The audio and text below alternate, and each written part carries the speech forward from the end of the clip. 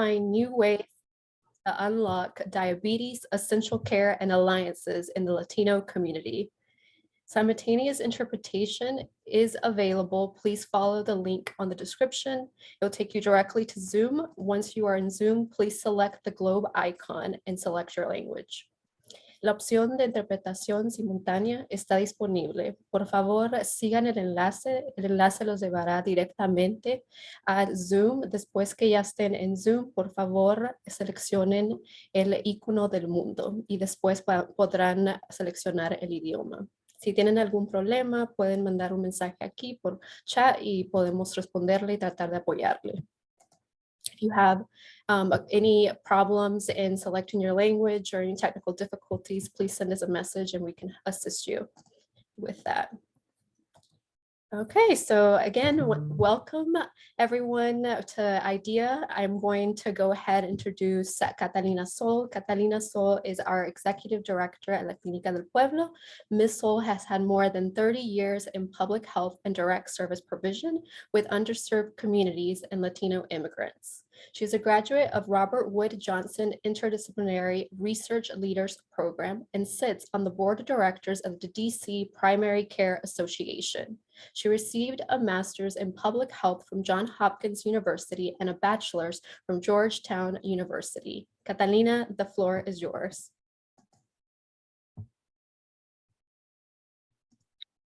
Thank you so much, Joanna. Good morning y buenos días a todos. It is my very great pleasure to welcome you to IDEA on behalf of all of our teams at La Clínica del Pueblo.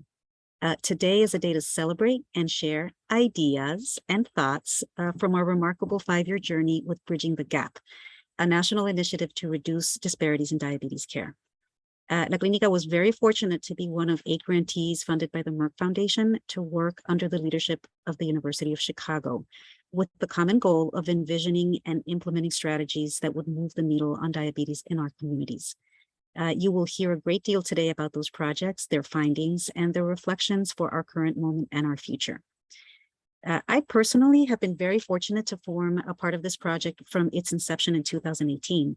I was the chief programs officer at La Clínica at that time, and I remember very clearly feeling the pleasant surprise, I must admit, even shock, of reading an RFP that recognized how limited our primary care system is to produce the health outcomes we seek when it works alone.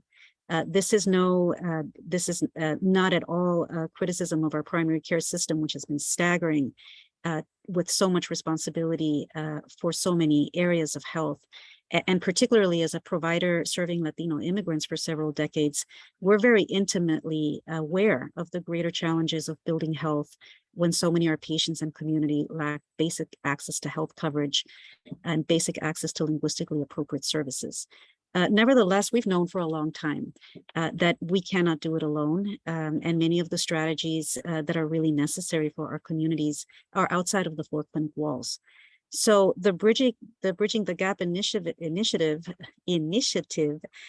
motivated us to develop intersectoral partnerships to address a health issue more comprehensively, to identify the most important social determinants affecting our community. And back then, believe me, this was a rare event. We decided to take a long shot and apply, and happily we were selected. Our 5-year journey with Bridging the Gap brought us into contact with sister agencies and systems that shared the same passion to go beyond what we did every day through our best efforts and think how we can really make broader changes that we would have an opportunity to pilot. We have been inspired and learned so much from this project and from our partners and sister agencies, and we're very happy to be joined by some of you today. Welcome. I hope that we can do this in person at some other point in our future together. During this project, we also shared the unique lifetime experience of providing health services during the COVID-19 global pandemic, which really just confirmed, again, in many of the ways that COVID has been the great revealer, how severely health disparities have hurt our families, our communities, and our world. It is my hope that this shared space can help us feed our ideas and our psychic energy, to borrow the words of one of our speakers that will be joining us later today, as we continue to advocate for the health system and strategies we know we need. one that does not focus on single health issues, but instead is fiercely committed to health as a human right, and is organized around a principle that can make this be realized in our society and our world. I'd like to take a moment to say some thank yous, especially, there's many thank yous that will also be repeated, I hope, throughout the day and at the end. But we'll start by thanking the Bridging the Gap initiative itself, funded by the Merck Foundation and led by the University of Chicago. We're especially thankful and grateful to Leslie Hardy, who was an extremely important early supporter of all of this work across sectors and who's been an advocate for us, I think, during this whole 5 years and beyond. Thank you so much, Leslie.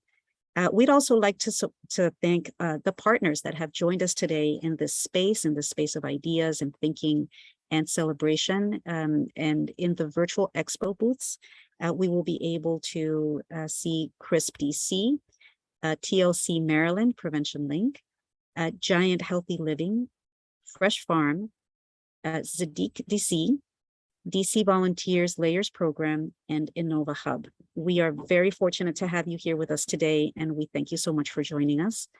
And of course, I would like to give a very special thank you to our team who has made this event possible, beautiful, and meaningful. Thank you again, and I very much hope you enjoy the rest of your time with us here at La Clínica IDEA.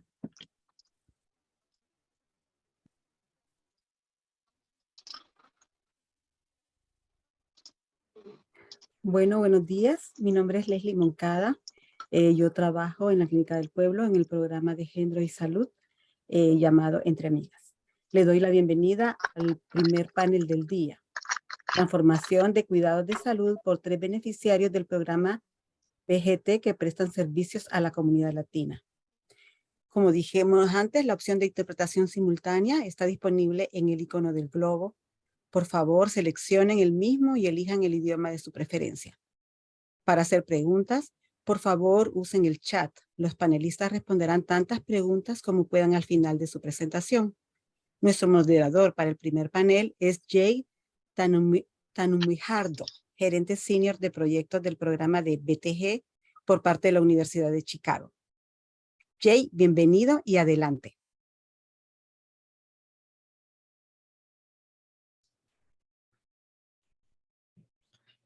Alrighty. Can we put the slide deck up, Lena? Thank you.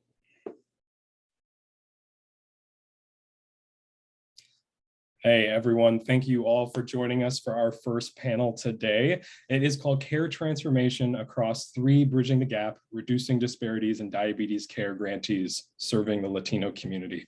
My name is Jake Tanami-Harjo, and I'm a project manager with the National Program Office for the Bridging the Gap initiative. We can go to the next slide. And so, you know, at the National Program Office for the University of Chicago, we're based there, and one of our major roles has been supporting grantees with evaluation and dissemination efforts. So really, I'm honored here to just help facilitate our discussion today. And so for our agenda, I thought it would be good for us to kind of describe the goals and structure of the Bridging Gap Initiative. I thought Catalina did a wonderful job talking about some of the specific aspects of our work. And so I'll drill down into some of the 8 grantees and what they're working on. And then afterwards, you'll hear from 3 of our wonderful grantees and the initiatives, and you'll learn about their efforts to transform diabetes care in their communities. And we'll also review their models of diabetes care and how they seek to integrate a focus on both medical and social needs for patients with diabetes. We can go to the next slide. And so what is the Bridging the Gap, Reducing Disparities and Diabetes Care Initiative? Well, as Catalina highlighted, it is a 5-year initiative supported by the Merck Foundation, and that it aims to improve access to high quality diabetes care and reduce health disparities for patients with diabetes. And so how do we do this? The initiative is supporting 8 organizations across the country as they work to meet these needs for patients. And there's really 3 major mechanisms in which they're doing this. 1, they're building sustainable partnerships that address both medical and social factors that influence our health. They're redesigning healthcare systems to improve diabetes care and outcomes for marginalized populations. And then lastly, a very critical goal for our initiative has been to disseminate and share these key findings and lessons learned about our initiative and about our overall efforts. To really harness this mechanism, though, there have been really two efforts that I've seen within our initiative. And one is really amongst this effort to transform primary care. There's been a lot of different ways to do this, but our grantees have undergone various transformation efforts, including enhancing their staffing models to focus and address on clinical and social needs, and to support patients with self-management education. Our grantees have also implemented solutions through information technology, or IT, to help create new platforms or new systems to streamline their work and to make data actionable.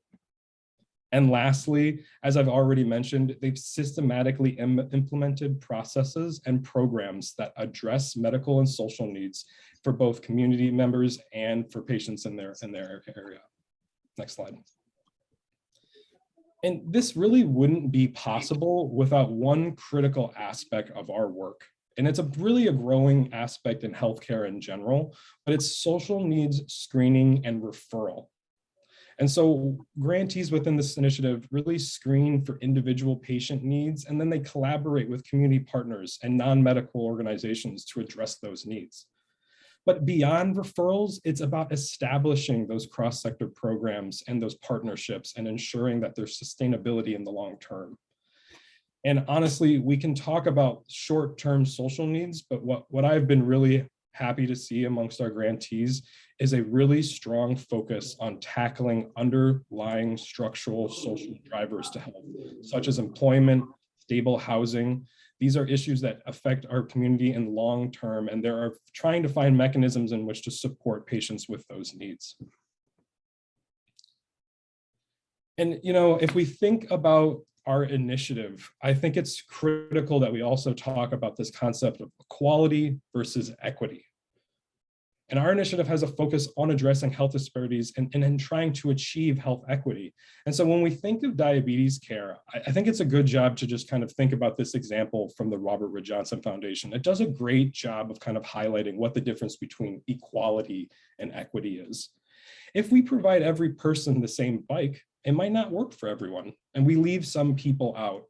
And I think that that's kind of where we're getting to within our initiative. We're starting with bridging gaps to address disparities in diabetes care, and that's an equal approach to supporting patients. But really what we see going forward, and much we see as the equitable support that we see for patients, is that we're tailoring care for each specific patient, for each population and their needs. And that's how thoughtful I think some of these grantees have been in trying to provide equitable care for patients, is through those tailored approaches to support patients. And so our grantees' core activities have been in four major domains, as I've kind of mentioned. We've talked about primary care transformation through multidisciplinary care teams, really complex care management or risk assessment and management, and then also through health IT. We've talked about the role that social needs screening and referral plays and how critical it is to support both the medical and social needs for patients, just to understand the needs that they're facing. We know that developing cross-sector partnerships to enhance both of these services is really necessary. But it's in this last year of our grant that I've really seen our grantees flourish and really think about sustainability and payment and what they can do in the long term. Even though we're in the last year of our grant, there's still this focus about what we can do to sustain and pay for the efforts that have been outlined in this grant. And, you know, one of the unique things about our grantees, go to the next slide, is that they represent a really wide swath of the United States. And it's really cool to kind of hear about programs happening in Idaho, programs that are happening in rural Kentucky, and then comparing those to what's happening here in DC or happening across the different states in Minneapolis and California. And so they represent different structures, sizes. They could be federally qualified health centers or critical access hospitals or a community health collaborative in their area. They work and live in different geographies, from frontier settings in Idaho to the urban communities in Washington, DC and Alameda County. And they foster these partnerships that reach across boundaries and increase across sectors for addressing needs like transportation, or getting in collaboration with food banks, or getting in collaboration with legal services to support patients. Next slide. And so our 8 organizations are made up with 11 different clinical partners. Next slide. And these 11 different clinical partners and 8 grantee organizations have numerous community partners as well. Next slide. And I can't sit here and name each one of them, but I just tell you right now, these are a wonderful group of people and a wonderful organizations that are serving communities that often face similar challenges and barriers. Even though they live in different places and different geographies, we still find that there are some barriers and issues that are completely unique, that are not completely unique across our organizations, and that these lessons learned could be really helpful for external audiences. And so with that, I'm really lucky to be able to showcase 3 of those organizations with you. And so Southside Community Health Services, who partners with the Minneapolis Health Department, has joined us. Also Providence Health and Services out of Portland, Oregon. And then obviously our hosts for today, La Clínica del Pueblo out of Washington, DC. It's going to be wonderful to hear from each of these 3 organizations as they seek to kind of explain their different models of care and their ways to support patients with diabetes. And so with that, I will go ahead and turn it over to our friends from Southside. And so while they're getting those slides set up for them, I'll just do a quick introduction for you all. And so Pilar Sanchez and Alyssa Palmer will be joining us. Pilar is a registered nurse that wears many hats at Southside, including but not limited to diabetes program coordinator and educator, nutrition class instructor, and is a liaison to many community partner organizations. Also joining Pilar is Alyssa Palmer, and she is the director of quality at Southside, where she leads and coordinates various quality improvement committees and initiatives within their organization, including our grant, and as well as other grants focusing on chronic disease support and improving the overall quality of care available to patients at their health center. And so with that, I welcome Pilar and Alyssa. And once they're done with their presentations, we'll hear from each of the different groups, and then we'll do a short Q&A at the end. So go ahead, Alyssa. Thank you, Jake. Can you hear me okay? Okay, perfect. You can go to the next slide. All right, so just a brief overview of who we are at Southside. We are a federally qualified health center serving South Minneapolis. And we deliver whole person care, which is integrated medical, behavioral health services, dental, and vision. In 2021, we had just over 9,000 unique patients, 60% of which are uninsured. 89% of our patient population falls below 200% of the federal poverty level. 60% of our patients identify as Hispanic, and 54% are best served in a language other than English. Next slide, please. We are super proud at Southside of being recognized by HRSA, who is our federal funder, as a clinical quality leader for the last 3 consecutive years. We have been recognized in the top 10% as a gold quality leader. And the work that we're going to highlight today, that Pilar will highlight for us, is reflected here for our diabetes program. You can see in 2018, we started at 28%. We went down a little bit in 2019. Lower is better for this measure for us. And then COVID hit and we went up a little bit. What I like about this trend, however, is that this program this grant program has given us the opportunity, I like to say, has given us a playground to kind of test the waters for different things. And with this grant, we had the ability and the opportunity to bring Pilar onto our quality team in 2020. And you can see that in 2021, our numbers were greatly reflected in that. Next slide, please. So how do we do that? We have done that by bringing human connection back. We share our stories, both personally and of our patients with one another. We approach all of our patient stories and situations with curiosity and not judgment, remembering that one size does not fit all.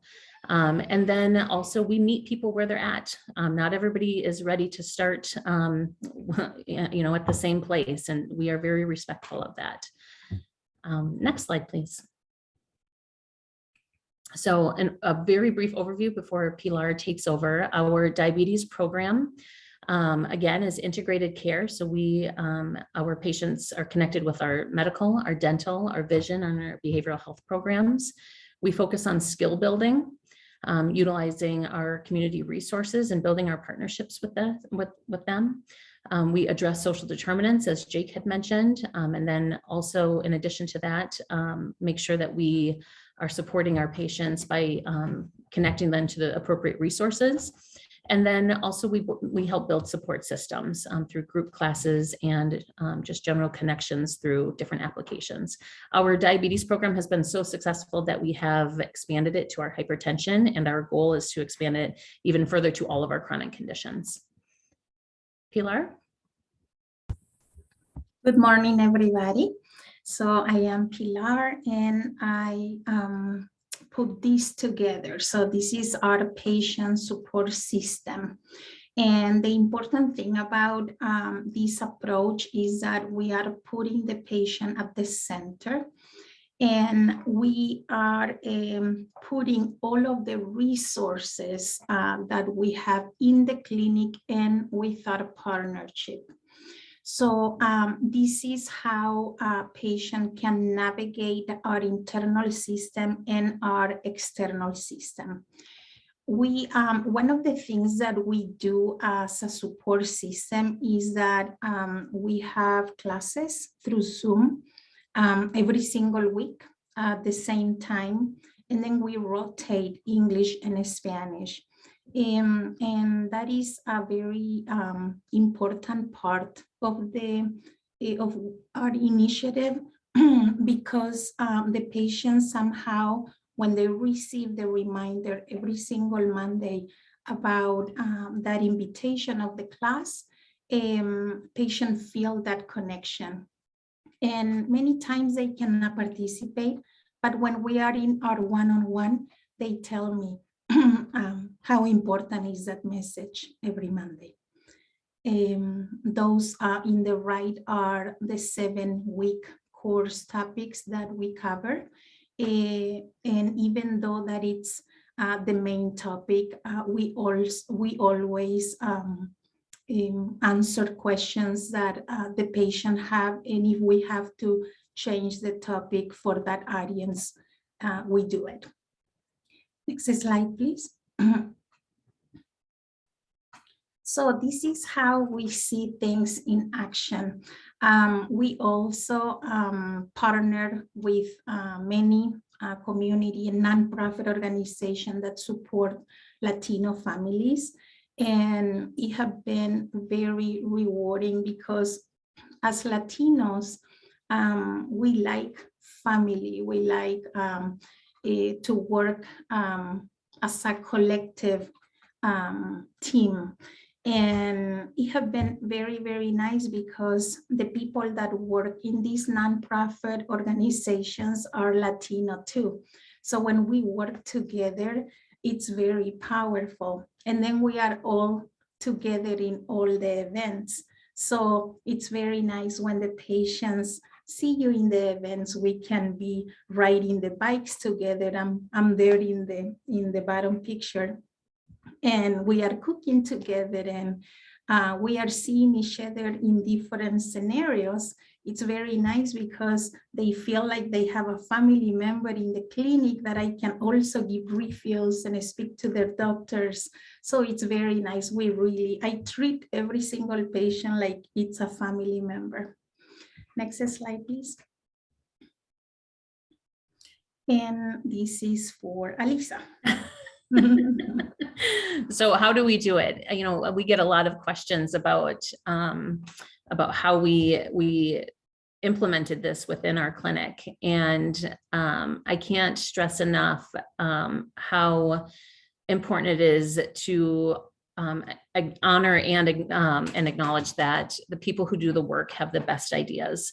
And so when I talked about our playground, we have multidisciplinary focus groups. So they include people from our front desk all the way to the back clinic, including leadership and really everybody in between. acknowledging that the changes that we make in our workflows and our programs impact everybody's daily job on some level. And our focus groups, we were able to really collaborate and think of different ways and ideas of how we meet people where they're at, and what services we can deliver to them. And as we use that brain power, then we became more aware of all the different partnerships that were available in our community, et cetera. And so that gave us the opportunity to just do some PDSAs and just some trial and errors, and finally develop what we wanted to accomplish with this program. And then once we discovered what worked, then we took that opportunity to write them into our policies and procedures. At Southside, we have a we always approach. A lot of people hear standardization and it's kind of scary. Nobody wants to be told what to do, right? So our we always approach is really our way of just connecting back to our mission. We always, connect people with Pilar for our cooking classes and our nutrition education, not because we have to or because we have a grant attached to it, but because we genuinely want these people to be happy and healthy and live productive lives, and really for no other reason. And then we, again, go back to sharing our stories and rolling that into our staff education. We respect multiple learning styles. Some people learn better by, just by presentations. Some people need resources to refer back to, written resources, et cetera. And so we're very respectful of that as well. Next slide, please. And these are our primary partners that we've been working with recently in our diabetes program. And it does take a village. We, as an FQHC, we have very limited resources, and they have really made this entire program possible for us. So we're quite thankful for them. Next slide. This is our contact information. Pilar and I are very happy and welcome anybody to reach out to us for any questions. We love sharing. It's not about our Southside community, it's about all of our communities. So we genuinely love sharing our ideas and what has worked and what has not worked for us. And with that said, I'm going to introduce Rachel Smith, our next presenter. So Rachel Smith is a program manager in the Community Health Division of Providence Health and Services. Rachel has been vital to the organization's efforts to assess and address social determinants of health that patients face in and out of clinics or the hospital. In her role, she aids in the design, implementation, and management of social determinants initiatives and strategies in healthcare and community settings. Welcome, Rachel. Thanks, Alyssa.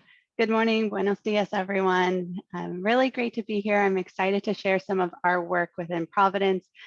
Like Alyssa and Pilar, my contact information is here on the first slide, though, and I also welcome anybody connecting after. So on the next slide, I'm just going to get in a little bit about Providence. So I'm an employee of Providence, which is a large integrated health system. We are in 7 states, mostly on the Western United States. We are a mission-based Catholic health organization. We were founded by nuns, so really hold true to continuing to serve all, but being very sensitive that there are great disparities in our community. So really focusing on particular care for those who are poor and vulnerable. Across Providence, we have over 120,000 employees, 52 hospitals, hundreds of primary care clinics, and a variety of other programs. I work specifically for Providence in Oregon. I'm based out of the Portland area, and we have 8 hospitals, about 90 primary care clinics, and are the largest employer in the state. So I wanted to give that bit of context as a large system for anybody else on the call who is part of that as well. So on the next slide, a little bit about our Bridging the Gap initiative. We called it the Diabetes Collective Impact Initiative, or DCII, if I refer to that later. We saw that this work cannot just happen from us in healthcare and in our clinics alone. It is really a collective effort with community-based organizations, engaging with our community members as well. Our initiative very specifically did prioritize those who have Medicaid insurance and are uninsured adults living with type 2 diabetes. We focused on 3 primary care family medicine clinics in particular to really pilot this work and with plans to scale overall. Some of our initiatives are reflected here. For clinical interventions, we really wanted to focus on doing better identifying care gaps, doing in-reach and outreach, meaning proactively reaching out to people prior to their appointment, and also knowing before somebody comes into the clinic, doing some intentional chart scrubbing and identifying anybody who has those care gaps or who may have an opportunity for additional support. We also embedded diabetes educators, which I'll talk about a little bit, and really focused on enhancing our team-based care models. When we thought about social needs, we really hadn't done a lot when this initiative started back in 2017. We had started with an initiative around basically providing the intervention, which I'll talk about in a moment, and with a little bit of if you build it, they will come mentality, which can happen, but we realized we were just not being very equitable by allowing patients and individuals to basically self-identify their own needs, or particularly asking those who we believed had a need. It was just not an approach we felt like was sustainable. We really then focused on improving our processes by operationalizing universal social needs screening. We started with this target population for this kind of individuals living with diabetes. However, in our clinics, they felt like it was just hard to chart scrub looking for a specific diagnosis, looking for specific insurance types. It also just didn't feel very equitable. Again, we've really started with that, like Jake said, equality, kind of trying to have an approach for everyone that we could offer, but then we also felt like we were missing everybody by kind of being too targeted. We realized that individuals, there were a lot of disparities beyond, of course, just insurance type. So really wanted to focus on how we could be a lot better with caring for our community. So we ended up screening all of our patients at least once per year. We focused on identifying needs for food insecurity, housing stability, utilities, and transportation, knowing those are some of the top needs in our community. How we allowed each clinic to have some autonomy in how they administered their screening. We know that every clinic already had processes, and it's hard to operationalize and really implement something successfully if there's a one-size-fits-all. So everyone needed to document in the same place but could screen themselves. Again, we started a little opposite. So screening, we began in about 2018, 2019. We had started this community resource desk model, which is an initiative that co-located social service agencies that are employed by community-based organizations at our Providence clinics and hospitals. We'd begun that in 2015, but really prioritized some of these bridging the gap clinics of sites that had a resource desk on site and that were really engaged in already understanding that social needs were part of their patients' overall health. This program is staffed by bilingual and bicultural individuals, again, employed by a community-based social service agency. So really had to do a lot of thinking about how do we integrate them into our care teams? How do we offer these services, keep the community element that is really critical for connecting with individuals, being a resource in the community, knowing that we as healthcare cannot solve everything and we do not have the expertise in everything. So this program is really meant to be low barrier. It's open and free to everyone. It allows for rapport and trust building. It is really the foundation of all work, particularly around social needs that have so much stigma to them. And then focusing on individualized action planning. Again, kind of heard Alyssa talk about this a little bit, of how it's really important to recognize where every person is. Not everybody was ready to have an intervention, or sometimes those we refer to make referrals for in clinical settings, that might not be the priority that the individual is experiencing. So it's really about having a conversation with everyone, focusing on what is their current situation, what is going on in their lives, what is their individual needs and priorities, and figuring out successful strategies for intervention and support from there. We also facilitate warm handoffs, so really building relationships with different community-based organizations to be able to refer into those organizations and knowing someone at every organization. So it's not just having them call a resource line where they may be on a wait list or not have anybody that they can talk to a lot more and guide them through the process. Next slide, please. Beyond social needs, we really also focused on what can we do differently and better around diabetes education.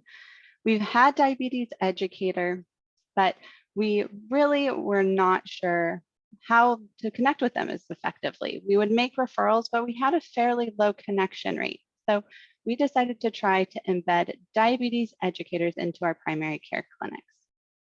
We focused on having them embedded in some of these clinics so that we could have them part of the care team in clinic when available, and just also so that our clinicians knew them better, that they could really speak to, go see Melissa and speak to it rather than, okay, you're going to meet with a diabetes educator and not have that kind of, again, warm handoff element.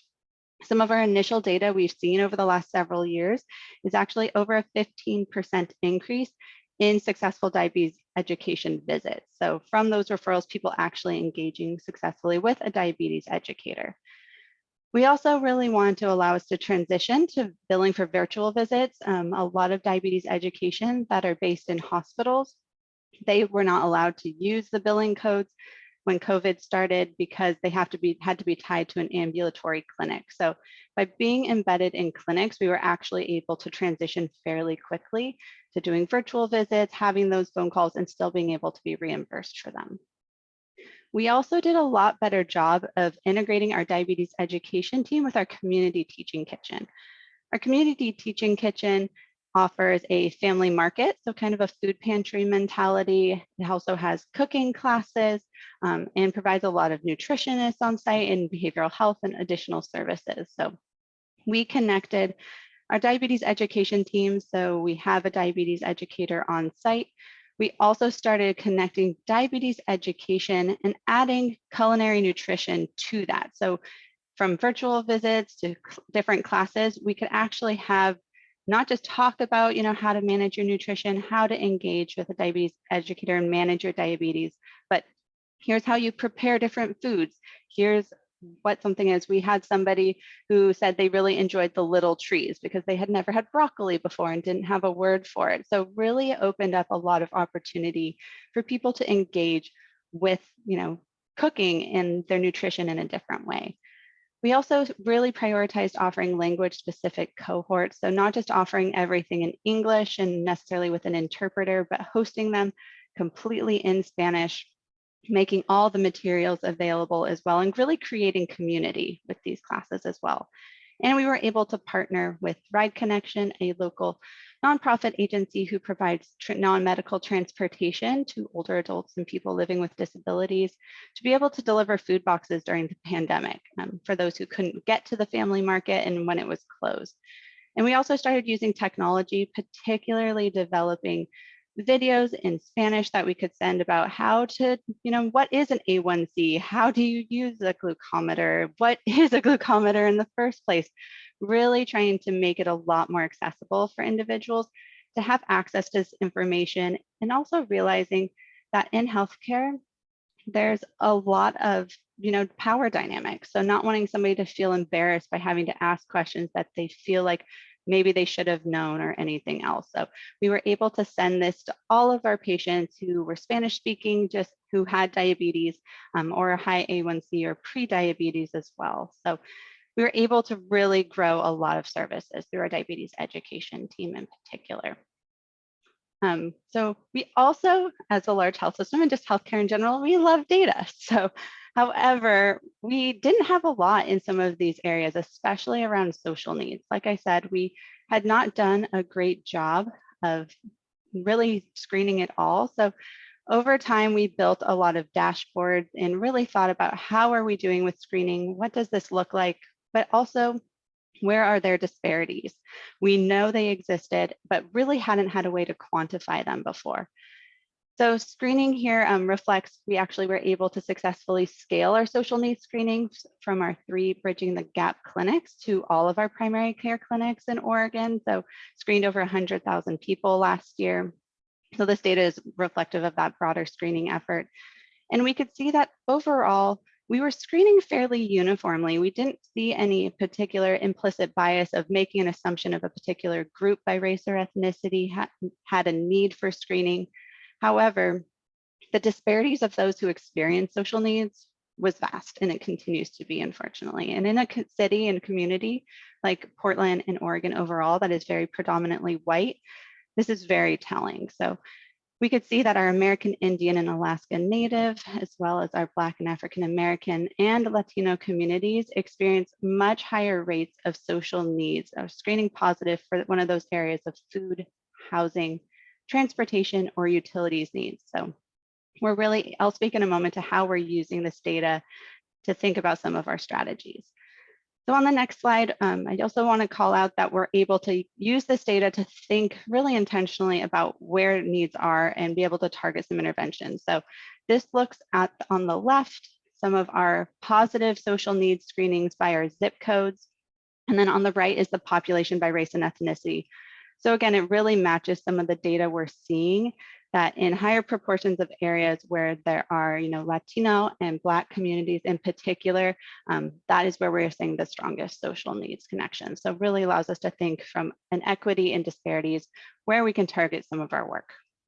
So on the next slide, we're thinking about how can we use this data? How can we use some of the feedback we get from our community partners, from our patients, to think about how we operationalize work, and as well as our investments in advocacy as such a large organization.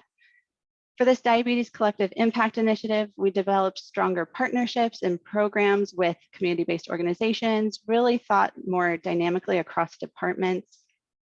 We were able to use some of the social needs screening data I just shared to think about how can we target some of our work. We're currently developing a program to have on-site food pantries at some of our clinics with high rates of food insecurity.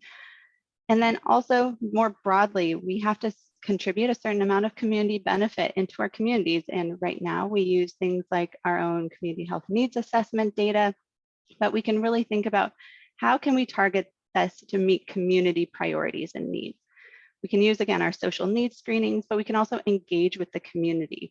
And especially in our Latino community, we're hearing needs like housing and childcare are so important and rising to the top of these pressing needs. So we can actually invest dollars in some of these initiatives.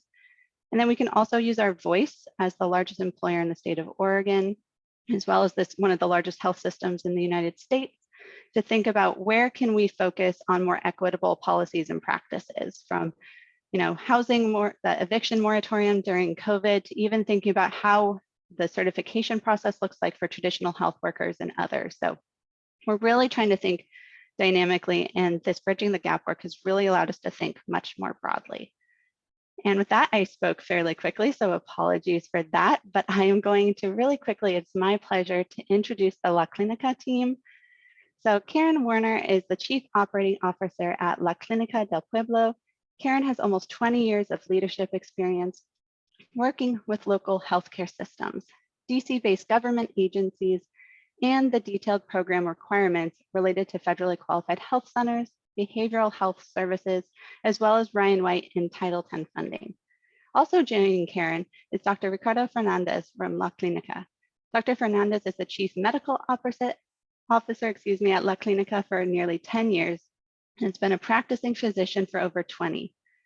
Dr. Fernandez has been instrumental within the Bridging the Gap initiative for La Clínica, but also especially so during the COVID-19 pandemic, and numerous care practice changes and innovations needed to sustain care for patients. So Karen and Dr. Fernandez, I'll hand it over to you. Thank you, Rachel, and thank you to Alyssa and Pilar. It's wonderful to be on this panel with such great ideas and implementation of those. Next slide. So this is our agenda for today. We will mostly focus on talking about the practice transformation strategies that were part of our Bridging the Gap initiative. Next slide. And I'm going to turn it over to Dr. Fernandez. Thank you, Karen. Good morning, everybody. So La Clínica del Pueblo is a community-based healthcare organization. We've been in existence since 1983, originally as a volunteer-led organization, and then over time grew steadily, became a federally qualified health center in 2006. Currently, we serve approximately 5,000 individual patients.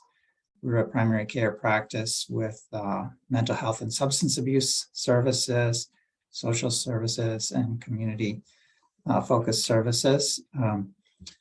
We also, in our community focused programs, touch approximately 40,000 patients or clients out in the community doing health education and outreach programs. 90% of our patients identify as Hispanic or Latino. 83% are best served in a language other than English. The vast majority are low income, and we have a significant proportion of uninsured patients. Next slide, please. So our care model is that we provide comprehensive primary care. We also have a focus on chronic diseases, especially HIV and diabetes. We focus on women's health. We take care of patients across the life spectrum from birth to old age. We've always had mental health and substance abuse programs. We've been involved in school-based mental health during our history. And we have a significant community presence, including health education and spaces where people from the community can come to learn. We have a health promotion program with community health workers as well. And we do have a focus on health equity and advocacy in the community.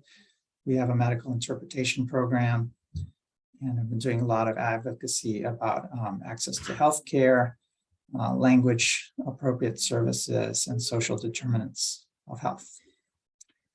Next slide, please. So as part of our initiative for bridging the gap, we decided as part of the focus on diabetes to focus on primary care provider education on complex diabetes care.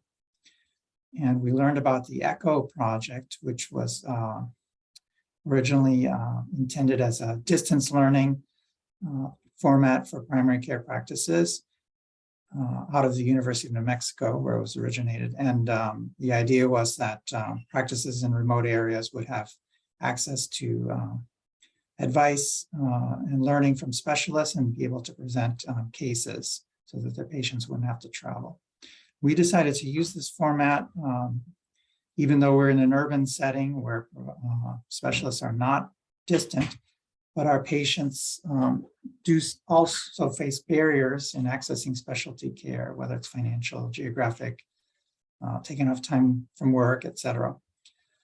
So we use this format to provide education to our primary care providers on complex diabetes care. We partnered with George Washington University, in particular an endocrinologist there, whose name is Dr. Nicole Earhart. She designed a curriculum of 14 virtual education sessions, which were presented over a 6-month period. Our primary care providers participated, but it was also open to some other providers in the community. And we were able to present cases in a standardized format and discuss them with the specialist who would provide feedback and recommendations. And then the sessions also involved didactic training on subjects like insulin use, new diabetes medications, counseling patients on nutrition, and multiple other topics. And over the course of the sessions, we would also follow up with patients we previously discussed to talk about their progress. So it was definitely a helpful intervention for our primary care team. We also had a volunteer diabetes educator involved, and other specialists were invited to do didactic presentations in the project. So as a result of the ECHO project, we surveyed the participants, and we noted that 83% of the participants reported improvement in their ability to collect a history on diabetes patients. And there was improvement of 67% in the ability to give evidence-based nutritional advice. More than half the sessions were helpful in improving their ability to provide overall care to diabetes patients.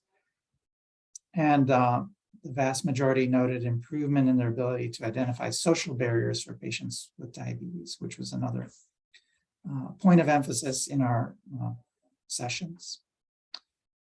So in addition to this, to echo being a case-based learning format, typically multidisciplinary, but our ECHO sessions were focused on the medical providers. In addition to that, we did case-based learning sessions. This was pre-pandemic, so they were in-person group sessions where we involved not only the primary care providers, but also the other members of the care team, including medical reception, medical assistants, nurses, health educators, navigators, care coordinators. I hope I'm not leaving any roles out, but we had a multidisciplinary discussion and we discussed cases. We had a lot of discussion about the social determinants and challenges that our patients face, particularly around diabetes with food access, healthy food, nutrition, et cetera. And we utilized a measurement tool called Most Significant Change, where we evaluated over time what our team perceived as changes that were most impactful in our practice. And found that social determinants were found to be our increased focus on social determinants was found to be a very significant change in our practice, and also our focus on mental health in terms of the impact that has on patients' ability to take good care of themselves. So next slide, please. Okay, here I'm going to turn it over to Karen to discuss some of the risk stratification that we did. Thank you very much.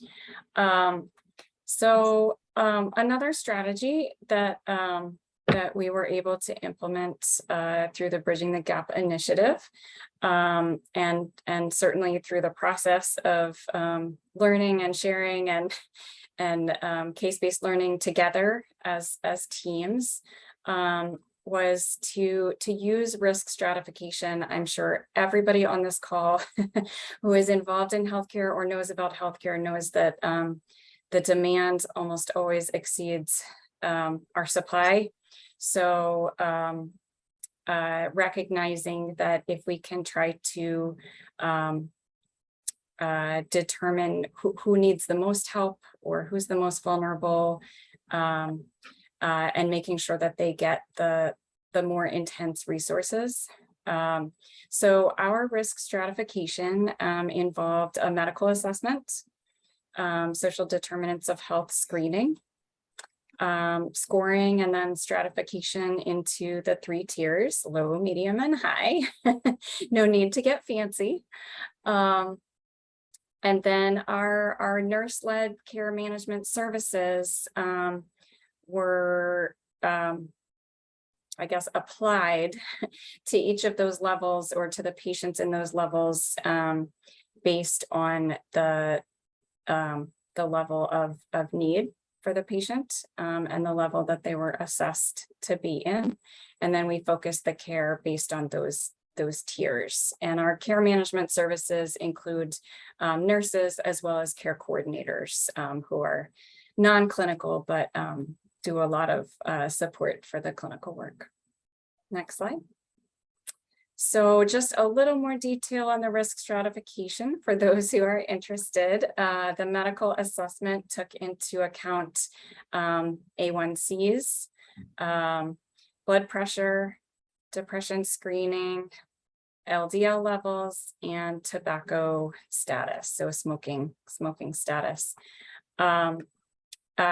We used, for our social determinants of health screening, we used the Prepare tool. For anybody who's not familiar with that, It's a tool that has, I think it's 17 or 18 different components. It is quite a comprehensive tool. We did find some challenges with that, but also found it very helpful to actually assess our patients in all of those categories. Some of the categories, this is not a full list, but some of the categories include language, housing status and stability, education, employment and income, and transportation. Next slide. So we stratified our patients beautifully and we were all ready to start this right about the time that COVID-19 hit. So just to throw it in there, again, I'm sure you all, everyone here, is involved in healthcare, knows the huge impact, but I do have to mention it because we began the evaluation of the risk stratification right at the beginning of COVID. So just keep that in mind. So we enrolled and retained 47 high-risk clients in intensive support. So that included care coordination and health education, and monitored those patients for 12 months, again, including the beginning of the pandemic. We noted that legal issues decreased, and we actually think that was again due to partnerships. I have to say, a lot of the words that are coming out of my mouth, the previous presenters have also spoken about. So certainly I'm hearing themes come out in terms of social determinants of health and our very important community partners. We can't do it all. And we were able to strengthen a partnership that we already had and see the effects of that. And then I guess on the other side of the coin, employment, safety, anxiety, and financial strain increased at 12 months. Certainly, we think that was a lot due to COVID, but it is also very hard to tease out exactly which effects are coming from where. Next slide. So just to talk a little bit about COVID-19 and we had this great system in place and we were very excited to be evaluating it. And obviously things had to change. So what happened? Again, this will look very familiar to a lot of you. We had to reduce our clinical services. We actually shut down one of our sites temporarily. And we focused very much on urgent visits to make sure that we were attending to those needs of our patients. Clinical status and outcomes, we definitely saw medical needs in addition to social needs increase sharply for all of our patients or for many of our patients. And the impact on our care teams. So again, I'm sure this is not new to anyone on this call, but there was a substantial increased burden on care teams just in terms of that demand. I think Pilar said earlier that she treats her patients like family. And I think that is similar to the way that our care teams also feel about their patients. And so that strain of wanting to provide more and at times not being able to, and not being able to do what we normally would do was very difficult on our care teams. So what did we do? So we continued the evaluation. We wanted to continue, and we knew that COVID was going to impact it, but we still felt like it was important to continue that work. And keep in mind that the data might be skewed by COVID. We got very creative, as I've heard others already say as well. We sought and found partners to support both our care teams and our patients. So we not only reached out for things that we couldn't do, where we needed outside help, but also we sought support for some things that our care teams could do, but didn't have the time because they were overwhelmed with just the basics. Two of the things that our teams focused on were food insecurity and our medical and legal partnerships. And then we also, during COVID and now have continued, we contracted with a partner to provide enrollment assistance and ongoing support for our patients to enroll patients in remote monitoring programs. So we actually started with blood pressure for our patients with hypertension. And our next step will be starting that with diabetes patients for glucose monitoring. So that is the end of the presentation. I'm open to questions. We are open to questions, but I would be remiss not to make some acknowledgements here. I have only been at the organization for a little more than 2 years, so I wasn't even here at the beginning. I certainly inherited a lot of work and also watched a lot of work done by other people. I specifically want to thank Lucy de Oliveira, who was our director of nursing during almost the whole project, and who was integral in a lot of the work, including the risk stratification and nurse-led care management. Also our care teams, as always, the face of our work and seeing our patients as family. Duncan and Monica and Angela for data and evaluation help, and Suyana Barker for her leadership in the whole initiative. So thank you all very much, and thank you for letting me make those notes. I also forgot to put contact information on our slides, so I'm going to write it in the chat right now. We are also very open to partnerships, to learning, to sharing, and to answering any questions. Thank you. Fantastic. Well, thank you all for just hearing those wonderful presentations, and from our presenters for sharing all of their experiences. I saw a couple of questions in the chat, and so I'm going to do my best to integrate those into some of the questions I have. You're welcome to drop them in the chat, and I'll do my best to kind of facilitate back and forth. This first question is going to go to Pilar and Alyssa for Southside. And so first, it's from the audience. Amazing program, congratulations. How have you guys overcome pandemic restriction challenges? And Pilar and Alyssa, I actually had a similar question in more regards of how you're addressing patient challenges, but I think they kind of go hand in hand when you think about the pandemic and what you guys have faced over these last few years. Yes, oh, I love this question because I see the pandemic as a hard thing that happened, but also as a great opportunity to evaluate things. And so it was very, very challenging because suddenly all our focus went to COVID, and suddenly we were in a panic mode and we forgot to do everything else. And we have to kind of like take a break and refresh our brain and say, okay, how are we going to treat our chronic condition acute? Because if we close the clinic, that's not going to help overall everything.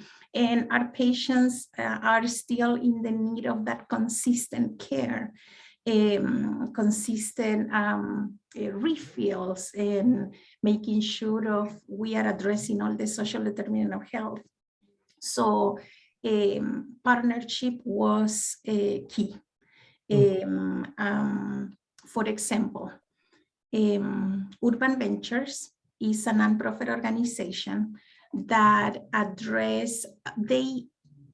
it's amazing because they collect all these resources and they bring it to the community and they transition to Zoom meetings.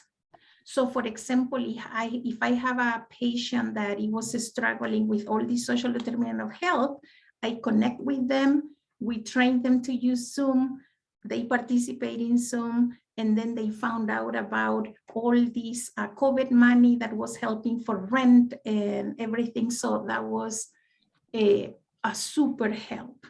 And then for the food insecurity, thanks to the grant, we were able to partner with Brightside that deliver fruits and vegetables to the patients. So when I was thinking about the A1C, I'm like, okay, let's make sure we deliver 6 delivers every other weekend, every other Sunday, so that way at least we can have the first A1C, and that is going to be the intervention, and let's see the difference.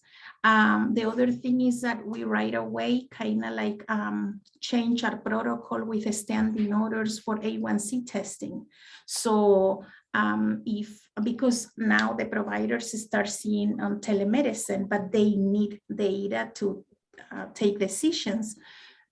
So the workflow, it was smoother when I was able to talk to the patient. And then I'm like, okay, I'm just going to schedule with you a lab appointment. And then 2 days later, we're going to schedule with the provider by telemedicine. So we are covering the food, we are covering the testing. It was challenging, but it totally make us more creative. And now that we are going back to normal, we are keeping some of those things. I think too, from an organizational standpoint and structure, you know, at one point there was a time that we just had to draw a line in the sand, you know, and acknowledge that our clinicians and our staff were dealing with the same, you know, burdens that some of our patients were dealing in terms of the pandemic, I should say. And it kind of goes back to that human connection again, where we just need to reach out to our patients. We still, you know, to Pilar's point, at one point we were only focused on COVID and forgetting that heart disease is still the #1, you know, killer. And so at some point, again, we had to acknowledge where we were at as internally with our staff, acknowledge where our burnout was, where we were emotionally, and then support one another before we could go back to supporting our patients too. Thank you, Alyssa and Pilar. That's really just great information. And honestly, some really similar things that I'm hearing from other grantees too is that this was a learning experience, but we've had an opportunity to learn from it and now change and activate and make things happen. And so wonderful to hear that although this has been a bad experience for many, that we've been able to learn from it and really take some good lessons learned and move forward. So this next question and comments to start off with, Rachel, is they love the visuals of your screening form, as do all of us in the initiative. And then actually a really specific question on how many areas or domains do participants request assistance for on average? And actually this kind of is a little dovetails with my question, Rachel, is like, how do you make this data actionable? Like when you hear that, you know, I don't know exactly how many, but X number of patients face 3 or more barriers, what do you do with that? So go ahead. Yeah, that's a great question. And so for us, we're a little bit limited by Epic. So that was some of it. Epic has questions. We custom added a few, like housing did not actually exist in our version of Epic. But unfortunately, Epic doesn't allow for people to identify if they want support. You can indicate that they screened positive, but not what they want a referral or intervention for. And using that trauma-informed lens, we did not want to make that assumption on behalf of patients. So while we screen for 4 different domains, we have that community resource desk program card at the bottom. So it actually asks people, what assistance would you like support for? So yeah, and thanks, Katie. Epic is the electronic medical record for those who aren't familiar with it as intimately as I am, unfortunately.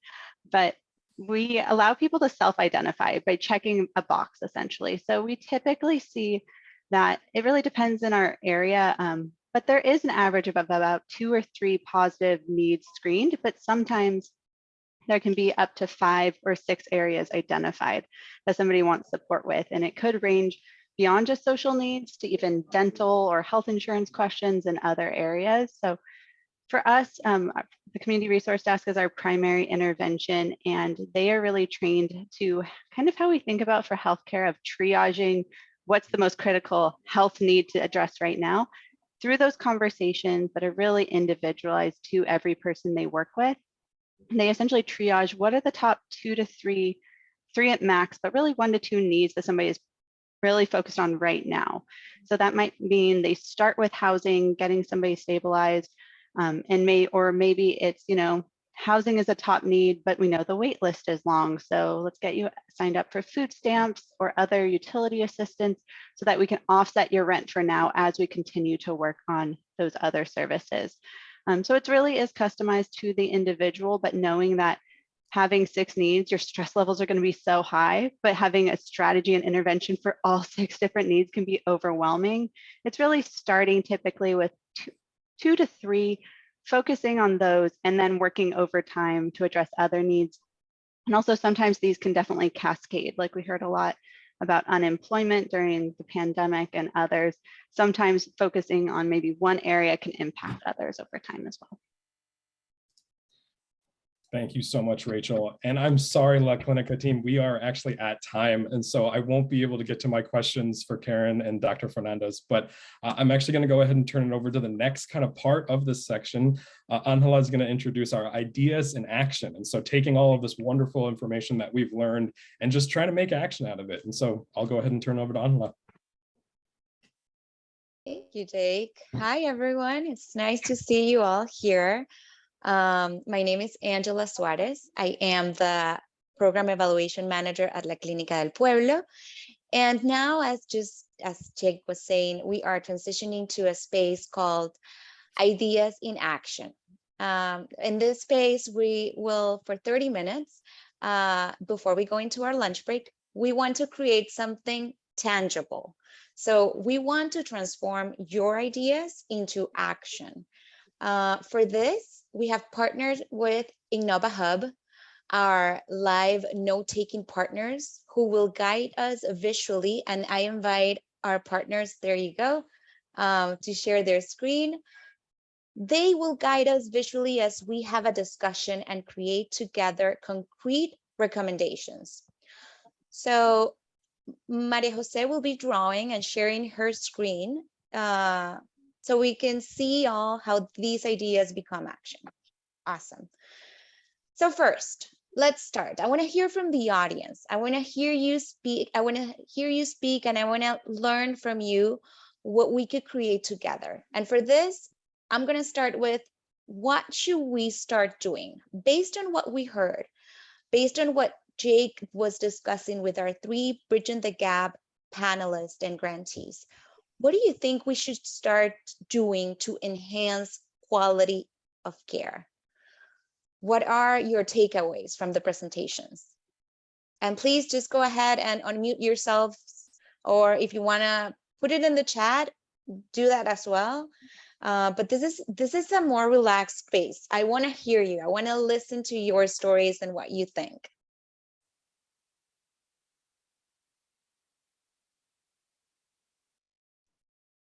Okay, let's see. Anyone want to start from La Clínica side, maybe?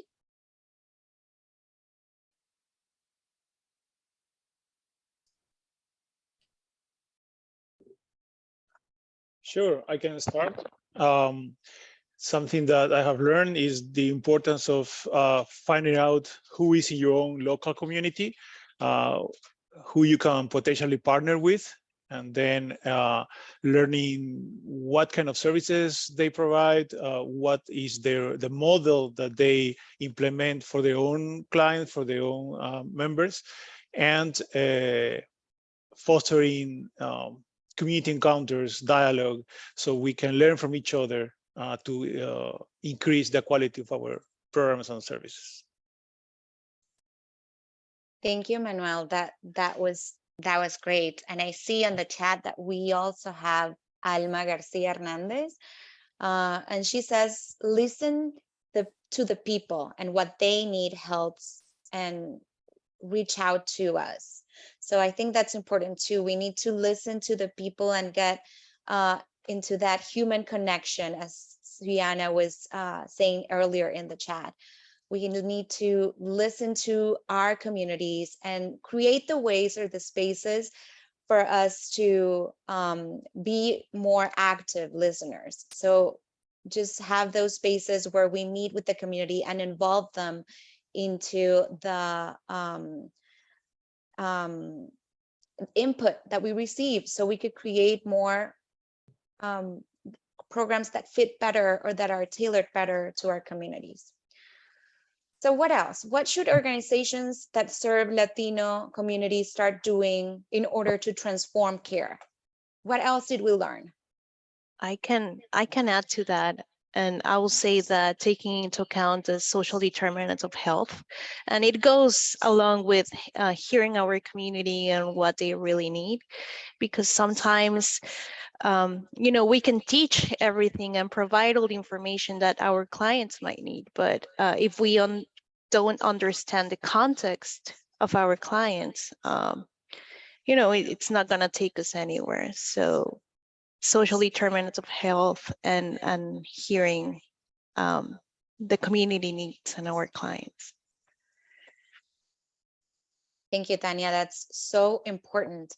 And we have Ana Garcia also in the chat saying, I heard a lot about creating a sense of community and family, building trust and listen. That is incredibly important, especially because of what we do.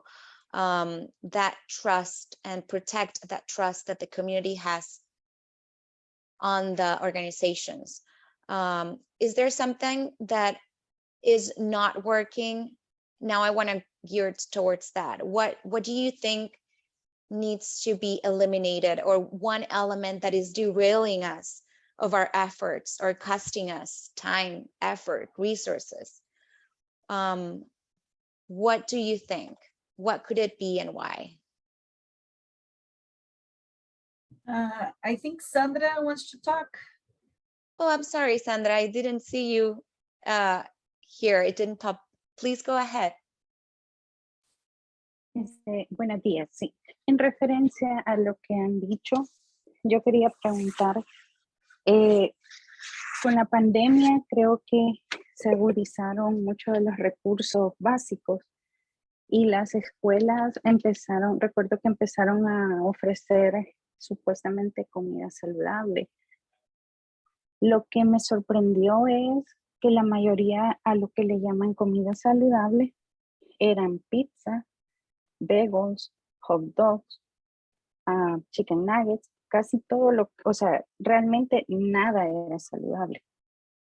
Hasta el momento, la compañía que ofrece alimentos a la mayoría de las escuelas se llama Food Revolution, que la comida que ofrecen es una basura. Y se lo digo como mamá de 2 hijos, que mis hijos no comen comida de la escuela. Entonces mi pregunta es, ¿por qué no hay un programa que regule qué alimentos se le están ofreciendo a los niños? Porque creo que lo más lógico sería educar al niño a alimentarse bien y no ofrecerle a la persona adulta una bolsa de vegetales cuando ya es tarde, cuando ya esta persona, ya creció, ya tuvo un mal hábito de alimentación, ¿verdad? Porque hay que tomar en cuenta que muchos niños es el único alimento que reciben, el que viene de la escuela. Y ofrecerle a un niño un pedazo de pizza como almuerzo es bastante grotesco porque no tiene nada de nutritivo, ¿verdad? Hasta este punto yo he asistido a algunas reuniones para candidatos que han ido para Washington, D.C. y he hecho la misma pregunta. Y todos se miran unos a otros porque no saben qué responder, porque no saben, porque realmente la alimentación no es una prioridad en los puntos que ellos tienen, ¿verdad? Entonces, mi pregunta para ellos es, ¿cómo ellos podrían mejorar o cómo ellos podrían llevar esta idea de mejorar la alimentación en las escuelas? Porque de esa forma sería la mejor manera de prevenir la diabetes. Gracias. Wow, Sandra, that was such a powerful and rich comment. I want to thank you for your candor and for your observation. And I think that is something that maybe we could, it definitely fits that what should we start doing and what is not working, right? It fits both. And it's just because we need to have accessible, healthy food in schools and for the Latino community in general. And it's something that is not working currently. We have a lot of food, healthy food deserts. We have a lot of problem with food equity, access. So I think that this is something that I want to invite all of the audience right now, just parenthesis, to stick around throughout the day, because this is something that will touch base when we talk about partnerships. Something that we need to start doing is creating those partnerships with food access organizations. And also we have to create the pathway for advocacy and for policy change. So your comment, I'm gonna, of course, open up the mic again to whoever wants to reflect on what you just said, but very, very rich. Thank you. The questions on the chat is wonderful too, Angela. If you take a look. Yes, let's see. So we have Katie Gunter saying, I heard themes of human connections. I hear the clinics sharing their stories today, talking about not just care of patients, but taking care of people who they recognize as part of their communities. That's really, really great. And living a healthy life requires more than medical care to solve health problems. That's a great takeaway, Katie. Thank you so much. Alyssa says, what is not working? Trying to fit everyone into one box. And that's so true. We just heard from our panelist. The Latino community in general does not fit into one box. We have to tailor our resources, our programs, so that we best serve our communities. And then she says, standardized care needs to also be nimble enough to respect our social and biological differences. We also have Nolan Carr, who mentions what we should be doing, finding more ways to meet community members where they are to meet their needs. Love the delivery of fresh produce. And that is very important too. If we have that fresh produce, healthy fresh produce programs that make it accessible for clients and make it easier for them to be able to change their health outcomes. We have Jake saying, I agree, Nolan and Sandra, access to healthy, fresh food should be a right, not a privilege for all in America, regardless of their immigration status. And again, Jake hitting on the nail there, partnerships again, right? It's a teamwork. And we rely on those partnerships in order to advance or deliver better care to our clients. I would like to make a comment of what is not working. I believe it's not working, not having the health system prepared for the pandemic. We saw the clinics, I mean, we learned with Providence, also with Pilar, and that we've felt that we could not provide care to our clients in a good way. I mean, La Clínica, I mean, I heard from all the panelists today that not having a public health system that can deal with those crises, those health crises, stress the care that we can do in a community level. So we had we need to learn with the pandemic. We need to learn everything, but I think it's not working. Have the community-based organizations fulfill everything from one day to another and not being able to provide. We are creative, we recover, we did our best, but our staff is so tired. Everyone is so overwhelmed. So I think one thing that we stop is not having resource to deal with those health crises. That's so important, Suyana. And I think that that made me think what is not working, we could stop thinking that a community-based organization can do it all.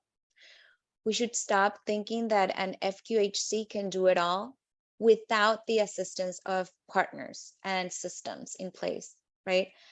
So we need to be prepared in a very broad way and having the networks and partnerships in place beforehand to be able to deliver care better.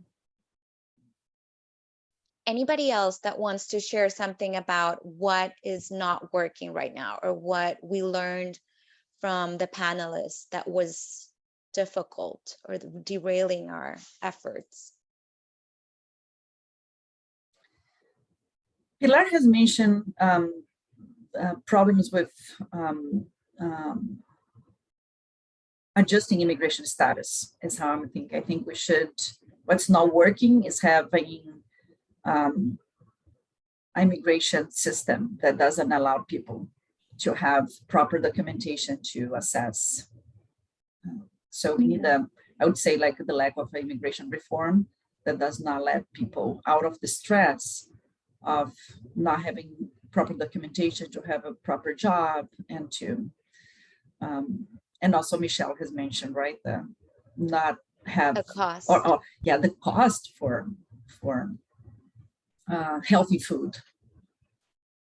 We should stop not having healthy food available for everybody. Yeah, that I hear you and I echo every word. I think that Michelle and Pilar, you made two excellent points of what is not working for our community right now and for the organizations trying to serve this community and trying to assist them as they move on this path to being healthy. How can you be healthy if the system doesn't let you, or if there are systemic barriers in place that won't let you get the help that you need?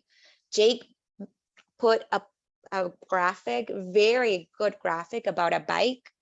We can't just give bikes to everyone. We can't just say, okay, be healthy and eat right to everyone and just hope for change. We have to be equitable. So I don't know, Jake, if you want to mention anything there, but I think that is a great example of what we need to have in mind of what's not working right now. Yeah, I think if I were to add to this, I think one of the things that I see not working in the United States for all patients, including the Latino community, is we have very much a sickness care system versus a health care system.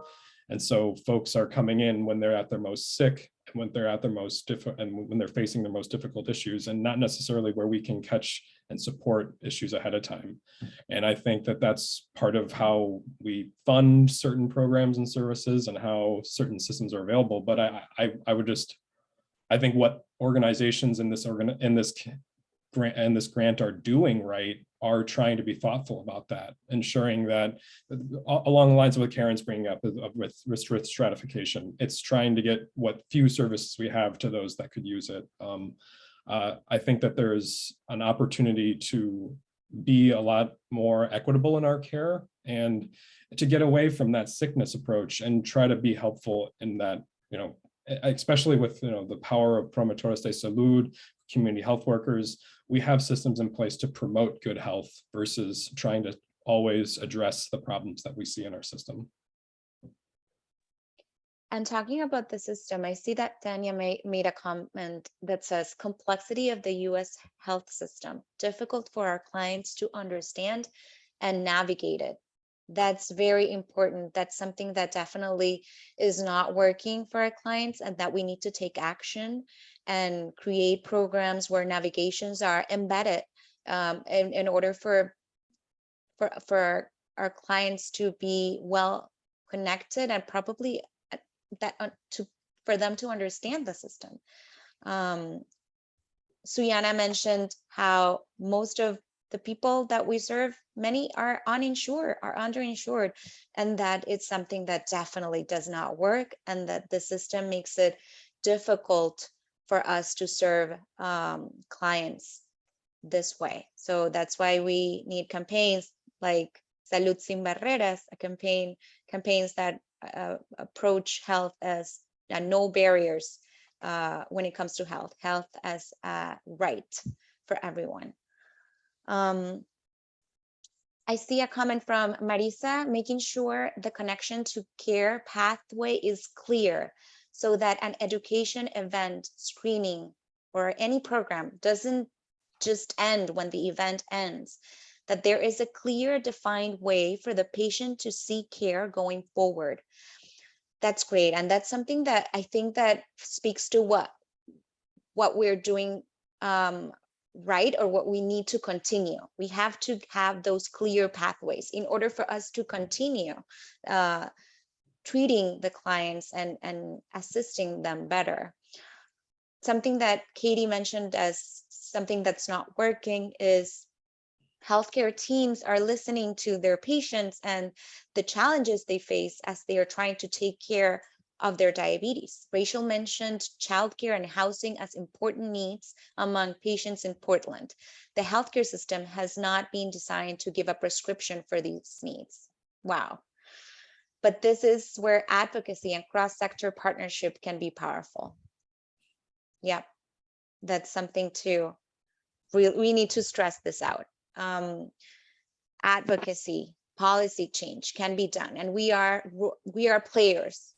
We are players on that scoreboard. So this is definitely that we need to take into consideration. Pilar also says patient also struggles with technology literacy, and that's something that really, Pilar, it's important to mention since COVID, right? And all of the changes that we need to create in order to serve our clients, an extra layer of difficulty was technology literacy and access to technology, even like having the broadband available. Not everyone does. And it's something that we need to start having those conversations, and also creating or continuing having protocols for our organizations to become health literate organizations, and with that helping our clients promote health literacy. So I want to thank you for that comment. Michelle mentions the or stresses that there is not enough access to healthy fresh produce available in these communities, and that most of the restaurants and fast food places are really just places that don't have those healthy options. And then we talk about, Karen mentions the lack of payment for non-medical services that support social determinants of health, support needed to support medical care. This makes it difficult to sustain programs that work. Yes, this is something important. What is not working? Sustainability. We don't have in place the systems for these changes to be sustainable after programs end. And the lack of payment for these non-medical services needs to be something that we should be also advocating for. Changes in policy that really create the systems. And then we have Lena, who says we need universal healthcare so that our healthcare insurance is not based on where you live, and that you have to advocate on each county or state to get insurance for immigrants. Yes, I think that that's very important. That's something that we are doing right. I think that all of the organizations here, the panelists that just spoke, are on that road. They are definitely promoting this. They are definitely working towards advocacy efforts on this. And it's something that we need to keep on advocating in order for there to be change. So thank you, Lina. That's an amazing comment. And Angie, to think about what is we should be keep doing, right? Our last question, I would say human connection. I mean, I love that when Pilar brought to us, and I think also Rachel brought to us the collective effort, right? And I think La Clínica presentation said that. So I think we should keep creating and being very creative to promote human connection when we think about healthcare. And also this understanding, this is a collective effort. I mean, it has to do with partnerships and have to do with many different organizations learning how to work together. So this was the two lessons that I learned today from our guests from Bridging the Gap, the other grantees. So those two ideas, right, that I think we should keep doing. We should not stop finding solutions or being creative to create human connections and to work in a collective way instead of each organization separate from each other.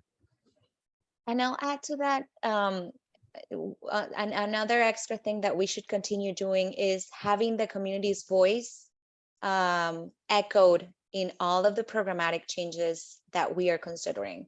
It's very important to have those in place. And I think that having also like the panelists were saying, having multidisciplinary care teams that acknowledge that any type of practice transformation changes affects them and impacts them, it's important too.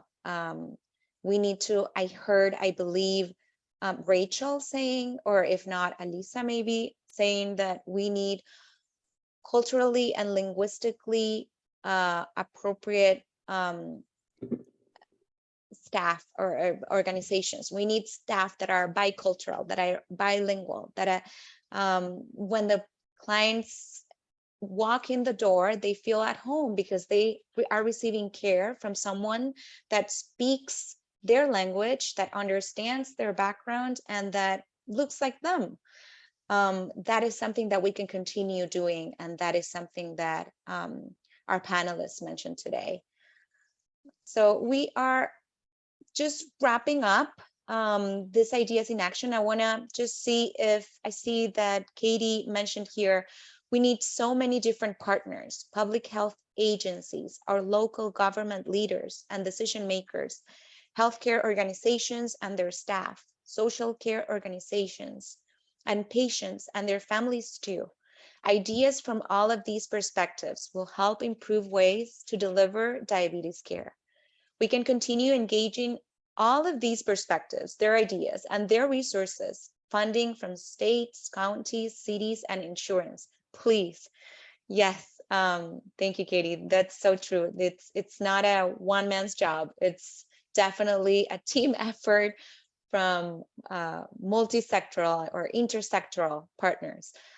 So thank you so much. I want to open up the mic or see if anyone wants something to share, something that maybe they want to share about what we can continue on doing, or something, or takeaway before we wrap up this session.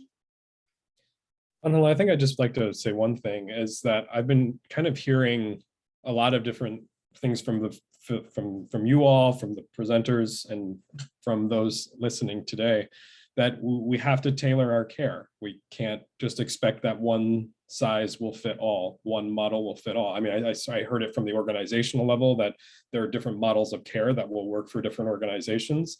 And then down into the patient level, that one approach to supporting a patient is just that, just one approach. And so I'm hearing that we need to be thoughtful about our patients. We need to tailor care to them. And I kind of, Pilar said, we need to be thoughtful about where they're coming from and what barriers they're facing in their home and how we can be supportive. And so I just think that if we can do that at all those levels, on the organizational level, tailor our models to support patients, and then do it at the patient level as well, tailor our approach and support that we provide to the patient at the cultural level, at the linguistic level, and just on like the needs level as well. If they're facing difficulties at home, if they're facing difficulties accessing food, that we have a system in place to support them. So I hear it time and time again from our organizations in Bridging the Gap. I've been hearing it from other organizations really trying to push this space, but the fact that we continue to tailor care to the individual just heartens me. So. Thank you, Jake. Thank you. I think that, yeah, we heard it today. We hear it from our staff, our care providers, our community. We need to tailor definitely at different levels and keep tailoring, because not, like you said, it's all about equity, right? And it's all about diversity, and the Latino community is just that. So we need to tailor all of our efforts. Thank you. So we have a last comment, Angela. Oh, sorry. Very good one. Yeah. Aide says, thank you for this. She asks, how do we create activities that are free for all, that are like exercises, dance lessons, sports for all ages, in which we as a community could be a part of, preferably during the weekend. And that's something to also think when we are programmatically designing these interventions and designing this implementation strategies. How do we tailor best those activities for everyone to be free, and in times that, you know, they are free to do it. And then we have Isabel saying, we need to continue to stress the importance of prevention and funding of prevention efforts at all levels. Return on investment isn't as fast for prevention, but it's so impactful. And I hear you, Isabel. Definitely prevention, it's a very important part of what we do and what we need to do in order to see the changes in, you know, biomedical indicators or in health outcomes. So that's very important. We have Dr. Fernandez saying, expand the use of helpful technology in patient care, but with a flexible approach, taking into account patients' differing capacity to use it. And again, talking about, you know, health literate organizations and organizations that have the community's voice in place, and systems that allow that community's voice. This is something very, very important to have, to expand the helpful technologies out there in order to serve better or provide patient care better. So thank you all for all your input and these amazing recommendations. Look at that board. Look at what we did. Look at what we just created in this very short 30 minutes, just talking and discussing. I want to invite you all, as we exit now for our lunch break, to go to the platform in Excel Events and see all of the great booths that we have there with the partners. You will be able to see our partners from CRISPS DC, TLC Maryland, Prevention Link, Giant, Healthy Living, Fresh Farm, SEDEC DC, DC Volunteer Layers Program, and InnovaHub. Please go ahead, disconnect, or you could just turn off your camera and stay right here. We'll put on some music. We'll reconvene at 1 for our second panel, which will be all about sustainability, and it's looking amazing. So please join back at 1, and it's been great. See you in the next panel. Thank you.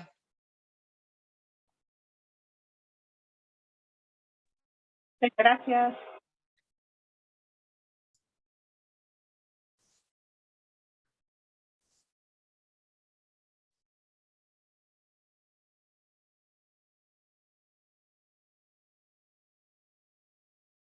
Se me nubla la razón, no me rechaces, no muero sin tu amor.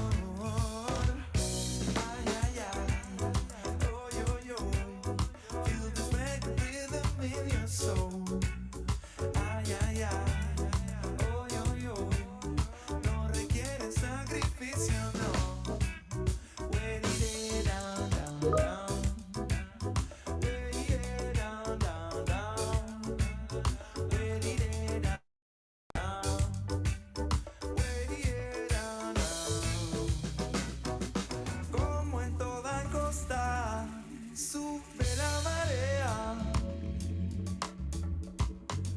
Tranquila mi amor, que eso se surfea.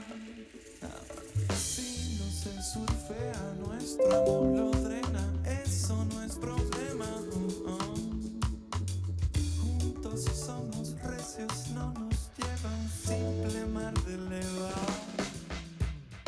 Somos de esta región, desorganización. Si mi mandas invierno, se me nubla la razón. No me rechaces, no, muero sin tu mano. Ay, ay, ay, oh, yo, yo. Feel this reggae rhythm in your soul. Ay, ay, ay.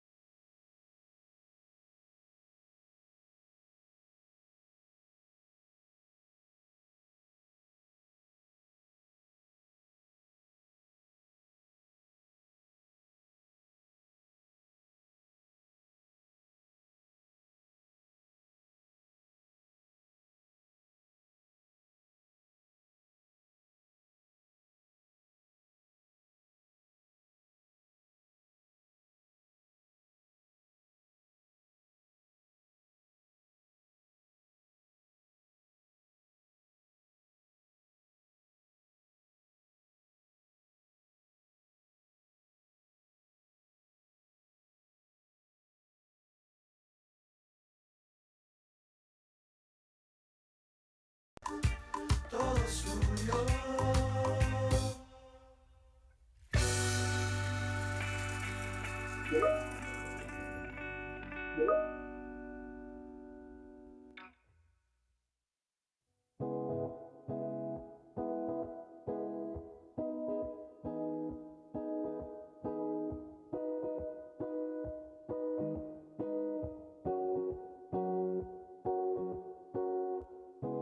Don't you know that you drive me crazy?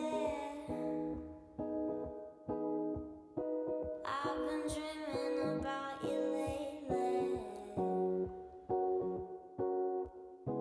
My eyes, they look more than what they're given.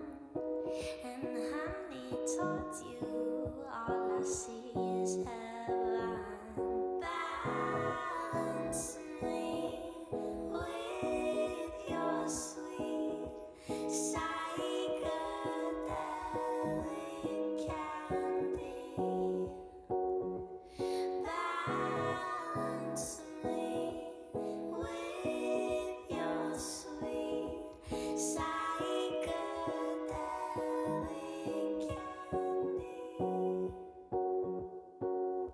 I left a little bit of piece of me in you. The secret that we have is what we have is true. I feel your energy bouncing on my skin. Our self-discovery is now about to begin. Balance me with your sweet psychedelic candy. Balance me with your sweet psychedelic candy. Don't you know, don't forget, you're the one that I love. Don't you know, don't you get, you're the one my heart wants. Balance me with your sweet psychedelic candy. Balance me with your sweet psychedelic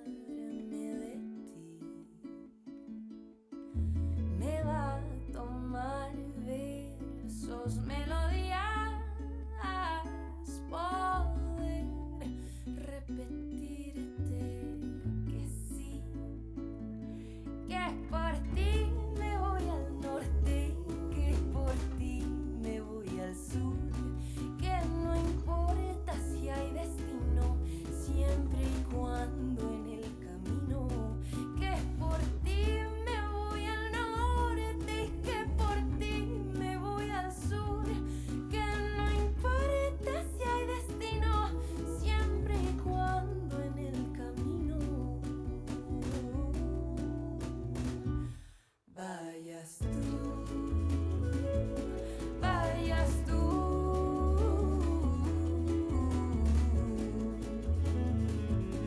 Vayas tú,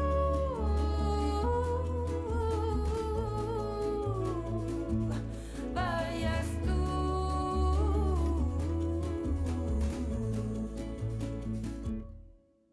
Me vas a echar el sabor de aquel beso que nos faltó.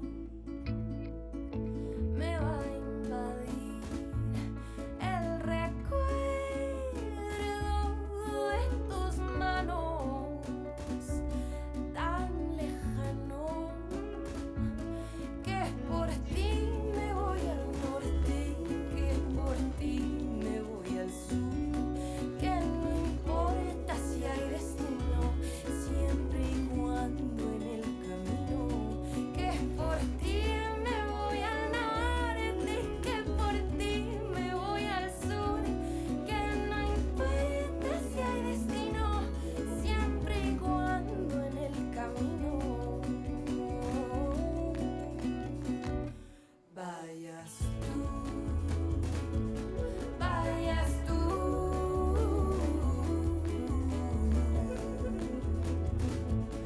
vayas tú,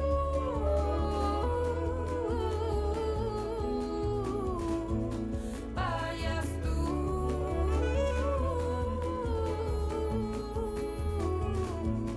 vayas tú.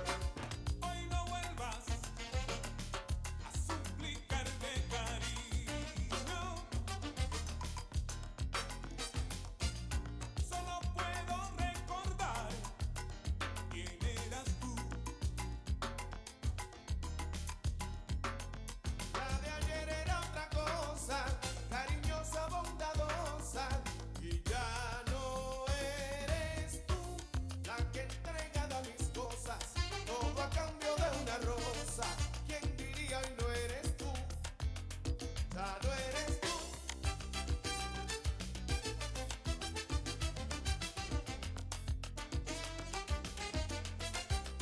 Ya no eres tú, la de ayer era otra cosa. Recuerda los momentos que compartimos sintiendo una verdad, una ilusión y un corazón latiendo.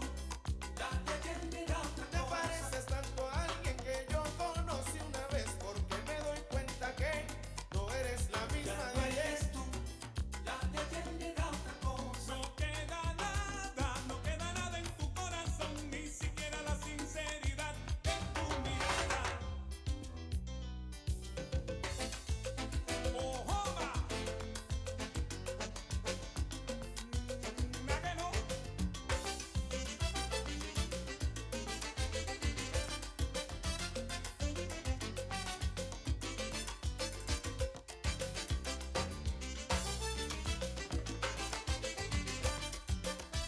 Vaya.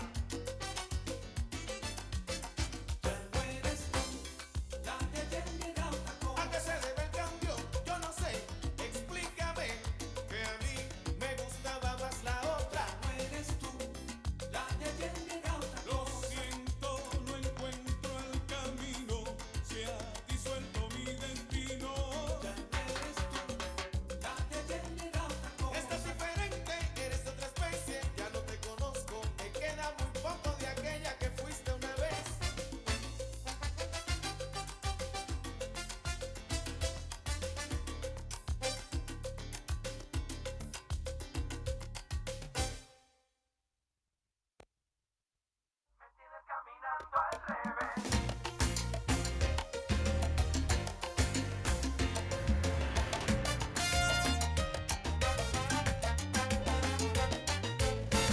Cómo me miran esos ojitos que me aceleran, cómo me enredan, pa' mi locura, no encuentro cura.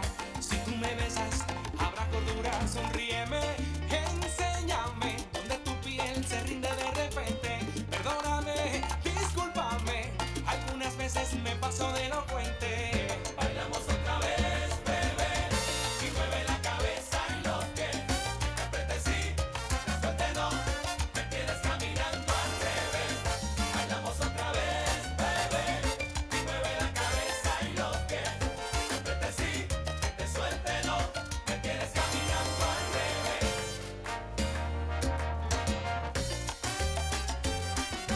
Wow, wow, wow, wow, me tienes caminando al revés. Y tu figura, qué sabrosura, me va llevando hasta la luna. Hipnotizado, descontrolado, ella me tiene algo embrujado. Sonríeme, enséñame donde tu piel se rinde de repente. Perdóname, discúlpame, algunas veces me paso de elocuente. Bailamos otra vez, bebé, y mueve la cabeza y lo que te apriete sí, te suelte no, me tienes caminando al revés. Bailamos otra vez, bebé, y mueve la cabeza y lo que te apriete sí, te suelte no, me tienes caminando al revés. ¡Ay!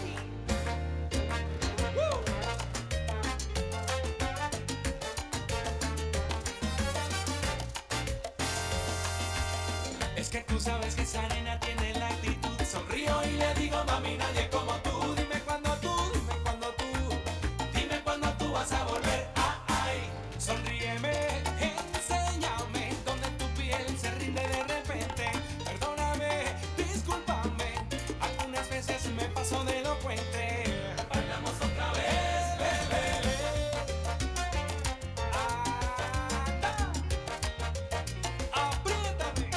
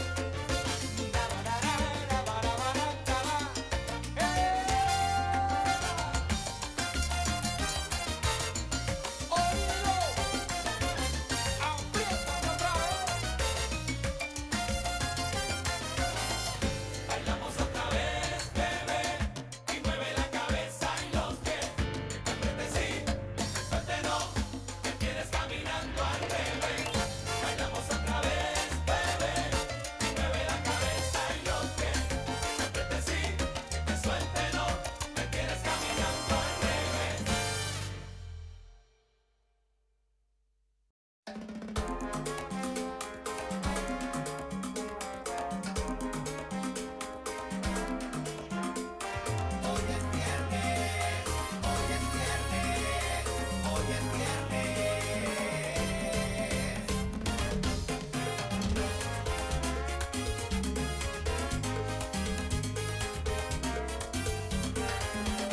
llegado el día, el momento. En la vida todo tiene un premio. Todo el mundo celebra lo bueno.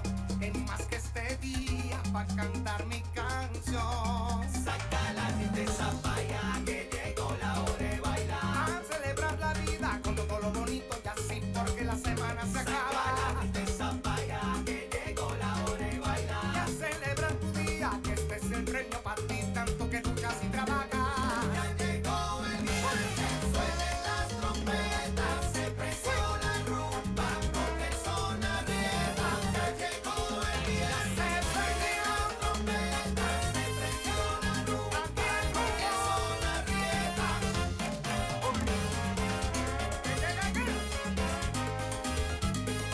Dilo, Benavides. Cuando sientas que no hay remedio, grita fuerte, yo todo lo puedo. Porque al final del camino siempre habrá un motivo para bailar mi canción. Saca la tristeza, vaya que llegó la hora de bailar. A celebrar la vida con todo lo bonito y así porque la semana se acaba. Saca la tristeza, vaya que llegó la hora de bailar. A celebrar tu día, que este es el premio para ti, tanto que luchas y trabajas. Ya llegó el día, suenen las trompetas, se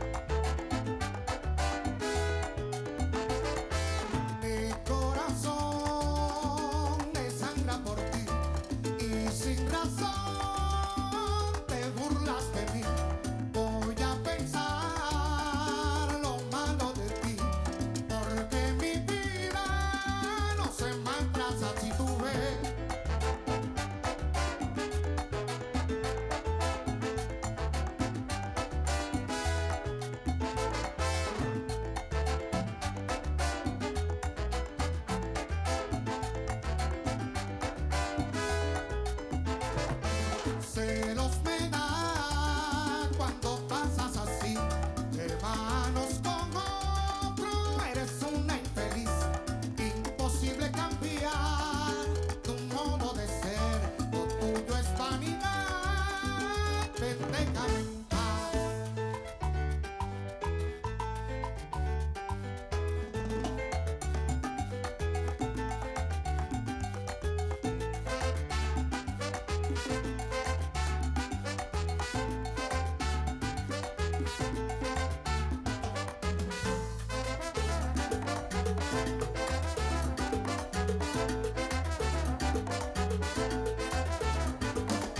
Sigue, sigue, sigue, pero sigue tu camino. Pero que no me trates mal, te va. Oye, si tú no me quieres, pues vete ya. Olvídame tranquilo y sigue, sigue tu camino, mamá. Por favor, te exijo, no vengas a maltratar mi vida. Pero te digo que ya no tengas a dónde irás.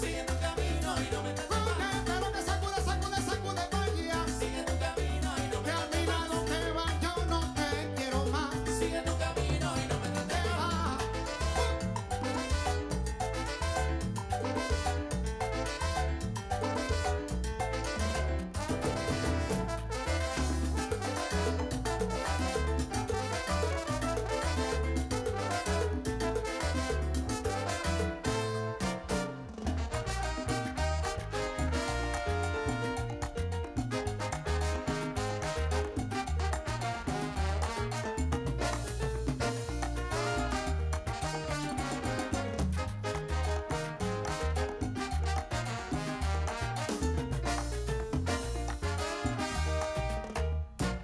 De los negros de Caracas, yo soy el negro más coqueto. Yo soy el más cumbanchero que se pasea por el malecón. Las nenas se vuelven locas con este ritmo para gozar, porque dicen que yo tengo para un pam, pam, pam, pam, pam, pam. Nena, mueve la cintura. Nena, salta para acá, déjame sentir mi negrita santa, esa sabrosura. Mira que no puedo más. Nena, mueve la cintura. Nena, salta para acá, déjame sentir mi negrita santa, esa sabrosura. Mira que no puedo más. Sí, señores dicen que son cumancheros. Sí, señores dicen que son cumancheros.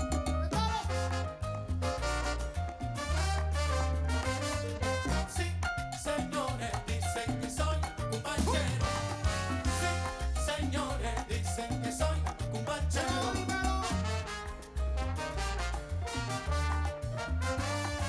Sí, señores dicen que soy cumanchero. Dicen que soy el más cumbanchero, pero esta noche vine que romper los cueros. Sí, señores dicen que soy cumanchero. Pero que mira, para, pam, pam. Y ahora conmigo lo van a gozar.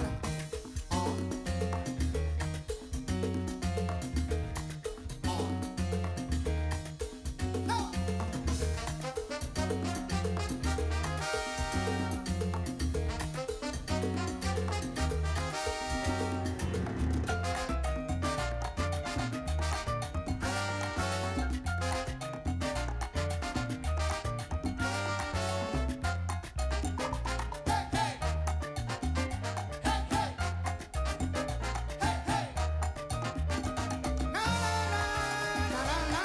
Mira cómo goza, mamá. Sí, señores dicen que soy cumanchero. Que soy el más rumbanchero. Pero que mira que lo que me gusta es la rumba para gozar. Sí, señores dicen que soy cumanchero. Pero vacila con Nelson Arrieta y su banda y pronto a guaracar.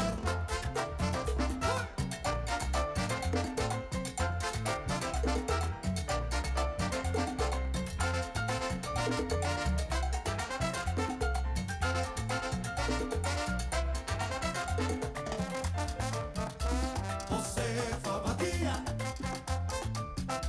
Josefa Matías, Josefa Josefa, Matías, lelo, lelo, lelo, laila. Josefa, Josefita, Matías, lelo, lelo, lelo, lelo, laila.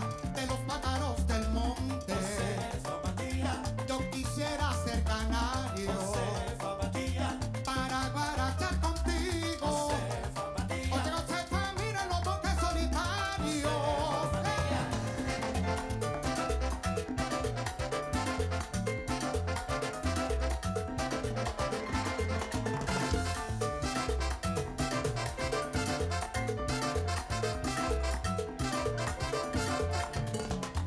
Piano, piano, piano, Héctor Ortiz.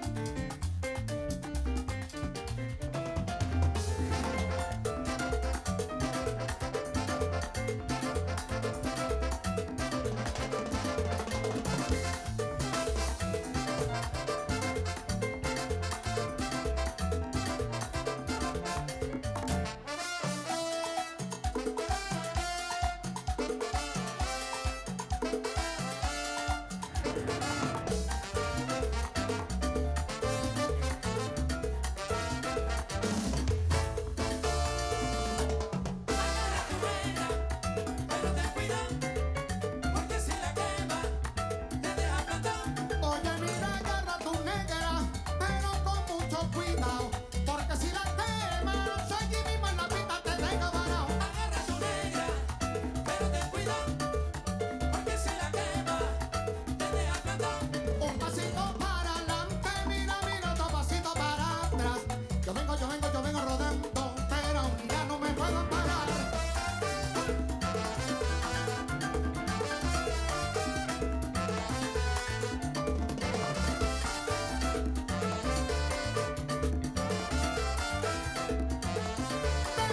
Ven, agarra tu negra, pero con mucho cuidado, porque si la quema con esa vela, allí mismo en la pista te deja parado. Agarra tu negra, pero ten cuidado, porque si la quema, pero lo que pasa, pero el problema de esa negra es que tiene fuego en la cintura.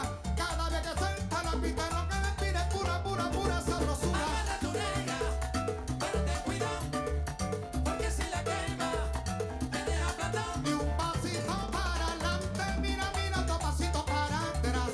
Yo vengo, pero yo vengo rayando, mira, no puedo parar.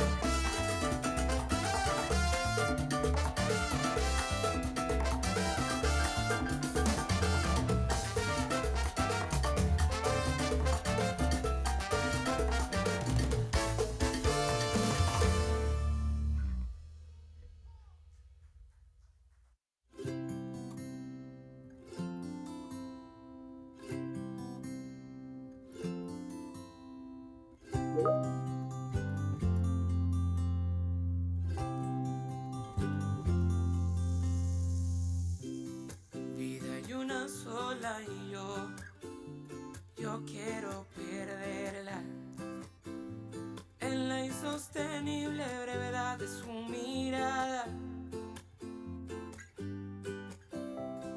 El lugar común que hay en las historias de amantes, yo lo vi en la inaguantable calidad de su mirada, de su mirada.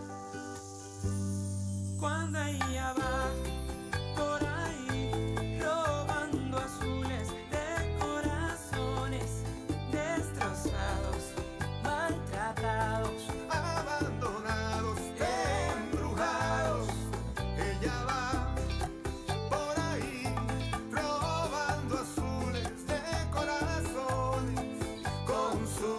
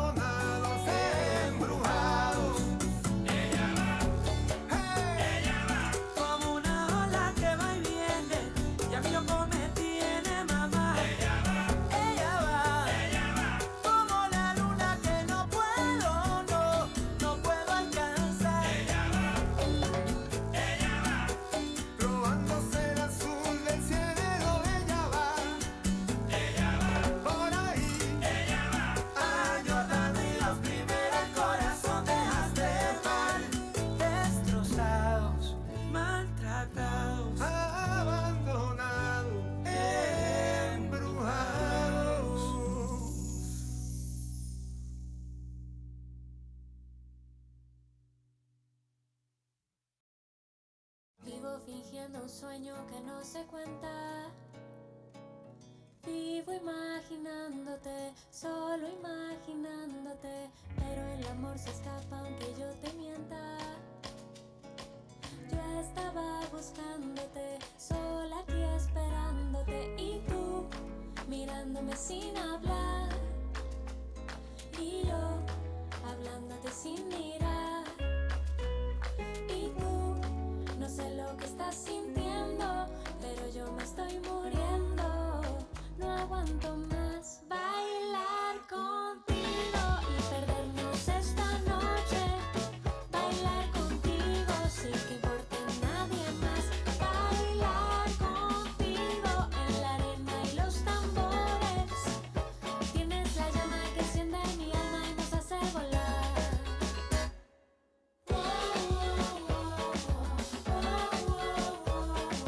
Vivo imaginándote, solo imaginándote.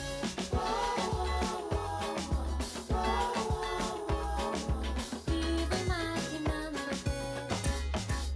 El mar de tu piel, quiero navegar. Perderme en las olas contigo, bailando en las olas contigo. Un barco de papel te quiero regalar, para que vengas conmigo, bailando en las olas conmigo. Y tú mirándome sin hablar, y yo hablándote sin mirar. Y tú, ya sé lo que estás sintiendo, ya sabes que estoy muriendo. No aguanto más bailar contigo y perdernos esta noche. Bailar contigo sin que importe nadie más. Bailar contigo en la arena y los tambores. Tienes la llama que enciende mi alma y nos hace volar.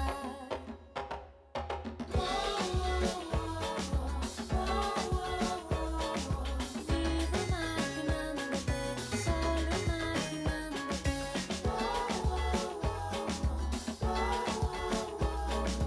Vivo imaginándote.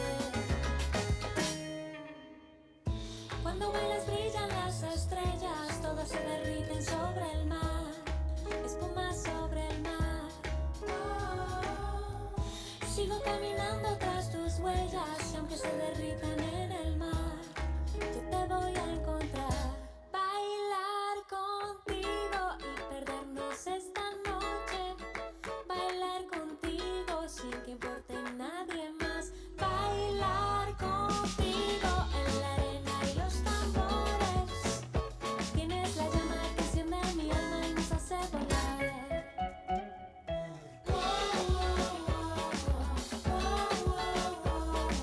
Vivo imaginándote, solo imaginándote.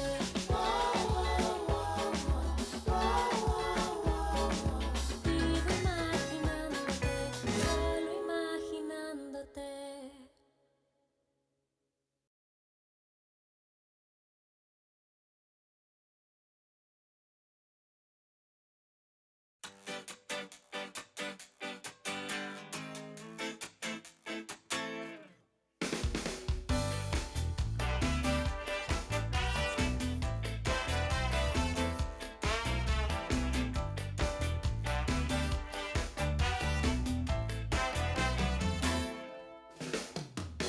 Te diré la verdad, amor, no me acostumbro a esta situación. No soy de esos que saben enamorar con una canción. Las sílabas no quieren rimar y las metáforas me salen mal. La inspiración está en mi corazón, pero no quiere salir. Y es que de ti no puedo escribir, las palabras no logran salir. No encuentro una frase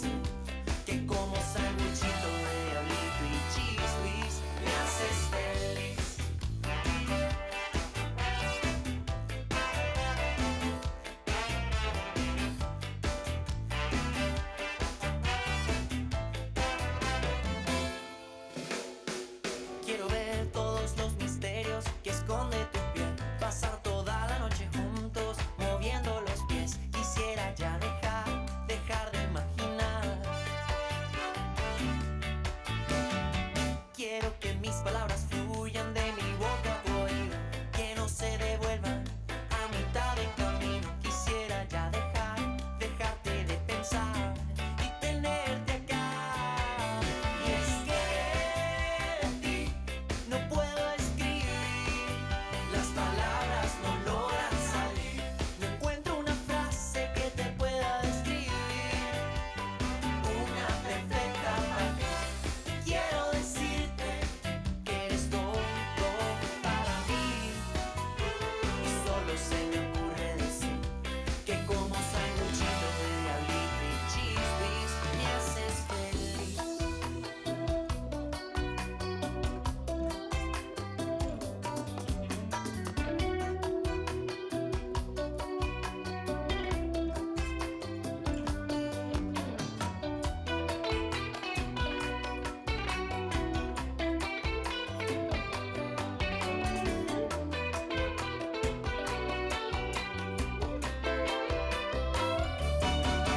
Y es que en ti no puedo escribir, las palabras no logran salir, no encuentro una frase que te pueda describir, una perfecta para mí.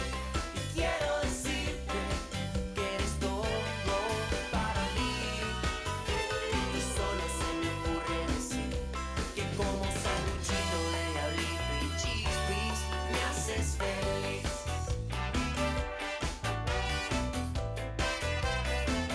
Me haces feliz.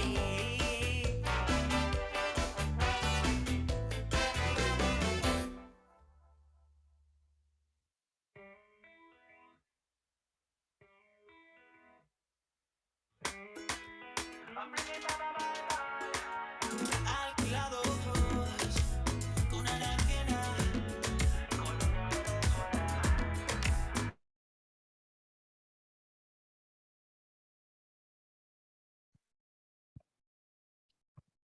Muy buenas tardes.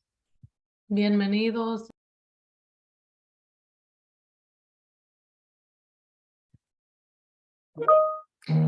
Buenas tardes. Mi nombre es Rosalind Trujillo y soy la coordinadora senior del programa de promoción de la salud en la Clínica del Pueblo. Bienvenidos al segundo panel del día, describiendo escenarios de sustentabilidad para el cuidado y manejo de la diabetes. La opción de interpretación simultánea está disponible en el icono del globo. Por favor, seleccionen el mismo y selecciona el idioma de su preferencia. Para hacer preguntas, por favor, usar el chat. Los panelistas responderán tantas preguntas como puedan al final de su presentación. La moderadora de este panel es Catalina Sol, directora ejecutiva en la Clínica del Pueblo. Bienvenida, Catalina, adelante. Muchísimas gracias, Rosalind, bienvenidos y bienvenidas todos nuevamente. Yo tengo el gran gusto de presentar a las panelistas para este segundo panel. Voy a cambiar al inglés para hacer las presentaciones y que las puedan escuchar directamente. Y muchísimas gracias nuevamente por unirse. Antes de presentarlas, sí quisiera invitarlos y invitarlas a de que durante el proceso de las presentaciones que comenten, hagan sus comentarios y preguntas en el chat. Vamos a tener unas presentaciones y después una conversa, pero queremos que sea muy participativo y de que nos ayuden a conversar en conjunto durante las presentaciones con sus comentarios en el chat. So I have the great pleasure of introducing two colleagues from the Bridging the Gap project. We have Anne Sherman, who has worked in the social sector for over 20 years, and she is committed to helping nonprofits build their capacity to sustain and thrive in order to achieve their missions. Anne has worked for 10 years at the Social Impact Exchange, a nonprofit dedicating to supporting equitable systems and change as a necessary strategy for achieving social impact at scale. Very happy to welcome you here, Anne. And we also have Katie Gunter, our great friend from the project over the last 5 years, MPH MSW. Katie is the Deputy Director at the National Program Office for Bridging the Gap, reducing disparities in diabetes care. As you know, Bridging the Gap is a 5-year initiative funded by the Merck Foundation. Katie is a health services researcher with extensive experience in program management for multi-component interventions and evaluation teams. Welcome, Katie. Thank you so much, Catalina, for the introduction. So again, we'd like to motivate you to use the chat to be a rich, energetic energy around our presentations and our panel conversation after the presentations. And I believe we're starting with Katie. Yes. All right. Wonderful. Yeah. Thank you, Catalina. I'll share my screen.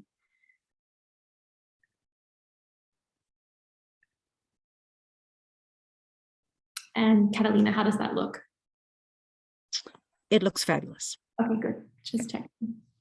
All right. Thank you. I'm so happy to be here with all of you today. I'll be talking about ways to provide and sustain medical and social care for patients with diabetes. And these are examples to engage and encourage multi-stakeholder strategies. So diabetes in the United States, this is a very common chronic condition. It's estimated that 30 million people today live with diabetes. And by 2030, we expect 55 million people in the US to live with diabetes. So this is a chronic condition that is growing and spreading over time. And we need good strategies in healthcare to provide care for people living with diabetes. Healthcare accounts for really only 10 to 20% of health outcomes. Our health and our well-being, it comes from our social environment, from our individual behavior, from our genetics. And we really only spend a small amount of time in healthcare getting support and getting our needs met for our health and our well-being in that setting. And efforts to improve diabetes care over time, they have a typical approach that focuses on patient education and individual behavior change, provider education and individual behavior change, and changing the delivery or the structure of healthcare services. And these approaches are important, they're necessary, but over time we see that we need a new approach to address social, economic, and environmental factors that really influence our health and our well-being across our life. So many of the social factors that impact health, they have to do with our economic stability, our neighborhood, our housing, the places where we live, work, and play, our education, our access to food, and the community and social environment around us. And the healthcare system is really only designed to give us healthcare solutions for our health needs. So things like availability of providers, providing some linguistic and cultural competency, and working to improve the quality of care.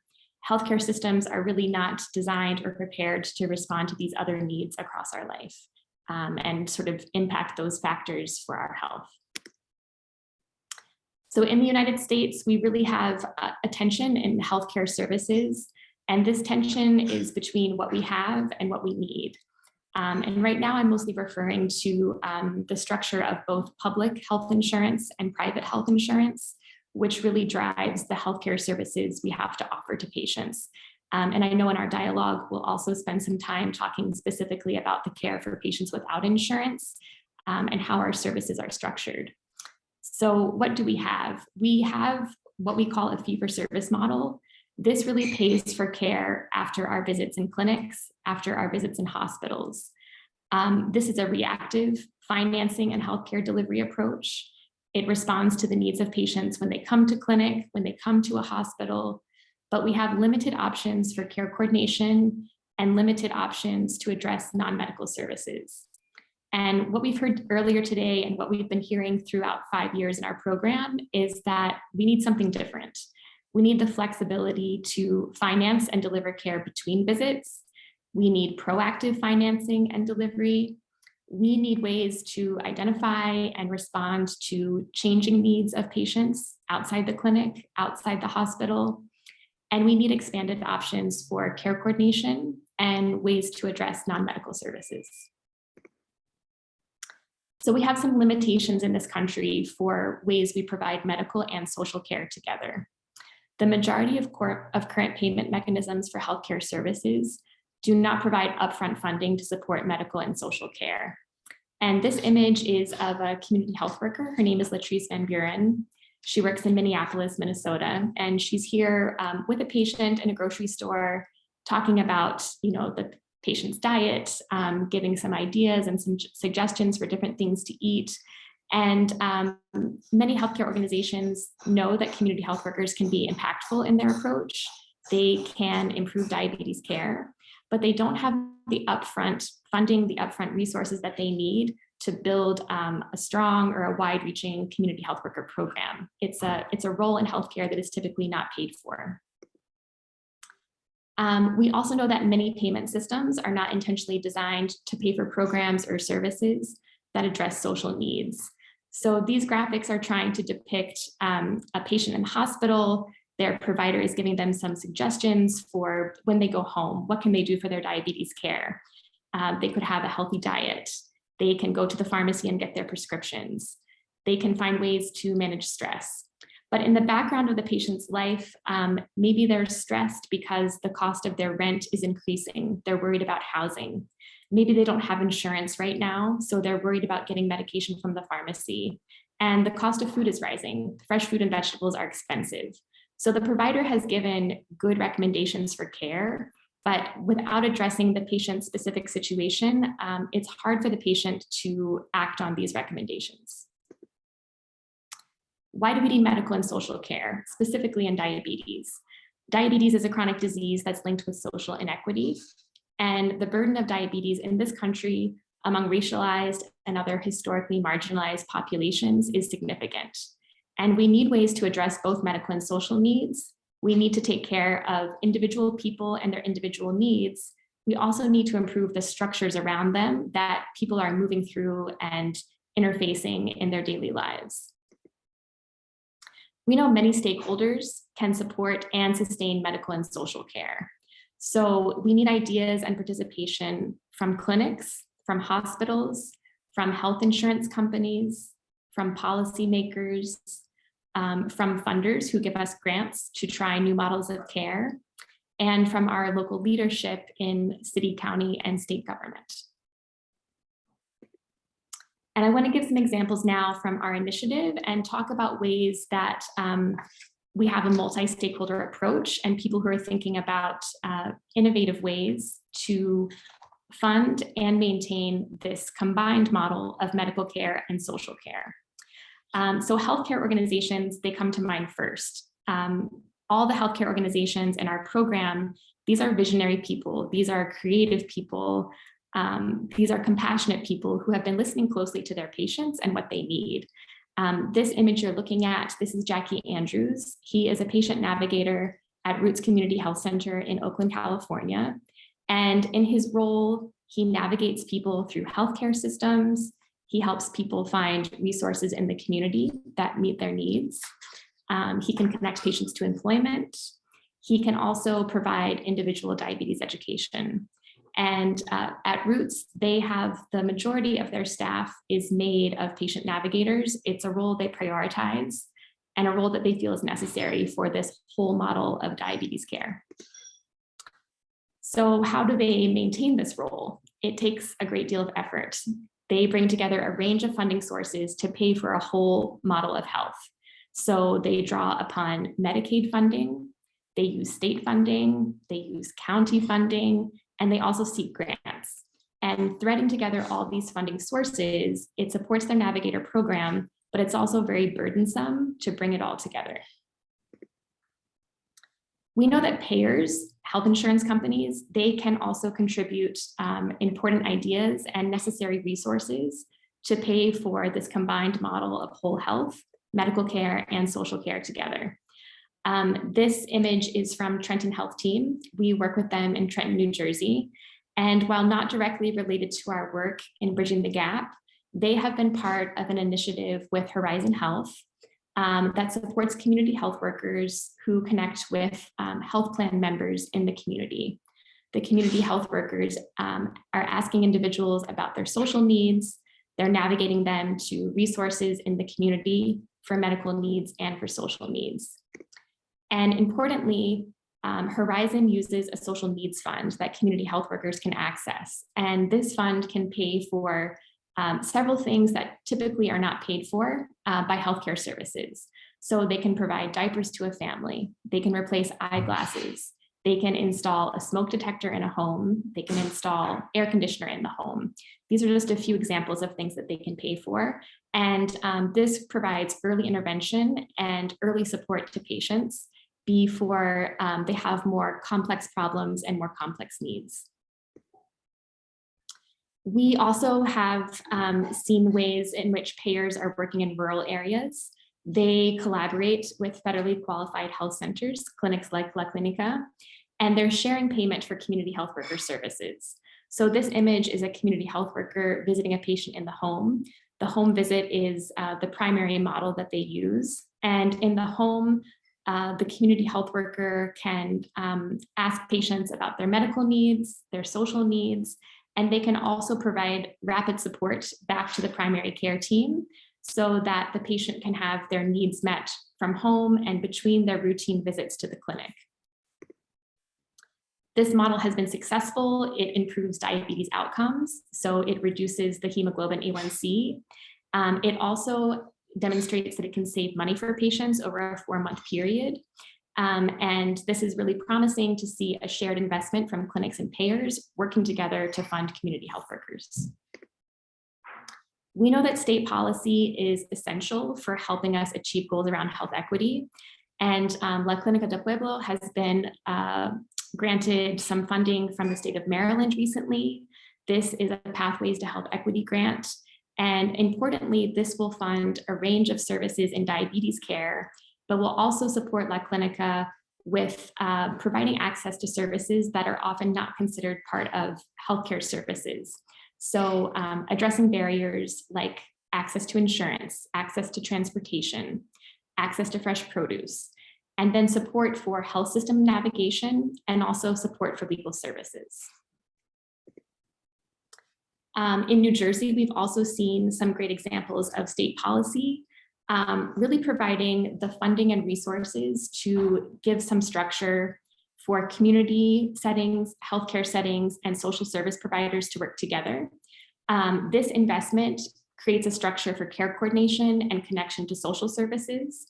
It also supports regional healthcare data sharing through Medicaid claims so that healthcare providers can better understand and address population needs and understand the different systems that their patients are engaged with. Finally, philanthropy can be a really powerful catalyst to give us the upfront funding we need to try new models of medical care and social care that are not funded by our current healthcare services. This has been our experience in this 5-year program. We had flexible upfront funding.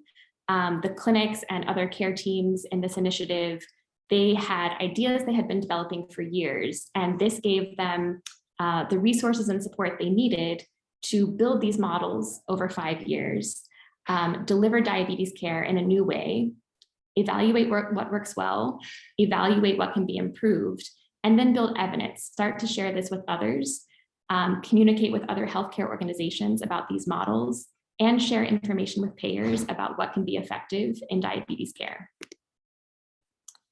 We all need to work together to advocate for federal and state policy change. We need a way to intentionally design payment policy that will support this shared model of medical and social care. Just funding healthcare services alone is not going to give us the outcomes that we're all reaching for to support patients with diabetes. We have limitations with current policy and payment. So these are just a few examples of many. We have workforce capacity issues. We know that chronic care management, transitional care management, and behavioral health services can be delivered by social workers and nurses to address medical needs and social needs. But billing codes, for example, rely on a physician or another qualified health professional. So it's hard to really scale services by social workers and nurses when you have this limitation of a physician or other professional to be involved. Only 21 states have Medicaid payment for community health worker services. This limits the reach and the scale of community health workers. And our other public funding sources are really needed to support care for patients who cannot access insurance. Ultimately, cross-sector collaboration is necessary, and cross-sector collaboration is what we're striving for. So we have many motivated clinics, motivated healthcare teams, but their motivation and their creativity is not enough. We're really looking to philanthropy and to state funders and other government funders to give us some flexibility in our funding so that we can develop new models of diabetes care that support medical needs and support social needs. With that funding, we can start to build evidence, and then we take the evidence and put it in the hands of payers and policymakers to help us build a more responsive model of diabetes care. And thank you all so much, and I'm happy to pass it back to you, Catalina. Thank you. That was wonderful. I have a million things I want to say and questions I want to ask, but we're going to move on to the presentation from Anne first, and then hopefully we can create the dialogue on the idea. So go ahead, Anne. Thank you, Catalina, so much. And thank you, Katie. That was terrific. And what I'm going to do in my presentation is build on some of the points, or try to build on some of the points that Katie raised, specifically as they relate to financial sustainability, and really talk about it in terms of reframing the way this work is funded. My name is Ann Sherman, and I'm with an organization called Social Impact Exchange. We're a nonprofit that works nationally to support equitable systems change in a variety of fields, including healthcare. Our work in the Bridging the Gap project was to work with each of the 8 partner sites to help them develop a plan to ensure the financial sustainability of their work once the grant period had ended, and it's wrapping up this year. First, I want to say, though, before I dive into it, that in creating this presentation, I realized that there was a real tension that I was trying to manage. I don't know how successfully. So I'll just state up front, and maybe it's something we can return to when we get into the discussion, but I'm going to be talking about lessons learned and, more importantly, the implications, what we think the implications could be for nonprofit providers that are doing this great and important work, doing their best to beat the odds of a system that is not particularly set up to support them or their work. What are the implications? And we also have recommendations for philanthropy and how we think funding can be used in more strategic and effective ways. So I'm going to talk about these things, and to those of you who are doing the work, who are struggling, who are working really hard to fund it, I want to acknowledge that it might sound completely unrealistic or like magical thinking in the system as it currently exists, the one we're all living in.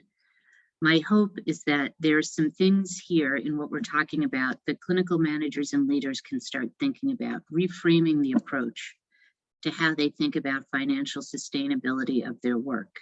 And I hope that what might seem like magical thinking today can be considered as a challenge to all the stakeholders, philanthropists, especially advocates, providers, all in their respective roles, to work toward a system that's more equitable and appropriately values the work that places like La Clínica is doing. Could I get to the next slide, please? Oh, great, thank you, beat me to it. So Katie started to talk about the case for this work, why it's so important. And I want to, oh, sorry, could you go back to the, yes, perfect, thank you. Start to talk about the case, because it really starts us on the path of thinking about the value of the work. Healthcare equity is top of the list. Access to high quality, patient-centered care is improved for an underserved population that is typically low income, has multiple health and social needs, and faces significant disparities in health outcomes. And many patients are, particularly at the Bridging the Gap sites, upwards of 24 to 40% of them were uninsured, many undocumented. And I know that at clinics that serve immigrant populations like La Clínica, the number of uninsured patients is really high, is much higher. We have quality of care as part of the case for the work. These models adhere to the highest standards of care. They're patient-centered and comprehensive and attend to culturally specific needs. Katie talked about the positive outcomes. The Merck sites, the Bridging the Gap sites have demonstrated improvements in health outcomes, and we're starting to see cost savings. At least one site has shown actuarial data demonstrating cost savings, showing that their intervention has saved money for payers or the hospital ACOs. And then these last two parts of the case really start to get us into some financial sustainability parts of the discussion. One is the competitive advantage. As we move more and more into an environment of value-based payment, payers that contract with providers, such as sites like La Clínica, will be very well positioned to compete for new Medicaid contracts and expand their market. FQHCs have already started to be approached by payers for this work. They know that these providers offer a special value in terms of their reach and the quality of care. And we have the case of an element of the case that talks about a virtuous cycle, that financially viable business models will sustain their programs and earn revenues that will allow the programs to grow. So they're doing great work, they can improve the work and then grow it to serve more patients, decrease costs, and increase savings. The value of financially sustainable care models serving patients across numerous chronic illnesses, not just diabetes, could be increased exponentially. So let's talk a little bit about financial sustainability, which we think of as not so radical, but depending on who you're talking to, a radical idea whose time has come. It is in many ways an unfamiliar concept in this context, largely because the current payment system doesn't appropriately compensate providers for the value that their models provide to patients and insurers. But recent shifts in the operating environment are creating new opportunities. So we see a moment of opportunity here, or we're starting to see one. Increased pressure for equitable access, quality, and outcomes. We know payers who are in business to make money have an interest in lowering costs.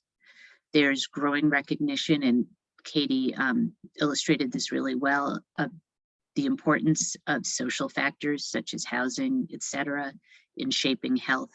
And we know that the industry is moving toward value-based care. So this gets us to the idea of a mindset shift, that it's toward sustaining value-based care. So the industry is moving toward value-based care, and we're also, so part of the conversation that we at Social Impact Exchange had with the Bridging the Gap sites was, how do we start thinking about sustaining your work in the context of value versus fee for service? Now we can go to the next slide. Thank you. So thinking about sustainability, we wanted to share with you our definition because it's sort of a jargony term. So this is the definition, or the elements of the definition that we used with the sites. That it's important that the majority of funds were generated through ongoing revenue from contracts with payers, whoever they are, not private philanthropy.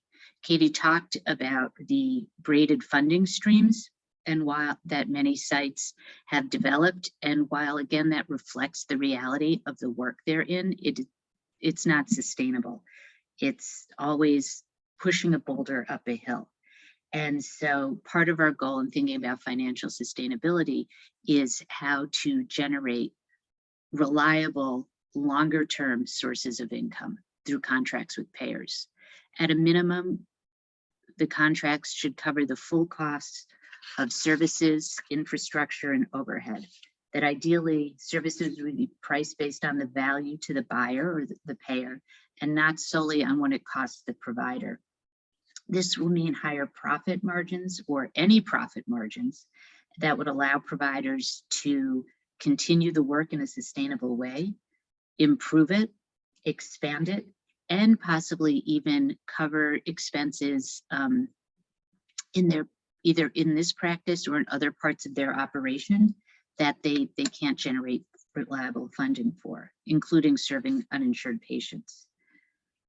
The goal was also to help the sites think about the value of their services based on the market value, meaning if payers are generating X million dollars for the money that you're saving through your work, we're not saying that that all has to go back to the provider, but that there should be some equitable share because you are generating real value.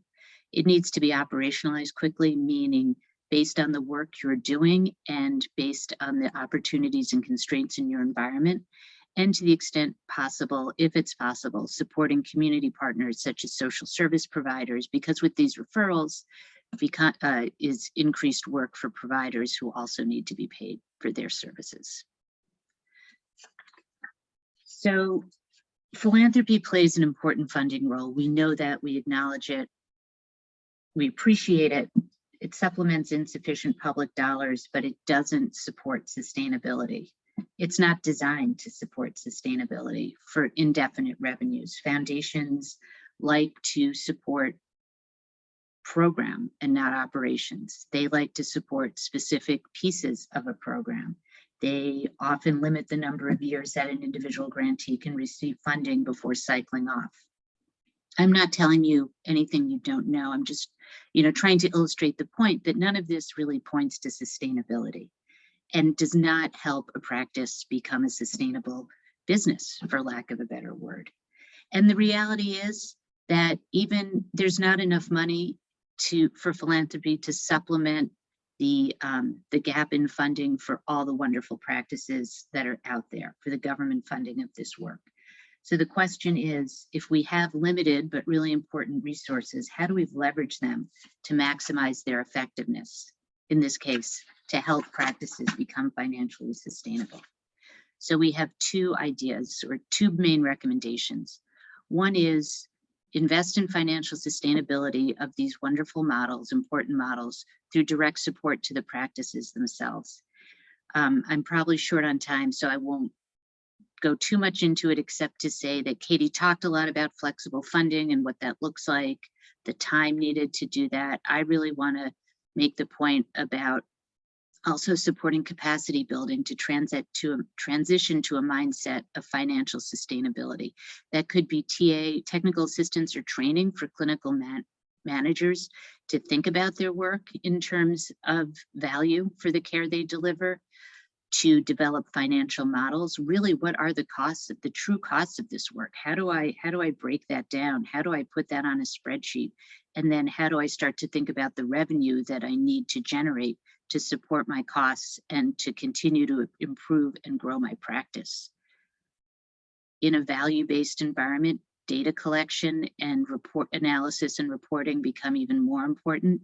There's a lot of internal capacity needs there. And I know that this is something that many of the Bridging the Gap partners really had to deal with to make this transition. And other types of upfront infrastructure costs. As you know, a business doesn't generate, it takes a while, a couple of years, 3 years to ramp up to your full revenue. So you're going to need some money in the interim to bridge funding to cover the costs. So that's another way philanthropy can be supportive. And then in the next slide, we talk about the other way that we think philanthropy can leverage its funds better. Katie talked a lot about this too. We call it here an enabling environment, coalition building among providers, healthcare providers and other allies to really have a stronger voice, policy and advocacy, enabling supportive legislation and regulation. Also, how do we engage insurance companies in meaningful, genuine conversations about the importance of value-based reimbursement for the work? How do we create incentives? How do we put pressure on them? But if they are the payers, they need to be at the table. How can philanthropy help us do that? And Katie also talked about knowledge development and dissemination, which is part of the picture. In the next slide, this is really just a diagram that lays out what I talked about. With the right philanthropic investment, we can increase provider capacity, improve policy and regulation, which together will help us develop high quality, financially sustainable comprehensive care models will be serving more patients better, which will improve patient outcomes and lower costs of care. And so it's really those last two boxes on the right, that's the virtuous cycle that we talked about at the beginning, and where we want to be, where we want to transition when we're talking about financial sustainability. And I think my last slide, is just to wrap it all up with a couple of final thoughts. Leverage is really important because, as we know, there are never going to be enough philanthropic dollars to support the work, and it won't get us to sustainability. So we need philanthropy to invest its money in the highest leverage, highest impact way possible.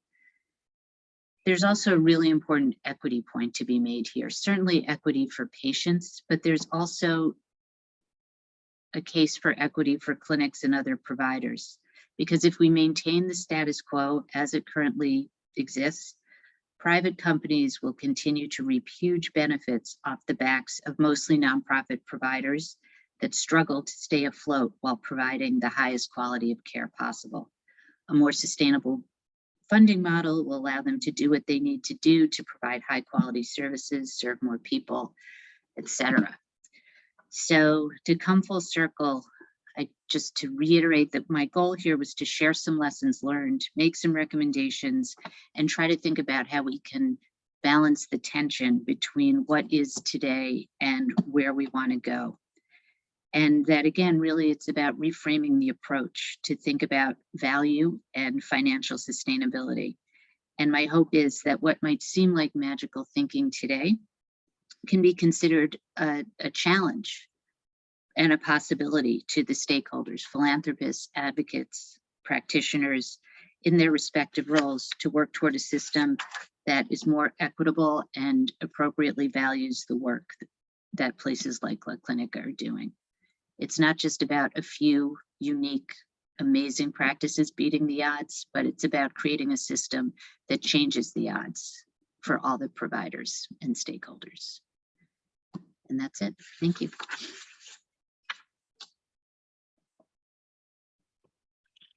Thank you so much, Anne. And I think I'm facilitating this panel because of my current role at La Clínica, not the one that I started with Bridging the Gap, where I'm now the executive director, and the financial sustainability issue is very much front and center all the time in my work and that of my peers in this space. And it's such a I really like the word that you used at the beginning, Anne, in terms of tension as well, Katie, about the tension between what the system is currently set up with versus the principles, that we've been discussing now for many years, in some cases decades, but, we're pretty much still living in.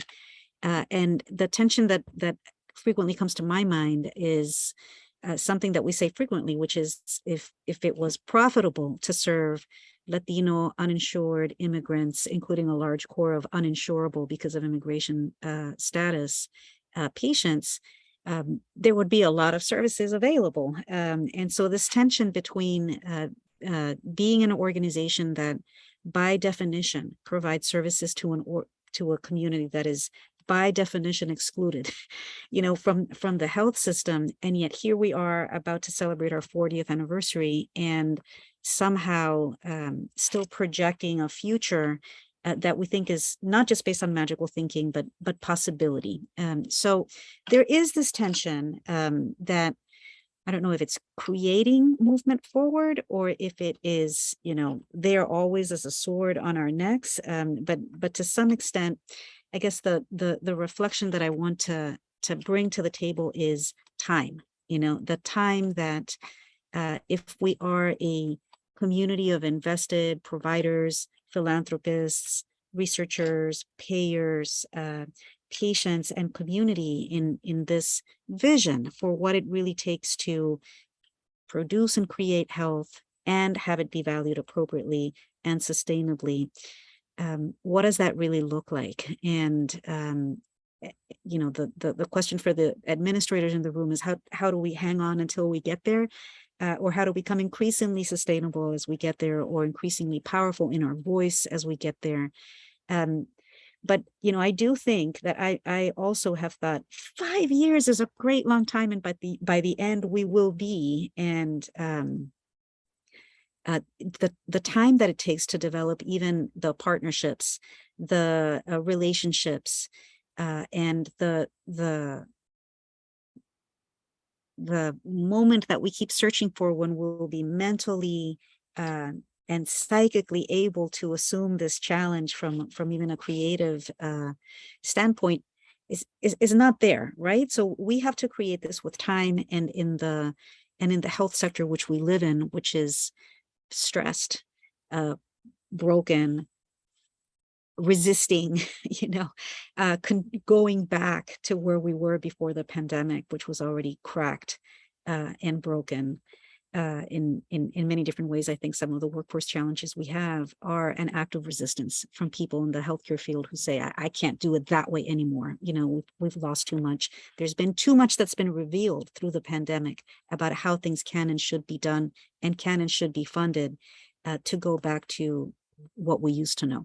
So I guess my questions is, with your experience now with our systems, our different experiences, what's your perspective on time, and what we do with our expectations as to what we can expect within a time period for change, and how to be kind to ourselves, but also to move forward in these changes. And I don't know if that's too vague, but I just wanted to bring up the issue of the long game. I can offer a few comments on time. Sure. I think one of the main challenges in this initiative, and for probably anyone in diabetes care or chronic condition care who wants to make a case for addressing social needs, addressing medical needs in the healthcare system, time is very tricky because, at least in our initiative, many patients we take care of are 40, 50, 60 years old. And these are all many patients who have lived for years with stress in social factors in their lives, and stress with having their medical needs met.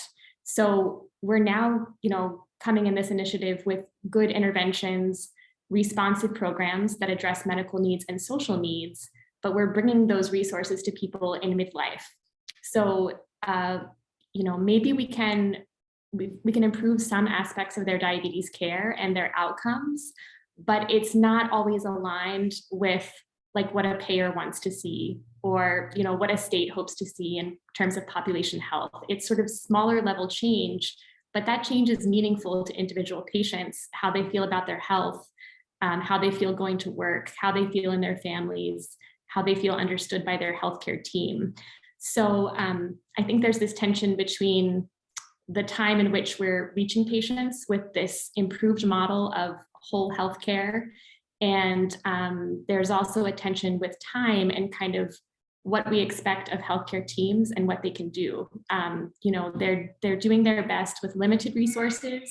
They're making a case for more resources that can improve health, but it's going to take a longer time frame for us to see the benefits of this model of care. So, I want to ask for patience as we wait to observe those benefits. It's hard, though, in a country that has underfunded public health and underfunded primary care for a long time.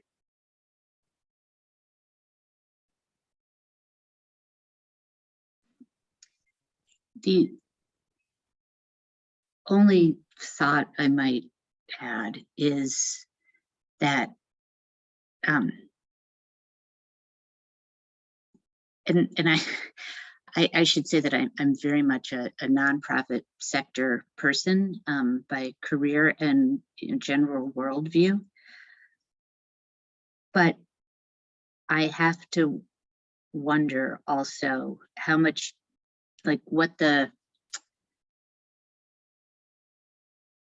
if change is our dependent variable, how much expense, how much that plays into the equation. And I feel that, yes, the equity questions are very important, doing what's right for all our members in an insurance company, very important. But I guess the cynical or the more realist in me also wonders how much time is a variable dependent on what happens to profits. I mean, there's just so much cost. I mean, cost in human life and cost in expensive care. And, you know, the extent, there's going to be a tipping point, I imagine. I don't know when that is or where that is, but that will have an effect too, I think. I wish I could speak with some greater authority, but I do think that that is a function, like very real dollars and cents. And I do think that time is an area that we in our collective voices can, time and patience, right? And recognition of the starting point that we've had for these kinds of concepts of healthcare versus how much time we've had to even lead into them when they're needed now, even though we've needed them yesterday, the day before yesterday, and years ago. If we're not going to be able to build them because we should have built them before overnight. So I do think that the perspective, right, bringing perspective to the table in our conversations with our partners, the urgency is something that I very much identify with as a healthcare provider, because as you said, Katie, we're talking about real lives that we touch, and that's really where we probably draw most of our strength from in what we are able to do and accomplish on a day-to-day basis with specific people whose lives are improved, hopefully, through our care. But it, I think, will be very important as we move forward in the conversations about sustainability for this kind of project for diabetes and for the healthcare system overall, to continually bring us back to order about the level of investment, time, and expectations that have to be managed to be able to get to where we want to, and also to value the results that we do make, right? As you said, Katie, middle age is when we're mostly getting people, and that's different from in your 20s or in childhood or prenatally, and that is the challenge that we as a society will hopefully be able to reap with longer term investments in longer periods of time. I'm seeing if there's any wonderful thoughts from our audience. I think the only thing, there was a comment from our viewers about the 21 states, and how that really speaks to the policy environment that we also have to contend with as we develop some of these strategies for the future. And certainly La Clínica lives in 2 jurisdictions. We live in the District of Columbia and in Prince George's County as our sites of action. And I think we've discussed, quite a lot how place makes such a difference to our care, and where one policy environment supports health access universally almost, as is the District of Columbia, versus in Prince George's County, which has made just now, its initial significant investment and can probably anticipate decades of work, to come there. Our patients, our staff move across that line for more affordable housing, or because they liked the house with the trees, or the community and the family that lives close by, and then the access is entirely different. So how does this differences in the 21 states and just generally the jurisdictional differences, how do you see that being a supportive or are there any positives to the fact that we have 21 states versus only 21 states to call on for models? What are your thoughts on that? I mean, it's specifically for Medicaid reimbursement for community health worker services in 21 states. The positive is that it was 15 states, now it's 21 states, so incremental change. But I think it's challenging because it means that a community health worker model is not widely available to all clinics in all places. Again, it sort of goes back to we have visionary, motivated healthcare teams who really listen to their patients and understand what patients may need to improve their health. But if we don't have the right policy and payment support in our community and our state, then we can't bring those resources to patients. So this is one way in which, it's not sufficient to rely on the creativity vision or motivation of healthcare organizations, they need that supportive policy environment. They need that supportive payment to bring these resources to patients. Yeah, I'm hopeful for further expansion. There are other ways in which, there are other state dollars that can be used, like through the Medicaid 1115 waivers. Those can create some demonstration projects and some sort of initial testing of community health worker models in places that currently do not have the model. Thank you so much for that. It used to be 15, right? And I think this also goes to perspective. Change is happening. And I do think it can be quite overwhelming to even attend this financial sustainability session, because when you see the big picture, it can be quite daunting. And this thought that it is magical thinking to be able to get to a different place can defeat us almost as much as the reality, right, of the or opposition to the ideas. But I do want to motivate us, as a community to realize that we can be experts in smaller areas, and if we work together, in coalitions, that person on the Medicaid waiver that we know that is our friend can help us on this particular issue without all of us having to be experts in that area. I think we have time for one more question, which is on the chat. Oh wait, let's see. So one person is asking, how could we create a system that is more focused on prevention rather than waiting for people to get sick? And how can we create the case that prevention pays off and should have a sustainable financial model that supports and coordinates the effort of community programs that work on prevention? And I think that we have made the case through this project. How do we continue to make that case as we move forward beyond the demonstration projects? I think might be an interesting question on the data, the need to report our data and our experiences to the people who have the economic incentive, right, to invest in models that will also reduce their losses. A great question and a hard question. I mean, I think we need like a paradigm shift in our country that values public health, values primary care, values prevention. We have seen in the past that there are ways to pay for medical care and social care. The Ryan White funding for individuals living with HIV, that has been our mechanism to pay for a holistic model of health.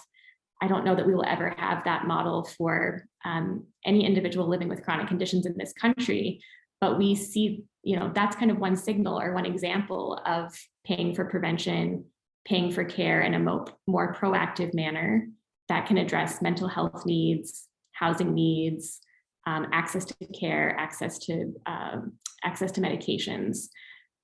It's one example of how it can be done. We just don't have that to scale for other chronic conditions in this country, but we know that intervening for medical care and social care can be very impactful from our lessons in HIV. That's a great example. And I always bring to the table, having worked in HIV for such a long time, at some part of my work at La Clínica, that the voice of patients who demanded healthcare services that were centered on their needs really shaped the program in a way that I don't think that we have seen anyplace else without that kind of advocacy, and could be one of the areas that we can develop without the financial expertise, that power, that voice of our community to bring to the table what we really need.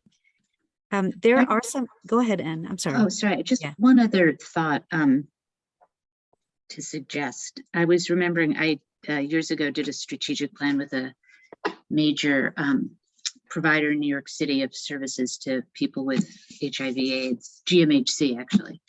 And I remember this is 15 years ago, and I remember the light bulb that went off when the associate director handed me an article that talked about essentially, it was a research article that the most effective intervention for HIV prevention was housing. Mm-hmm. And for obvious reasons. And so this conversation brought that back to mind. And it's just, I think, a really vivid example of the role of meeting social needs in determining health outcomes. And one thing that we think about a lot at the exchange in our work in systems change is that the healthcare system is so much more than the provision of clinical services, right? And you all are a testament to that. So it also, I think it does speak to coalition building and allies that are broader networks and networks of networks. And I think that's true. And I also hesitate to say that because that's the type of work that really is unfunded, particularly for practitioners and clinicians. But I think that we are also hurt in healthcare education by the siloing of our fields as well, because so much of the interest is shared. I mean, educators serve children who can't come to school because of asthma, for example. I mean, that's just a way in which a healthcare issue affects education and education outcomes. And we all have shared interests in a system that keeps people impoverished, in changing a system that keeps people impoverished and is racially oppressive. So that can seem very big and unwieldy, but I think maybe just a reminder of that we have allies in other fields that are adjacent and aligned with ours. I very much agree with that, Anna, and I think that that's the beauty of the intersectoral work that Bridging the Gap promoted, because that is, really moving beyond the screen to identify the need, to actually bringing the sectors together to meet the needs. And I think unfortunately so many sectors don't have the resources together to meet the needs, but we do have to believe, and I'm quite certain that the resources in the world and in our country are there to be able to invest in these better relationships among each other to develop these services. And I did want to say that the housing example, I do recall that at some point we talked about it as the seventh vital sign, so I really think that there's been a lot of creativity in showing to the sectors that think that way, like in the health sector, how these are also health issues, and vice versa, how health is an educational issue. I think we have to do a lot more of that. There are several, I know we're running low on time, I don't know how, but there are a couple of questions that were related to if we want to implement care management, community health worker, or if we want to fund language access in our programs, how do we go about doing that from a practical basis? And I think this speaks somewhat to what you were saying, Anne, about being able to value the total cost of what we need to do the care, but I'll let you speak to that. Right. I think one thing that was an important conversation with the sites. And I think, Catalina, I would ask you to share your experience, because we had that conversation together. And I just think your expertise as someone who's doing the work might be more useful to the audience. I mean, can you talk about the reflection on that, thinking about that as we work together to develop a financial model? Well, I guess I will say that it is definitely I'm not, we had so much conversation. I'm hoping I'm referring to what the parts of the conversations that you're thinking about. But I think one of the areas to consider is that we tend to not have all of the resources to value when we're doing our cost modeling. So if we only look at what we're currently spending or what we're currently expending on to produce what we have, we're typically undercounting our costs. Yeah. I think that's generally the case in the kind of organizations that we serve, because our staff do so much more. We do so much more with less, or we have in-kind pieces, or we're just not reaching the number of people that we want to reach. And so to be able to have the kind of support and expertise to not just come up with what the value of a service would be based on what we currently do, but on what it should be, is quite challenging. And I think this is where we need those kinds of additional opportunities and expertise. But the other thing that I think is very important is to consider that these are not added ons, right? They're really, they're the whole care team package.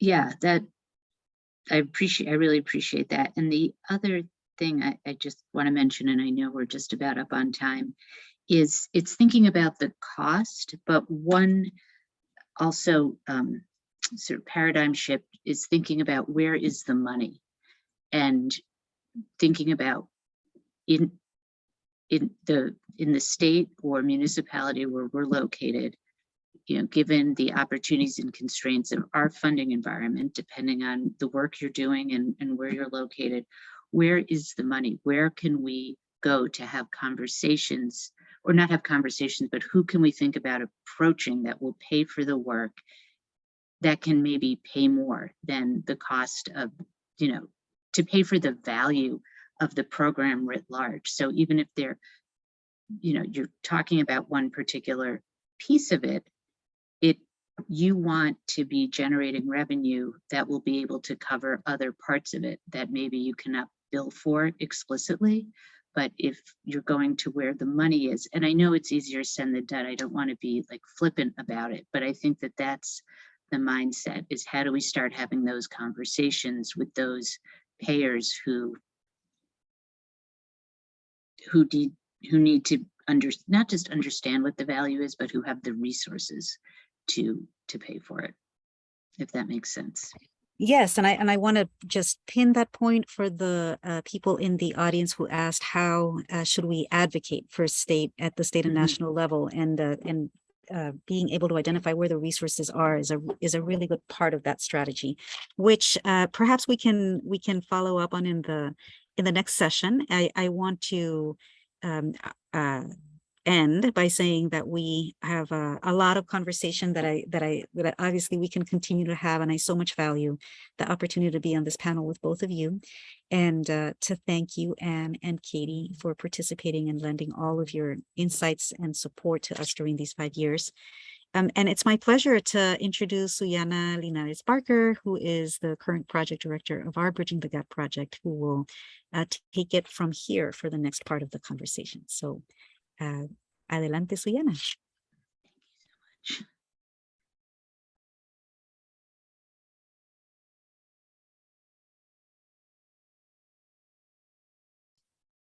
Hi, everybody. Sorry so much for the, if you're joining us right now, I think you may don't, I don't know if you participate in the morning, but after each session, we're having a session that was called Idea in Action. So what is Idea in Action is what we're going to do now. We're going together to understand possibilities, to think about the what we could dream about sustainability, what is about sustainability that's not working, and what is about sustainability that's working, that we should keep doing. In order to do that, we're going to have our friends from Innova Hub to join us. So if you're here with us before, you saw that's happened, right? We're going to have some questions, and with you all in the audience, we're going to try to share, document our ideas. So I know that talking about sustainability and about money and finance is something that we don't feel many times encouraged to do, because we feel that's like such a big problem, or so much money that we don't know exactly how to do with that. So we're going to invite you right now to just think about, if you're not around DC and Maryland, Prince George County, Maryland, you can imagine what's going to be in DC. But if you're around here and you live around here, as what we want now is like what we should start doing to make sure we have a health system that can really address diabetes care, but that can be sustainable. We're going to talk about money, right? What we should do to make sure the value of that is understood and what we should expect the system to be funded. What was the best way to, this is the time now in the beginning just to dream, right? We are going to be like, just imagine and maybe trying to think about what we need to have this in a way that's sustainable. We have a comment already about strengthening partnership across different sectors. Okay, but how to finance it? So we're going to start dreaming here where the money is going to come from. Sustainability is about money. So when you get to think about your idea, how this is going to be funded, where the money is going to come from, who should be involved in funding it. And as I said, you can dream. Is the time on this first question we're discussing sustainability. We're going to discuss way to finance what we do. So we are here, and Innova Hub is already showing us the way that we're going to document.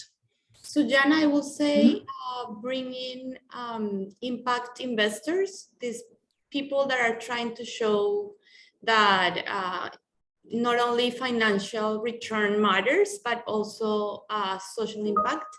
So I think that those will be great partners to have, because they will allow you to kind of try it out and show how you can scale a model that then can be funded by the government. That will be our dream. But to start with, if we can bring these impact investors from different sectors and different countries, that I think is a trend that is growing around the world. Okay, so Lina is suggesting us to dream about bringing people who has some resources to help us to show the point, right? So bringing impact investor is one idea. And she also said that the impact investors could help us to show a model that could be later financed by government. So we have other, I'm just trying to, I have a problem with my mouth here, just a second, got it. So we have also,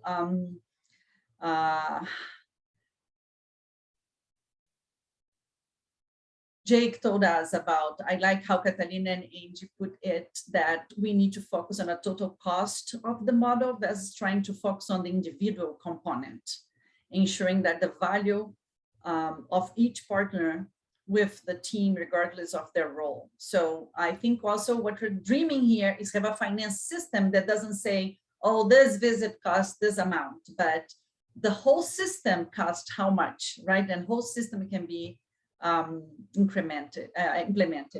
Sandra is suggesting us to tax alcohol and tobacco, and the tax on those products should be all put into promoting access to organic and healthy food. So that way we'll promote a healthy diet. So let's dream. So we're dreaming, right? We're talking about impact investors. We talk about government assuming good models later when financing it. We talk about tax. That could be tax on products that is harmful to the health, and the money would be used to promote what's good for the health. Let's keep dreaming, like what we should start doing around here so we could make sure we have a well-funded healthcare system. Angela suggesting us to develop sustainable institutional plans and also reviewing budgets. Like what Angela is suggesting is, do we cost as much as we are saying? Alma is suggesting also to tax guns. So you should bring more money into the system.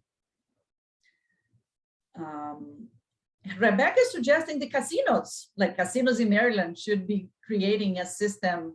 I believe tax maybe from the casinos or donations from the casinos. So what some of our audience is saying is, why don't you put tax on everything that's harmful to the health and take this tax and invest on a health system that can be sustainable?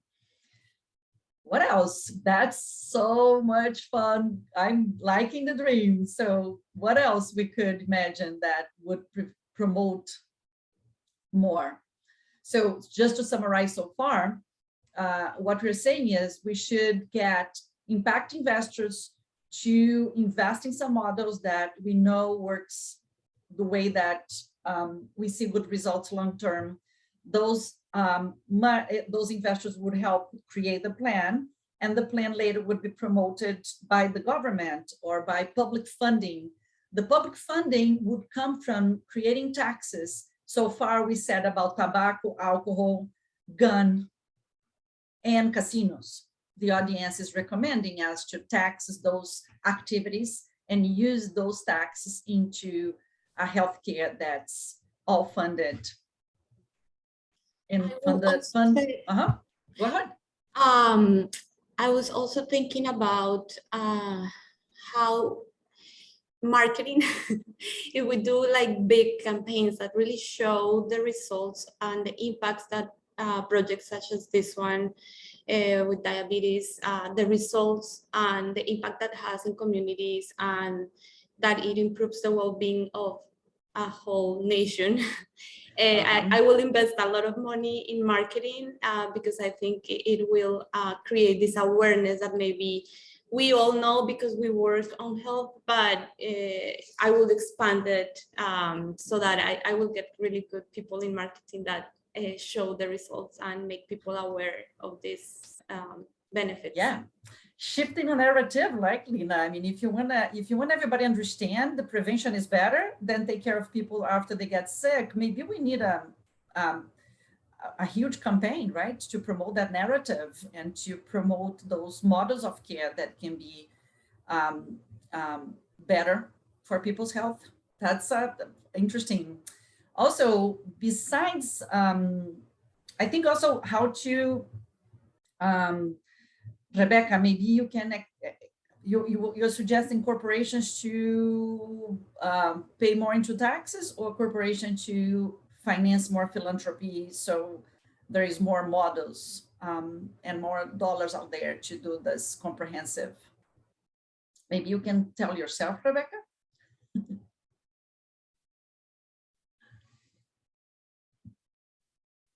Or anybody else? This is the time you can put your ideas. What we're creating right now are some recommendations, right? La Clínica likes when we do those events to get a final report with some recommendations. We are here not just listening, we're here also creating solutions, or we like to think that you are a group of people that came to listen, to have an idea about sustainability, and would love to have our report for this conference with your recommendation. So that's what we are doing now. So Yana, can I intervene? I think, well, Rebecca reflects on her comment, or somebody else. I think that's something that I learned from Katie today, was her talk about how we should start promoting or start advocating for programs that support care coordination, like including the community health workers, our promotores, with a funding system, you know, that we could actually have some systems in place in order to finance that type of prevention care. I think that's really, really important to start doing.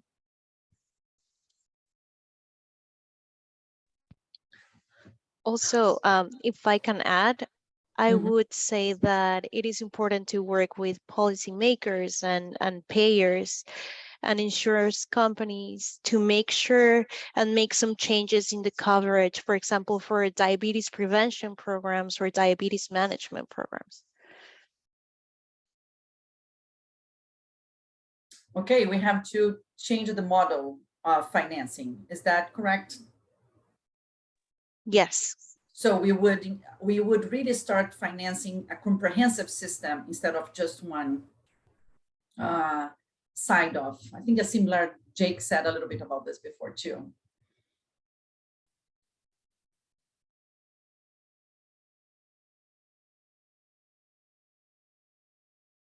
So that's our dream, right? And we're dreaming this because something is not working, right? So what we should stop doing, what's not working, I think in terms of recommendation, what we recommend not doing anymore because it's not working, right? We are pretty much wasting money. So what do you think is really not working that we would recommend, like just stop doing it because it's not working? So our session now is to think about, we dream about what we think we should be doing, but we should stop doing things that's not working. So what is the sustainability system now, the way that health is financed now, that's not working? We should stop because this is a waste of money.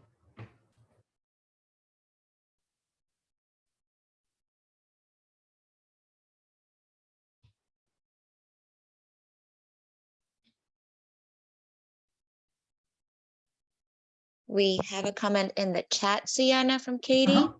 It says change the financing to align with proactive care. This would support more outreach, early intervention, proactive care. Right now, our healthcare model, for the most part, waits for patients to come into the clinic or hospital. So again, what we were discussing earlier, right? Not just treating patients, but really just investing in prevention. We're not doing that right now. So what we should be stop doing, right, is reactive care, right? We should stop right away to paying for services after the person gets sick and come to the hospital. Not, you should not pay for the person that comes to the hospital, but this should not be the model, right? There should not be the only way to finance healthcare is this reactive, like a fee for service. If you provide a service, I pay you a fee. We need another. This is not working for diabetes, special diabetes prevention and management. What else we should stop doing because we're wasting money?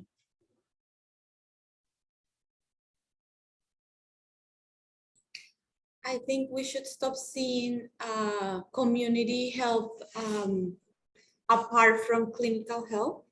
It should be more integrated. So yeah, we should stop dividing, I don't know how to say in English, dividir, divide in different, I don't know, budgets when it should be more integrated so that it's coordinated with the patients and it really shows results at the end. There is a comment important say that we should not stop doing it because it's now the only safety net we have. This is important to think about. This is, we should not stop doing it. It's just like the investment only on it is not being as we need. Also, I think that's very important, Lina. How can we stop fragmenting the healthcare system, right? Or fragmenting initiatives that is designed to prevent from initiatives that are designed to care. Creating a continuum of care, creating a community of care that includes prevention on the community level, including intersectorial partnership with the care that's accessible to everybody, I think is important. I would say, so we have to stop denying healthcare to people, right? We have this problem with uninsured people that we need to start thinking about. We cannot have immigrants banned to accessing healthcare or clinics not having how to finance healthcare because their constituency doesn't have insurance. So a group of people get completely outside the system. So thinking about the only safety net that we have, we are not really happy with the fee-for-service only way, but also there is a group of people that not even fee-for-service, right? Not even a reactive healthcare is there for them. So we need stop the barriers who prevent people to access healthcare.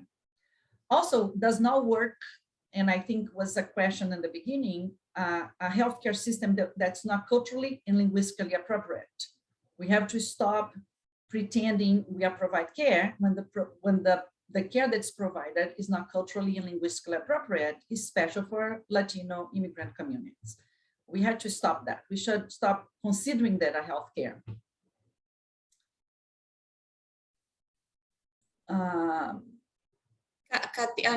Ana Garcia says, I would not say to stop doing it, but should funding of the safety net in this country so that it's not always operating at a loss.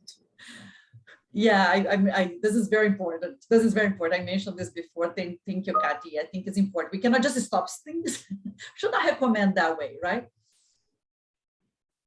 But it's not working using only medical intervention to solve health problems.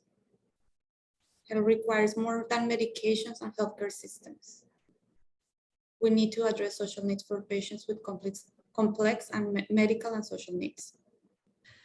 So let's stop this, right? I think let's stop having all the investment into systems who pretty much funds medical care and does not funding anything else. We need a more reliable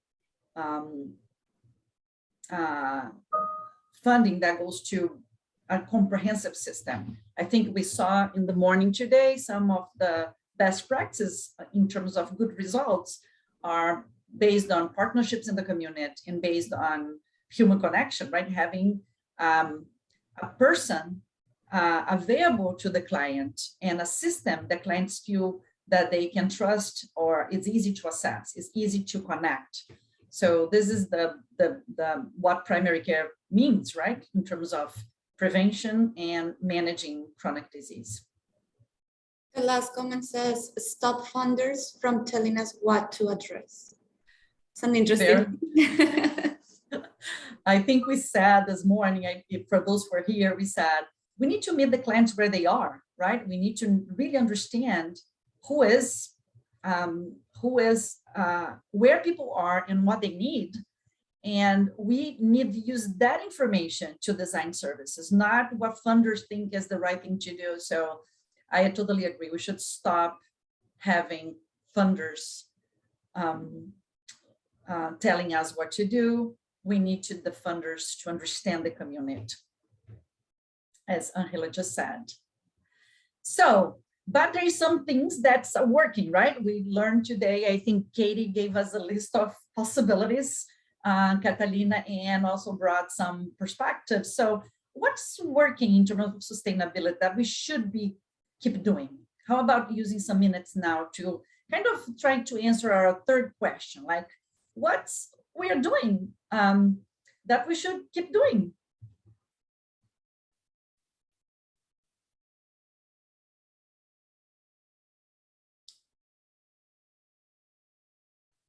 What is being financed? What is the model of finance that we should keep pushing for it, that we should see if not only 21 states have, but the whole country?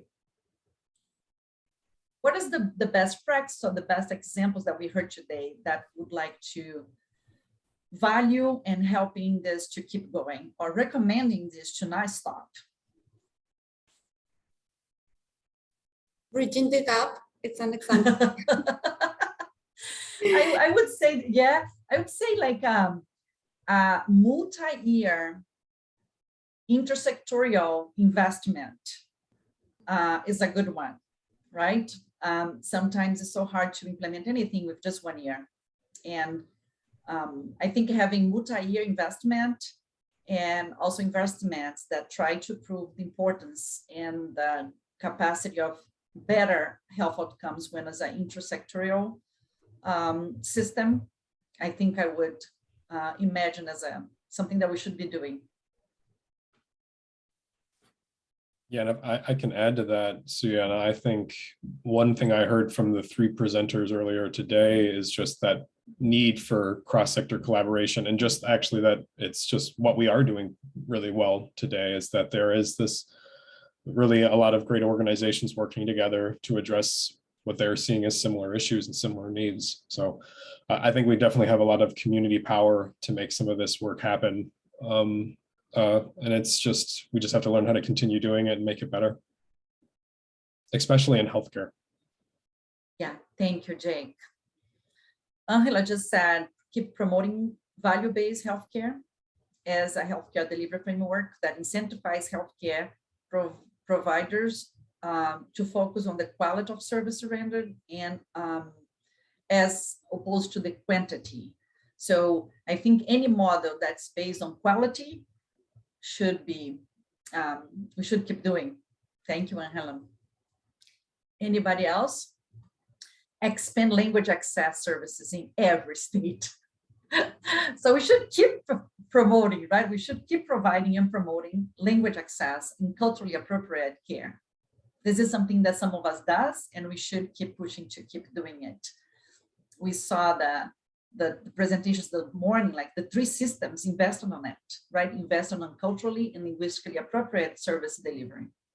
And the results are good. I think also we should keep having data on what we do and make our design based on data, right? Because then, I like data to think about the needs assessment, right? Get close to the community, find out where the community is, and design services after collecting that data. Was impressed this morning the fact that the social needs mapped by Providence was exactly where the Latino and African American communities were living. So those are important information. Maybe it's not new for some of us, but those are important information to make decisions where the investment should go. So investment should be based on data.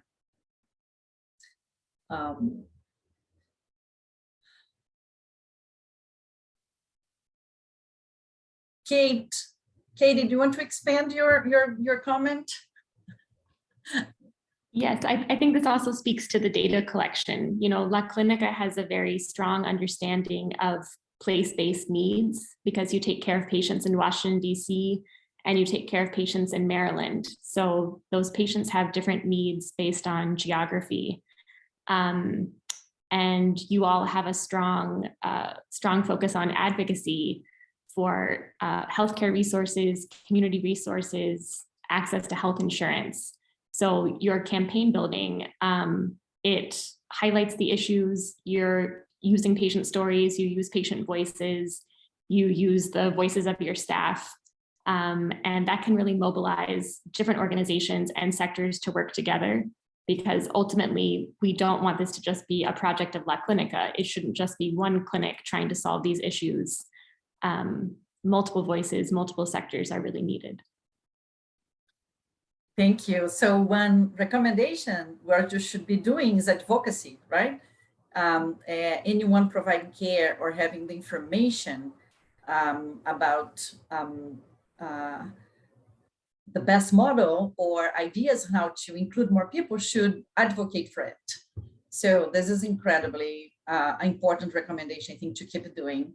I think when we think about what we dream, right? We dream about having investors financing the model that become the best practice for government to invest long-term dollars on it. In order to do that, we're going to need a lot of advocacy, right? Because we're going to have to educate stakeholders, funders, elect officials, and I think the healthcare system and us as provider can have a role on that, right? Have a role in how to educate anyone who needs to know what is the best model and where we find out that we can find solutions. So advocacy based on a lot of education. Some people don't understand. Some people don't understand exactly why communities are more at risk. They don't understand. And I think we need to educate more and more and more. And advocacy and education goes together. Anything else? I know that is not easy, but dream solutions or get out of this feeling that we have sometimes that we are kind of swimming against a strong tide that's not going to have solutions. But as our, I mean, we saw this, we have this, I mean, Innova Hub help us to document it. I think we have some ideas and we have some recommendations on things that we should be going after, things that we should stop doing, and things that we are doing that I think we should maintain and create possibilities in DC and in Prince George to include or create, right, a more inclusive healthcare system. Last last comment here, partnering with organizations with successful sustainability scenarios to learn and support each other. This is great. I think we're talking about a lot of partnerships and learning with each other, and important that. So I think we're getting to the end of the session, and we are going to have a 15 minutes break, right, Angela? Yep, 15 minutes. So you can use this time to go to our Acel event area, and there's some booth there. Our partners organization, they put some incredible videos and information about their programs. I think you learn a lot. And we are going to be back here at 2:15. No, 2:45. Yeah. 2:45. Any final thoughts, anybody?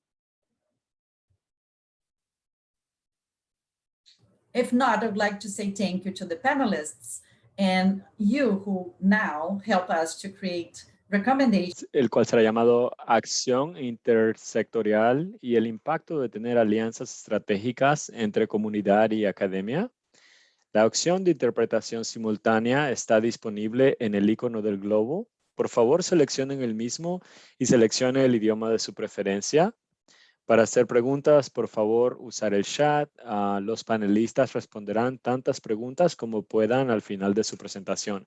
Hoy nos acompaña nuestra moderadora Ángela Suárez, gerente de evaluación de programas de la Clínica del Pueblo. Ángela, bienvenida. Gracias. Thank you, Freddie. Welcome, everyone. Thank you for the introduction.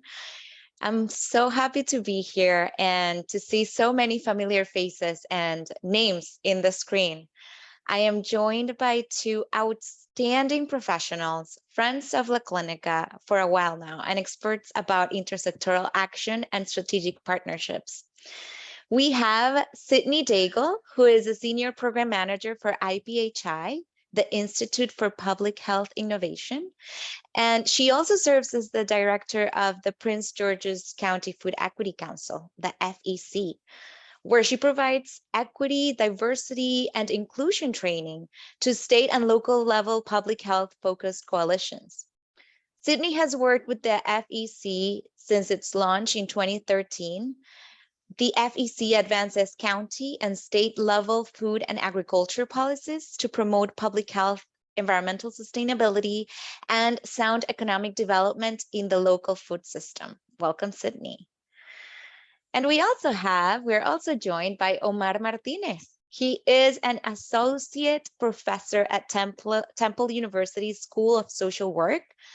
He leads the Temple University's Implementation Science Research Lab, and his research integrates perspectives from public health, medicine, law, social work, and human sexuality to create interdisciplinary strategies that address health disparities among systemically and structurally excluded populations in the US and abroad. So welcome both, and thank you so much for joining us. Sydney, the floor is yours. If you want to share your screen, go right ahead, and welcome.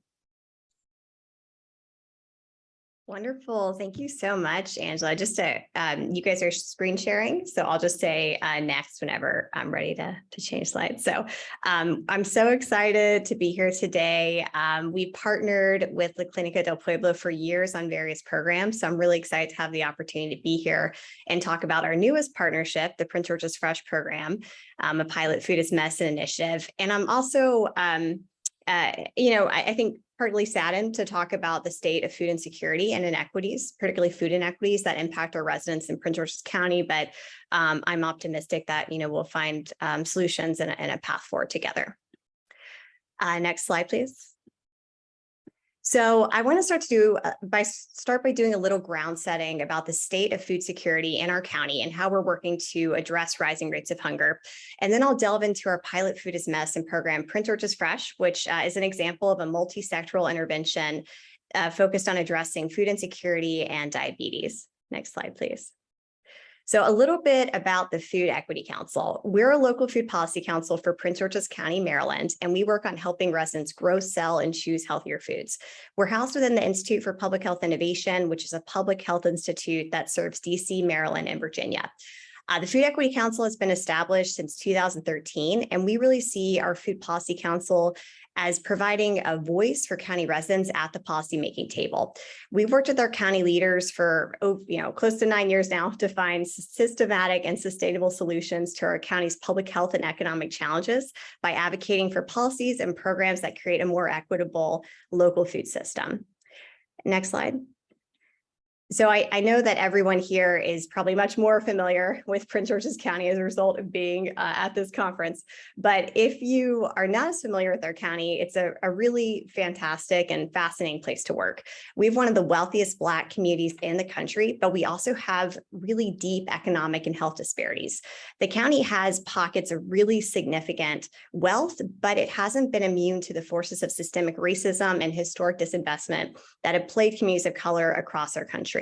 Areas like our southern part of the county and our inner beltway, the area of the county within the Capital Beltway, where the clinic is located and kind of the northern part, have been historically excluded from key resources, and they lack food retailer sites like farmers markets and grocery stores so that residents can access healthier foods. We even know that the wealthiest parts of our county, areas like Bowie, have limited access to healthy prepared foods when you look at neighboring jurisdictions as a comparison. We continue to see fast food restaurants locate at really high rates inside these communities. And this is important because we know from research that whenever you have a glut of unhealthy food outlets in a community, that's correlated with elevated rates of obesity and other diet-related chronic conditions. Next slide. So we've also seen high rates of poverty, food insecurity, and housing insecurity compared to neighboring jurisdictions in our county. And I know we've talked about the pandemic already today, but I can't avoid talking about it again, that the pandemic was especially devastating for Prince George's County. And food insecurity in our county really skyrocketed, especially amongst vulnerable populations. We had a report come out earlier this week from our region's food bank, the Capillary Food Bank, and it estimated that 48% of Prince Georgians, almost 1 in 2 people in the county, were impacted by food insecurity over the past year. So an absolutely staggering number. Next slide. And we know that the pandemic hit our Hispanic and Latino communities in the county especially hard. The data in this slide, it's kind of small and hard to read, but it's from 2020. And you might be able to see here that from the demographic breakdown, the folks who were impacted by food insecurity before and after the pandemic changed a lot demographically. So we saw the rate of food insecurity amongst our Spanish-speaking residents more than double to 27.7% in 2020. And we know from that survey I mentioned from Capillary Food Bank that just came out that across the DC metro region, more Hispanic residents were impacted by food insecurity in 2021. So across our region, 55%, so more than half of our Hispanic residents said at some point over the last year, they were food insecure. And for families that have children in their household, this percentage jumps even higher. We know that food insecurity is so connected to job and housing security, and increases like this have major implications for the health of our communities. Next slide. So as has been said by so many others, and I'll just add my voice to the chorus, COVID-19 and the pandemic really exacerbated existing social, health, and economic inequities within our county. We have higher than state average rates of obesity, hypertension, and diabetes. This predated the pandemic, and this made our residents really vulnerable to severe COVID-19 infections and complications. And sadly, county residents experienced the highest rate of death in Maryland from complications related to COVID-19. And the zip code in our northern inner beltway, where we have kind of our highest concentration of Latino immigrant communities, experienced the highest infection rate in the state of Maryland. And these are 2019 numbers here. So unfortunately, we don't have more recent data. But all this to say, that the pandemic caused nothing less than a crisis in our communities. And we are not to the place where we can say that we're headed towards a recovery. Many people are still living with the social and economic impacts of the pandemic. Next slide, please. So while our organization historically focused on policy and advocacy, the pandemic really was an impetus to pivot our work to take on a wider food systems and food security lens and address both the immediate needs of food insecurity that we saw in our county, but also the structural determinants of health that were exacerbated in the county by the pandemic over the past few years. So the Food as Medicine program that I'm going to talk about in more detail is just one of our new initiatives, and it intersects with other connection points in our work that are focused on coordinating food assistance and increasing healthy food access for residents. So a few examples of that work: we coordinate a network of food pantries and other food assistance providers from across our county. We hold monthly calls for them, kind of monthly convenings. We provide technical assistance, anything they need, really, everything from helping them evaluate their impact and apply for grants to siting cold storage trailers at different locations in the county to make sure that people had a cold storage space to store healthy food for their distributions, and just about everything in between. We've also launched a food rescue program during the pandemic to make sure that good to eat food gets to folks who want and need it instead of getting thrown away. And we've worked on longer term efforts that we're hoping will lead to a more equitable recovery, like leading the development of a county council food security task force and creating a report of 11 recommendations to advance both short and long-term food security and food system resilience for our county. Now, of course, we're piloting this Food as Medicine program that I'll talk about. Next slide, please. So Prince George's Fresh is a collaborative initiative, and it wouldn't be possible without each of our partners and funders. You can see our kind of core partners on the top of this slide here, and those include our county's Healthcare Action Coalition and Giant Food, which is our food retail partner, our home nonprofit Institute for Public Health Innovation, and I'll also say the members of our Food Policy Council, the Food Equity Council, are extremely involved in implementation of this program. And on the bottom of the slide, you can see our funders, and I think this kind of reflects the main discussions we've had about braided funding and how that's critical for programs that address health holistically. Next slide.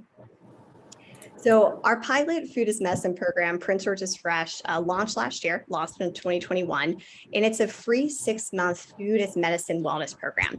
Participants are screened for food insecurity at participating clinics, and if they meet the qualifications of our program, they receive $20 a week to spend on fresh and frozen fruits and vegetables at Giant, which is a grocery store here in the Mid-Atlantic.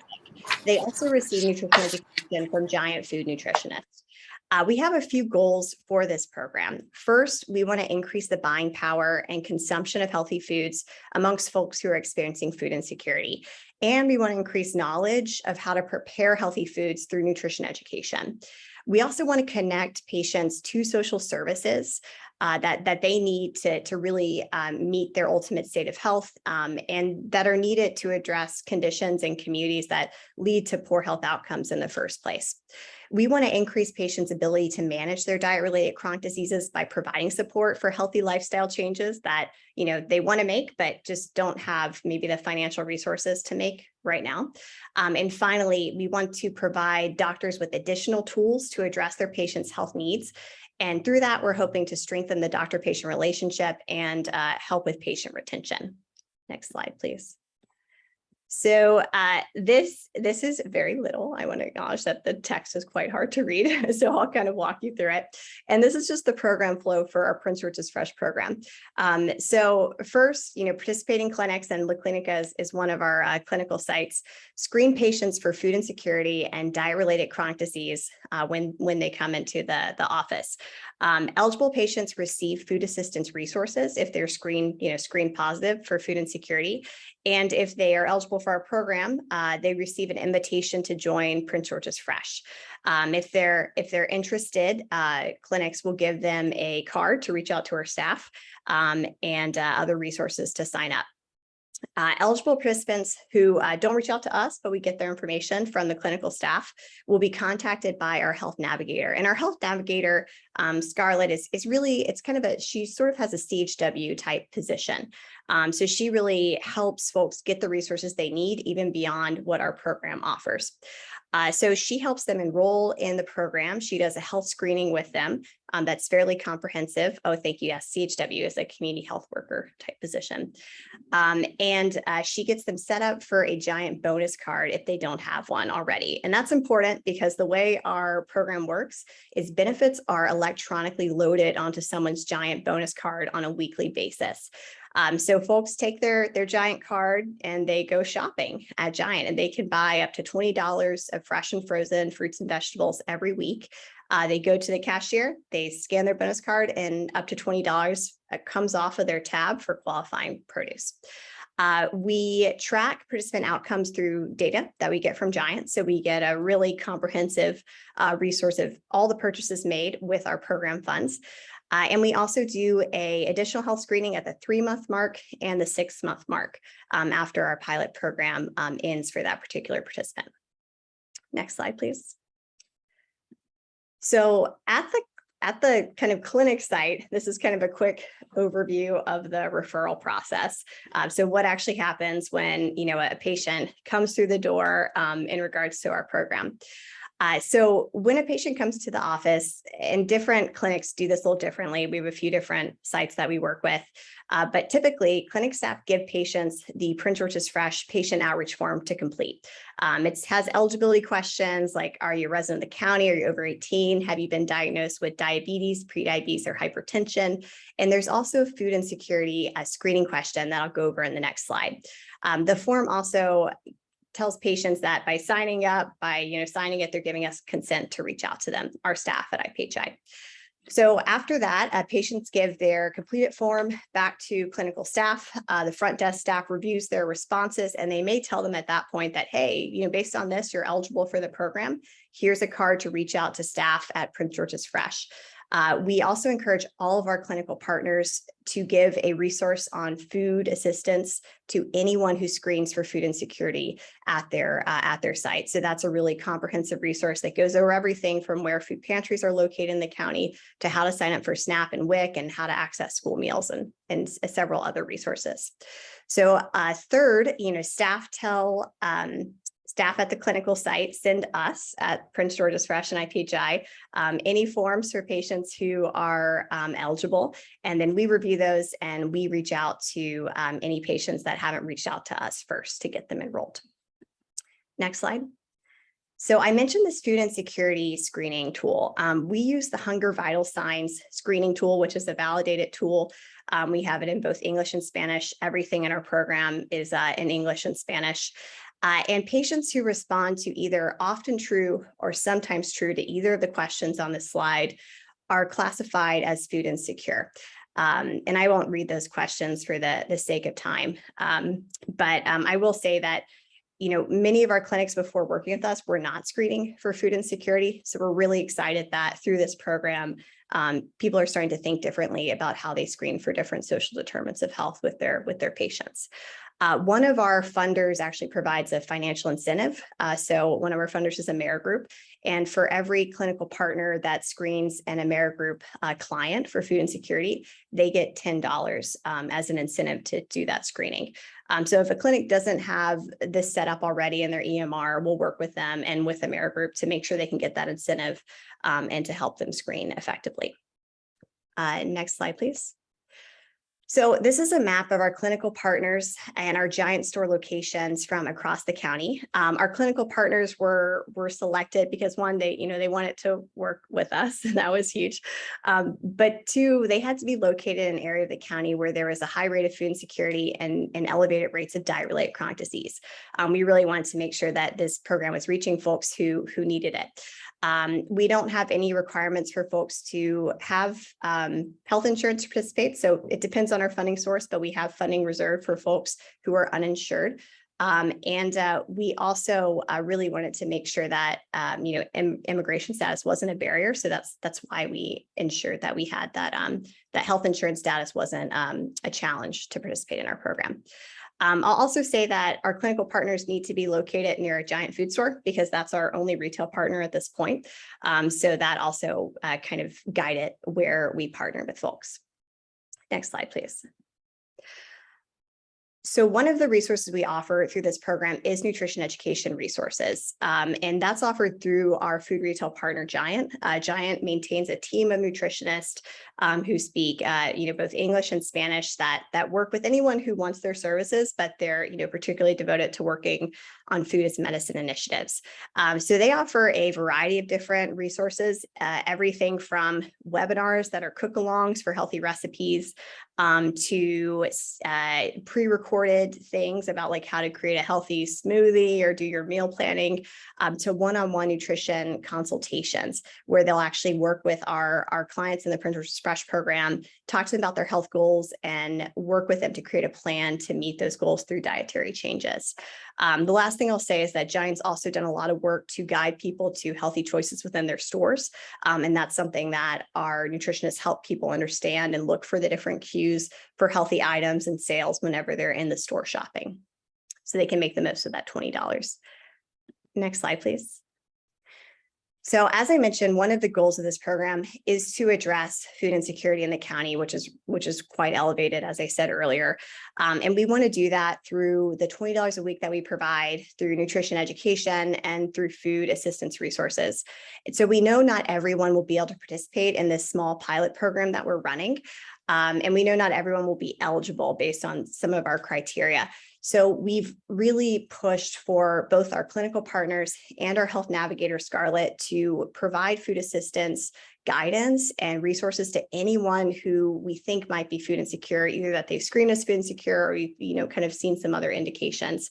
So this resource that we have a picture of on the page here is both a map that is comprehensive, list all the food assistance sites in our county, as well as this worksheet I mentioned earlier that tells folks, beyond just a food pantry, where can you go for school meals? How can you sign up for SNAP? How can you sign up for WIC?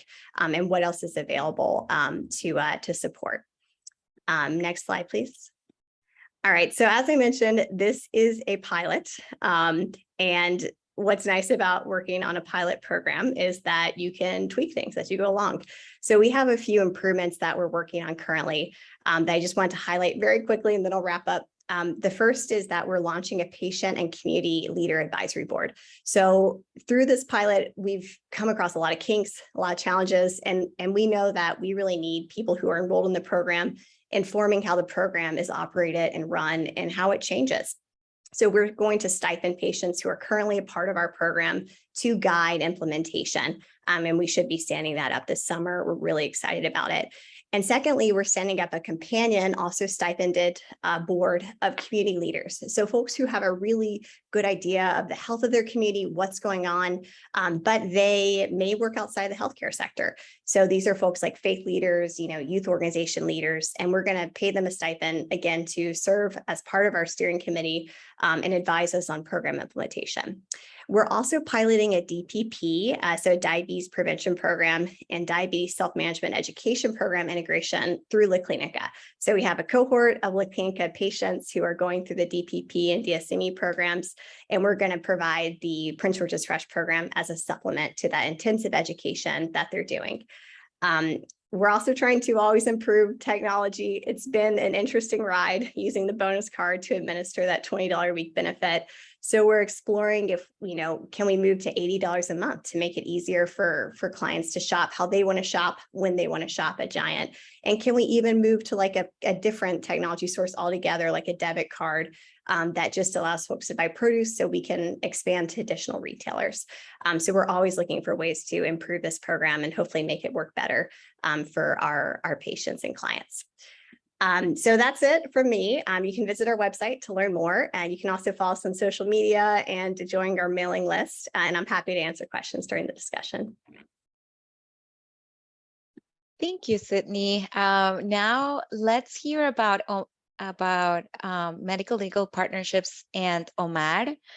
The mic is yours. Excellent. Sydney, that was an excellent presentation, fantastic, and look forward to the discussion, the rich discussion about this great program that you have embarked on. The title of today's presentation, my presentation, is Medical Legal Partnership, an Integrated Care Model to Address Disparities and Inequities Among Underserved and Marginalized Population. Here's the agenda for today. I know I have 15 minutes. I'm going to I promise I'm going to get you through in 15 minutes. First, I'm going to start with an overview of medical legal partnership. What are medical legal partnerships? Followed by an overview of a current study that we're embarking on here in Philadelphia, a medical legal partnership to address disparities in the HIV care continuum among those living with HIV, and then wrap it up with discussion and future direction.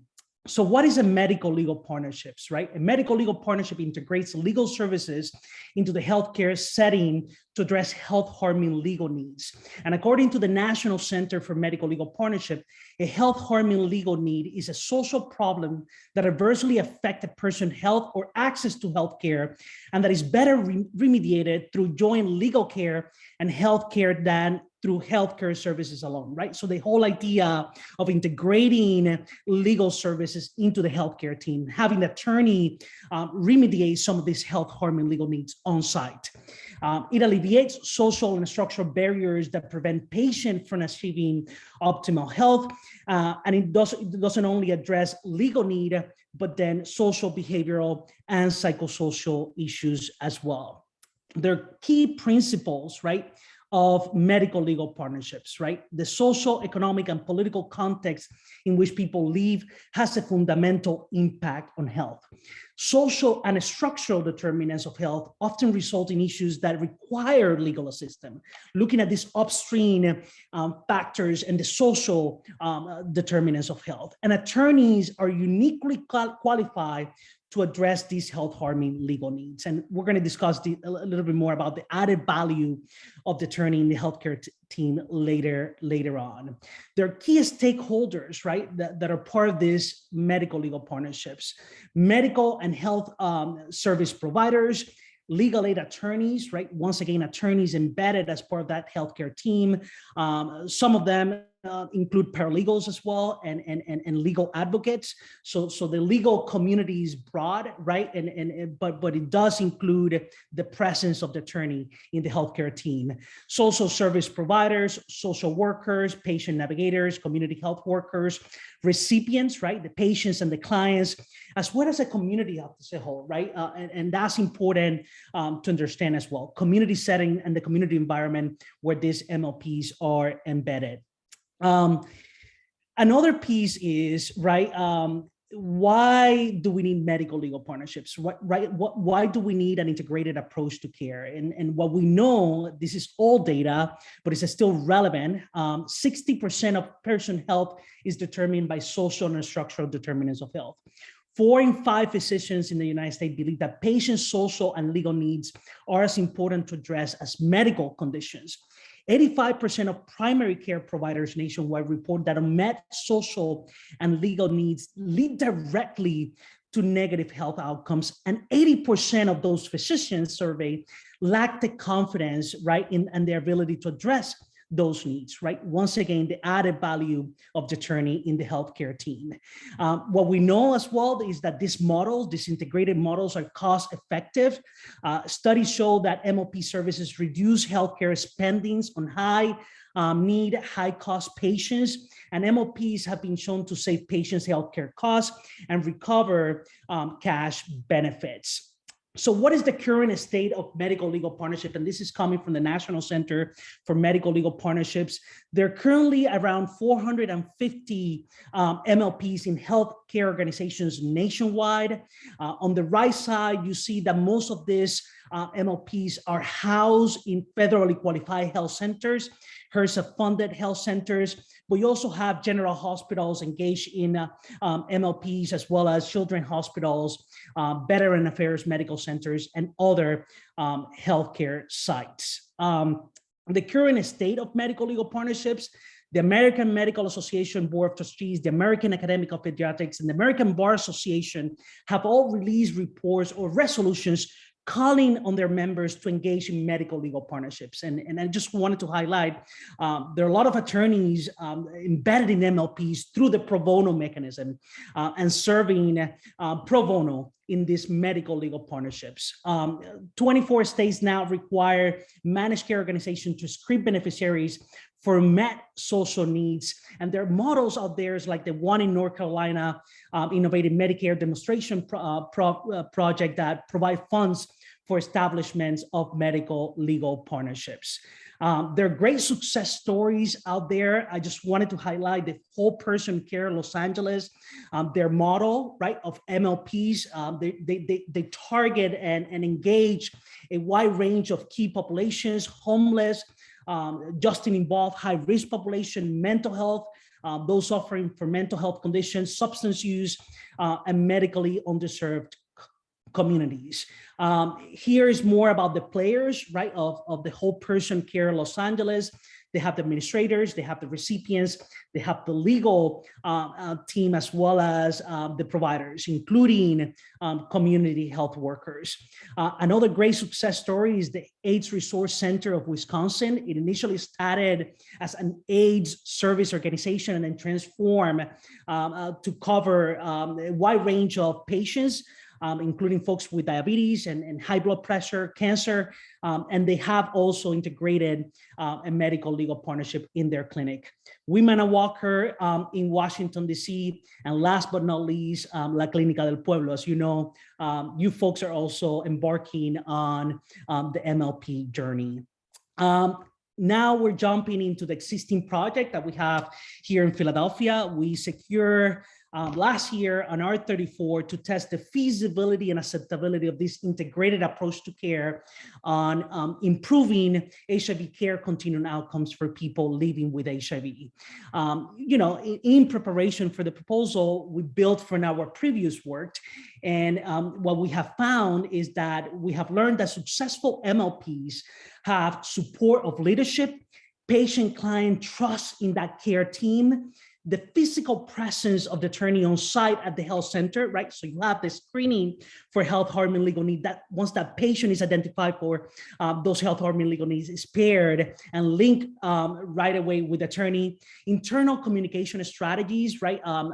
Between the attorney and the healthcare teams, right? Confidentiality agreements and how to provide and facilitate that communication between these different players within MLPs, diversity, competency, and compassion among the care team, and reliable funding stream. As we know, we're all struggling, right, for sustainability and to maintain these care models.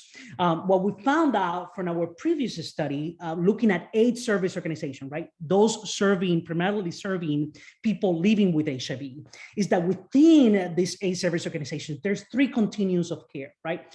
There's the social service continuum of care, where you screen for social needs and address those social needs, including food insecurity. But there's also the legal continuum of care, right? Where you have screening, where you have preventive legal aid happening through the course of the MLP, right? Know Your Right workshops, as well as having that attorney on site to remediate those health harming legal needs. And then, of course, you have the HIV care continuum that we're all familiar with.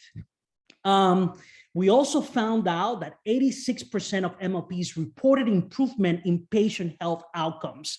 64% reported improvement in patient compliance with medical treatment, and the availability and accessibility of ancillary legal and social service support on site at the health center improved health outcomes for people living with HIV. Once again, one critical component that we found from this preliminary work is that the presence of the attorney on site matters when you look at patient health outcomes, right?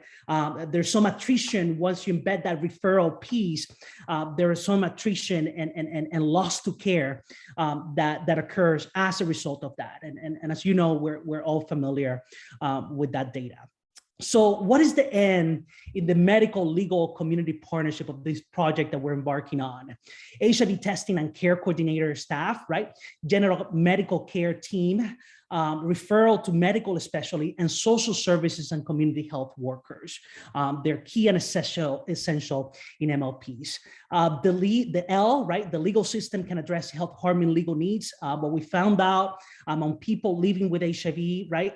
Access to healthcare, health insurance, public benefits, homelessness, and housing insecurity, employment discrimination, food and nutrition, transportation discrimination and stigma, employment discrimination for those living with HIV, family stability, social support networks, and immigration. So those are some of the health, harm, and legal needs impacting people living with HIV. The C, the community is essential, right? Engagement of community leaders in the planning, development, launching, and ongoing quality assessment and improvement of medical legal partnership is essential.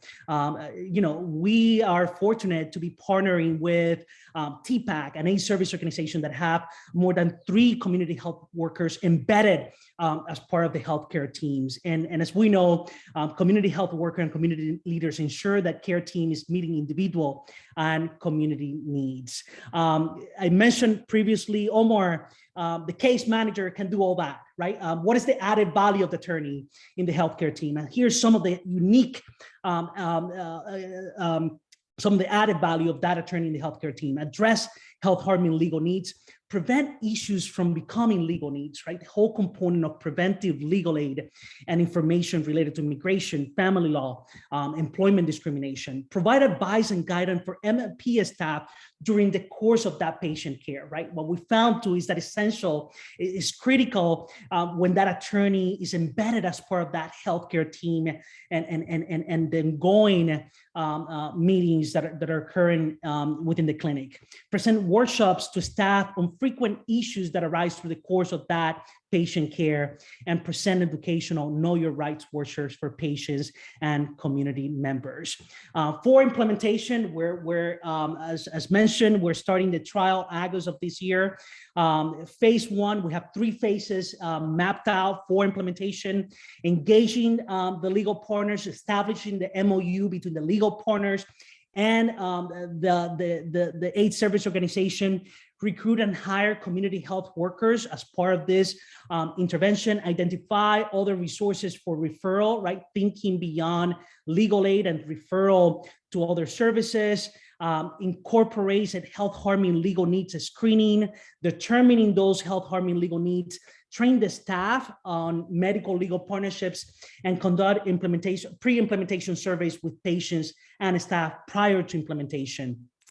Phase 2 is actual implementation, which we're starting in August of this year. We have developed a screening for health, harm, and legal needs. I'm going to provide a brief overview of that later on. Refer patients with health to the attorney on site to address those health, harm, and legal needs. Maintain communication protocols to maintain communication among all the players involved in the MLP, support the healthcare staff throughout the process of implementation of MLP, provide regular workshops to expand knowledge of issues that arise through the course of their work. And evaluation, Evaluation is essential. Sydney clearly outlined that for impact and to measure the impact. We have developed pre and post implementation surveys and assessment for both the staff and the patients embedded in the healthcare in the clinic. We are ready to make adjustments to the medical legal partnership, knowing that once you roll it out, there's going to be needs for adjustments on that, and ensuring that we're capturing the right outcomes. For this proposal is viral suppression, so we want to ensure that we have the correct measures and assessment to capture the outcome. I just wanted to highlight some of these key screenings for health, harm, and legal needs that are out there. The National Center for Medical Legal Partnership followed the iHelp model. You're familiar with it. Make sure that we capture the income, housing and utilities, education and employment, legal status, and personal and family status. Here's the screening instrument from the National Center for Medical Legal Partnership. It can be accessed online. It's constantly going through changes. I believe that the last one was updated a few months ago. So these folks are really keeping up with the latest in terms of the science of capturing health, harm, and legal needs. I also wanted to highlight the Coast to Coast Legal Aid, Southern Philadelphia, Florida, screening for health, harm, and legal need.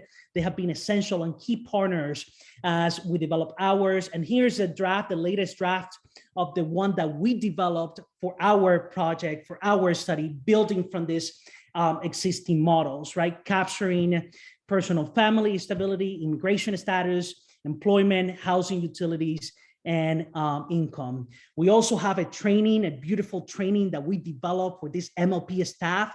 On the right side, you have the sessions, right? Of this training, public interest law. What is public interest law? What is the HIV care continuum? Prerequisites, right, for successful medical legal partnership. Here is the model once again on implementation factors that should be considered for that training. And once again, we're ready to roll it out in August of this year. Discussion points, I do think that we must focus on intersectional structures, the upstream factors that continue to drive disparities among vulnerable populations, social, systematically and structurally excluded population, housing instability, structural racism and discrimination, immigration status, and these other upstream factors. We need to be thinking about targeted and strategic RFPs, that responds to current public health crisis. RSPs that address 2 or more chronic conditions, right?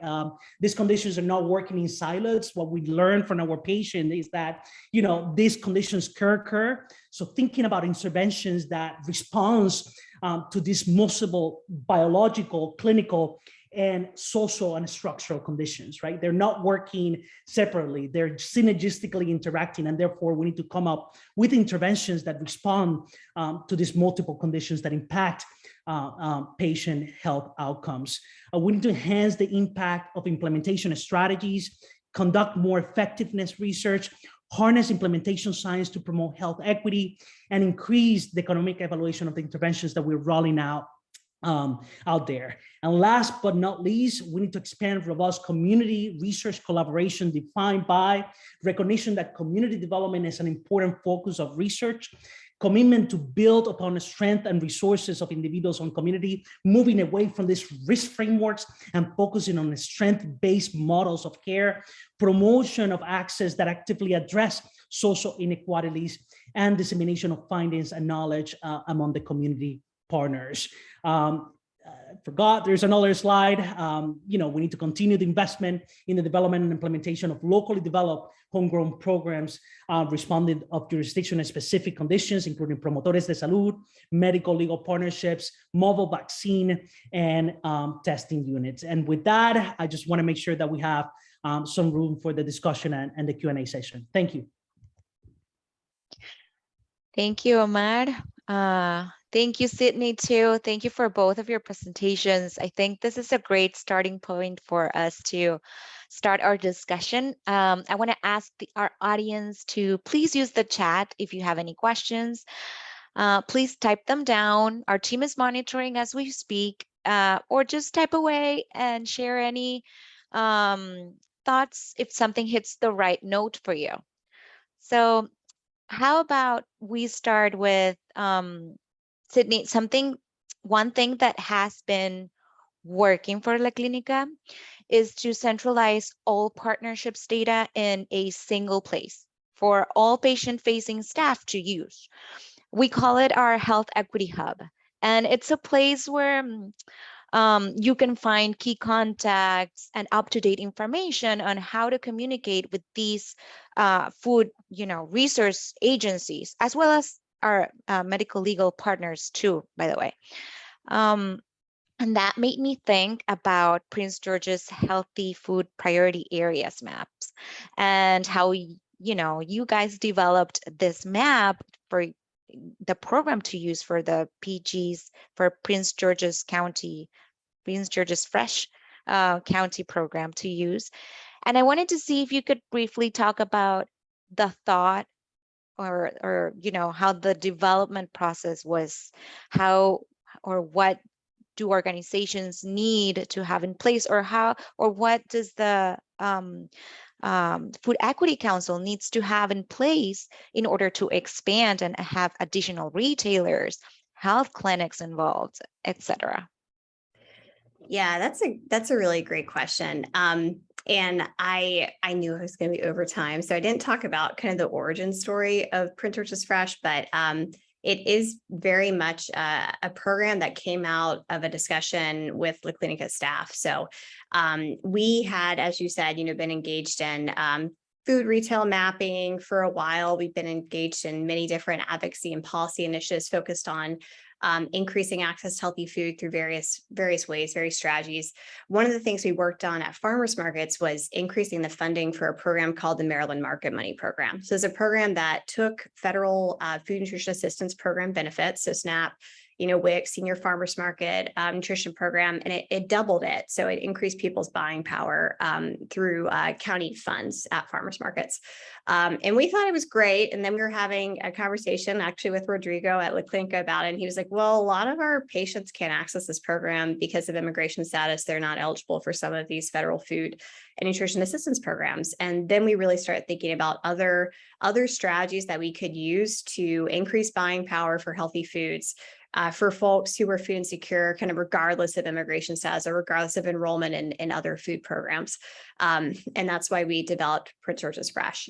So I think, as far as what needs to be in place, or for other organizations that want to develop maybe a similar food as medicine program or a multi-sectoral initiative, we kind of approached this with a collective impact frame. So the Prince George's Fresh program is something we've thought about for years. We worked with stakeholders at our health departments, local health improvement coalition to integrate this idea into our community health improvement plan for the county. So it's in our CHIP for the county. And that was a way that we could engage a lot of different partners. So through that, collaborative effort with our Healthcare Action Coalition, we were able to engage hospital systems, health insurers, federally qualified health clinics, like La Clínica, our food assistance providers that we already had networked. So really I think the strength of our network was how we were able to build a program in the first place and how we were able to stand it up and fund it. Of course, we had Giant as a partner. It was absolutely critical to have a food retail partner. We felt that we really wanted choice integrated into this program and this model, and we really wanted dignity integrated into the model. We didn't want people to just kind of get a bag of food that maybe they could use, maybe they couldn't, maybe it worked with their cultural foodways, maybe it didn't. We wanted them to be able to go somewhere and choose what they wanted for their family that was healthy, but also fit into how they wanted to eat. So yeah, none of that could have happened without kind of an intersectoral approach and without a robust network of partners. And what do we need to expand? We need more funding, to be honest. And we'd be great if we could have this covered as a standard process for and reimbursed for by Medicaid for food and nutrition kind of incentive programs. And it would be really great if we had expanded kind of universal access to health insurance in the county, regardless of immigration status, which is a huge barrier for a lot of our programs that are focused on improving health. It's excellent. And it reminds me, Angela, your question about, how do you identify these key priority areas for whatever health conditions, whether it's diabetes, cancer, substance use, mental health. And I think I align 4 critical steps here, right? We need to be, this identification of areas must be informed by epidemiological data, right? And the gaps are that usually this epidemiological data is quantitative. And one of the gaps is that we fail to incorporate qualitative data to inform the selection of these pocket spots and select jurisdictions. The perfect example of it, I live here in Kensington, the Villa Rica neighborhood in El Barrio, right? And it's by blocks, right? 2 blocks from here, right? It's a different dynamic than 3 blocks down, right? And that's the richness of the qualitative data that the quant will not tell you, right? And that's you found out through ethnographic research, qualitative in-depth interviews with community members by block. Second piece is engaging that community at large, the local jurisdictions. Community forums are a great way to identify these priority areas and jurisdictions. Mapping of resources, right? We usually fail to look at that, right? And building from that strengths-based model. The bodega in the corner can serve as a great resource, right? In that community intervention, right? And we usually think about the big players and tend to forget other players, right, that are critical to program implementation in these key jurisdictions. And last but not least, thinking about evaluation. And I think Sydney covered that very well, and thinking about how do we evaluate these programs in these selected jurisdictions. And I think that that's where implementation science come in. I couldn't talk a little in depth about that. There's the RE-AIM framework. There's the CIFR framework that could help inform the evaluation of these programs and interventions. And I'm happy to share more of that via email about RE-AIM, CIFR, health equity framework that guides the evaluation of these programs and intervention from a science standpoint and implementation standpoint. Oh my God, I want to stress out the thoughts or words about just having dignity, our clients' dignity, and their or tailoring to and hearing their stories, and like taking the effort to really, as Omar said, not just quantify numbers, but just like to really understand and analyze the qualitative data that we are hearing from our partners and also from our community. That's so important. And Omar mentioned evaluation, and I want to follow up because I believe that you guys both did an amazing job at touching base on evaluation of our programs. But I also wanted to see what were your thoughts, or what role do either of you think that partnership evaluation play within this intersectoral perspective? So beyond evaluating the program, what about evaluating the partnership? And I'll leave it open for both or either. Do you want to tackle it first, Omar, or I can give it a shot? You kind of start. I'm looking up for resources, and then I will jump in. Wonderful. Okay, great. Yeah, so it's a great time for me to answer this question.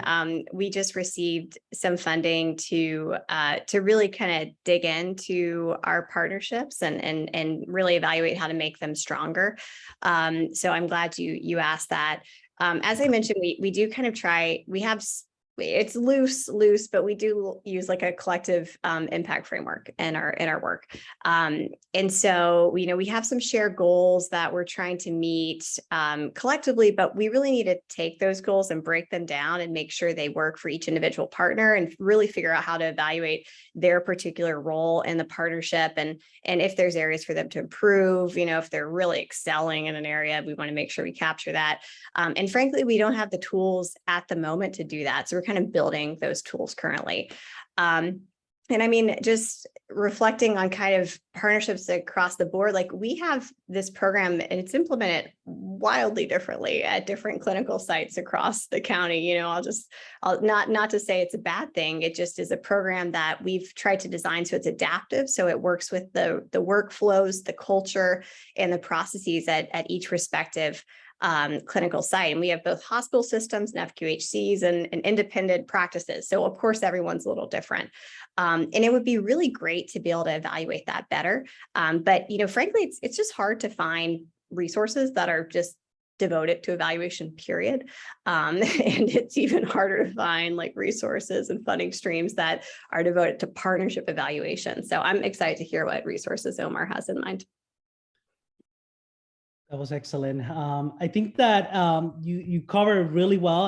I was looking at PDFs and templates and examples that, from previous grants.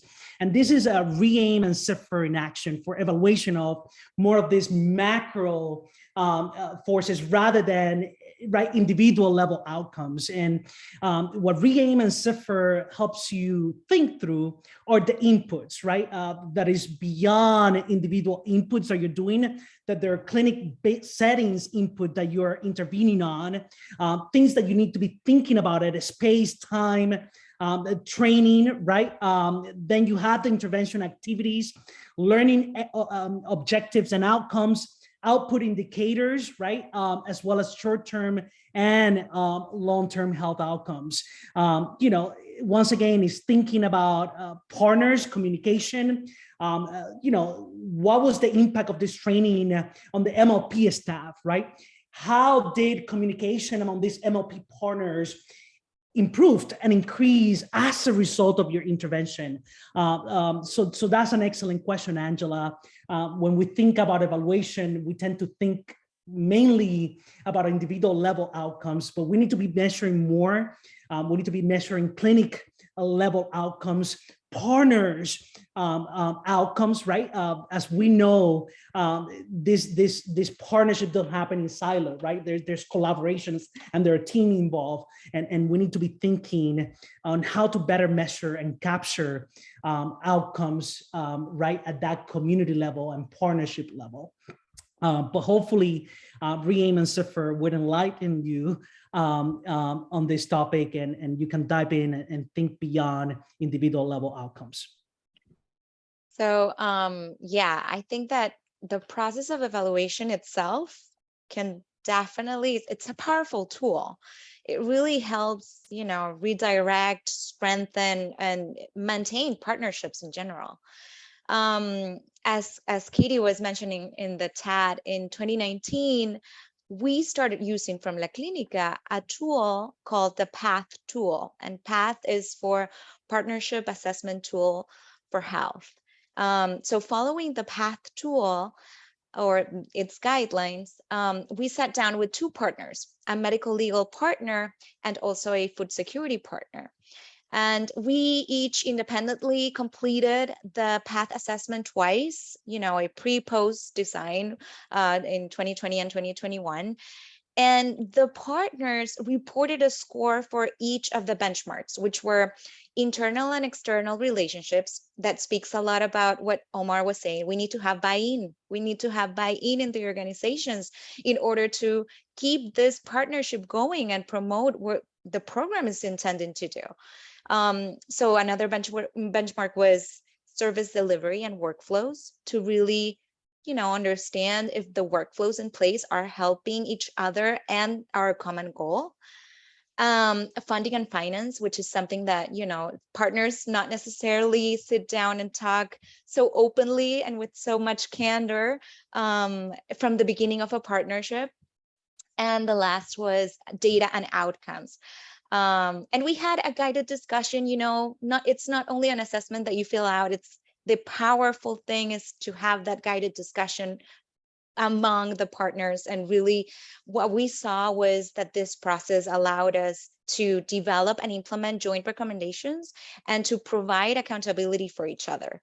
So to the audience, I invite you all to go to the booth under La Clínica. There's a report there if you are interested about this tool and about this methodology and to learn more about evaluation for partnerships over there. Excellent question on the chat, and I'm going to be brief because we have 4 minutes and I want to get another question. But that's an excellent question. What are the benefits, right? So the first one, right?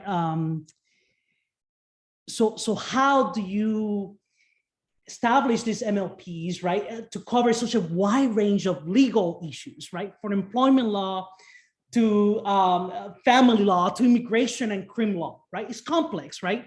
And usually you have a specialized attorneys focusing on these different selected areas. How does it work, and how I have seen it work very well? So you have what is called legal generalists, right? And what is an attorney that has been trained to cover all these different areas of the law. For example, the Philadelphia Disability Clinic here in Philadelphia, all of their 7 attorneys are legal generalists, right? They're equipped to cover all these different areas of law. So successful MLPs tend to hire legal generalists, right? Another thing that I've seen work really well is that MLPs partners with law school clinics, right, for sustainability purpose, right? So they establish these MOUs with law school clinics, they bring in the students for their internship, and then you have a faculty guiding that clinics. The drawbacks of that model is that, fall and springs, you're gone, and the students are gone, right? So these models usually work during the summer when the students are conducting their summer internships. And also, partnering with legal aid organizations already working with these vulnerable populations. Regarding funding, the funding question, I think we're struggling here to answer that. We need more funding to support these structural interventions, right? The Medicaid expansion models, the one in North Carolina, they're collecting data to measure the impact of the attorney on healthcare outcomes, right? And that is promising regarding the sustainability of that, and perhaps the expansion of Medicaid to cover for legal aid. And that's a model that is currently happening in North Carolina. And private funders, I think that Robert Wood Johnson Foundation has previously been interested in funding some of these projects on medical legal partnership. I believe they have funded that previously, and reaching out to foundations and corporate partners for the sustainability of MLPs, including large law firms that they a lot of their attorneys will do pro bono work. Excellent questions. As we wrap up this session before entering our ideas in action session, can I just ask you both very, very briefly? So, since we're trying to impact policy, we know that change might not happen overnight, but it's still worth trying. On this note, what do you think you could say, or what's your advice for teams and coalitions not to get discouraged?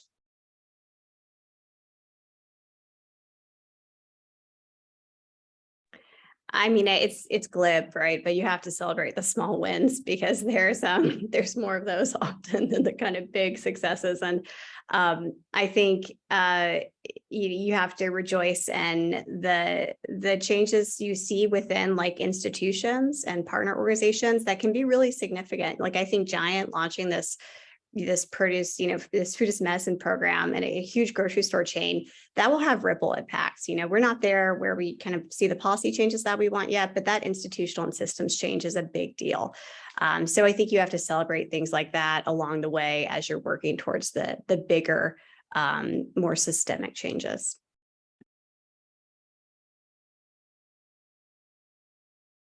Any thoughts, Omar?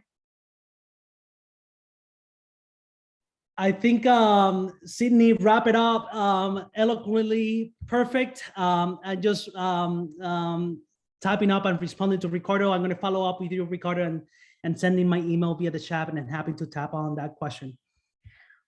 All right. Well, thank you so much, both of you, and to our audience who was really engaging throughout the whole panel. Please don't log out. Stay right here. We have something else coming up. We have our final ideas in action, who will be facilitated by Lina and partners from Innova Hub. So Lina, please go ahead whenever you want. And thank you all for participating. Thank you. Thank you, Angela. Welcome. Bienvenidos. My name is Lina Guerrero. I work as a community partnership specialist in the Health Equity Department of La Clínica del Pueblo. So please don't forget that we have interpretation, so you can click on the globe icon to switch between languages. La opción de interpretación simultánea está disponible en el icono del mundo. Por favor, seleccione el mismo para cambiar entre idiomas.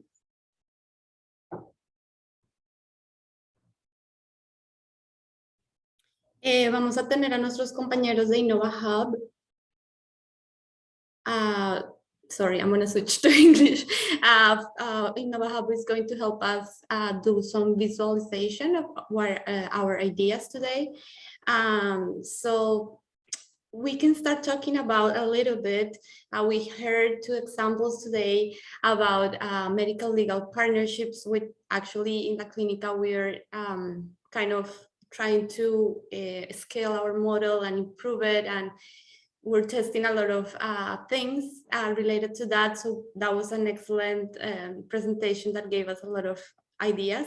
And also we heard about Sydney from her pilot program with La Clínica too. So these are really great examples on how to treat a condition such as diabetes, and it can be applied to any other condition or illness. We can start talking a little bit if you can think of any other type of partnerships that you have worked on, and other examples in maybe other sectors.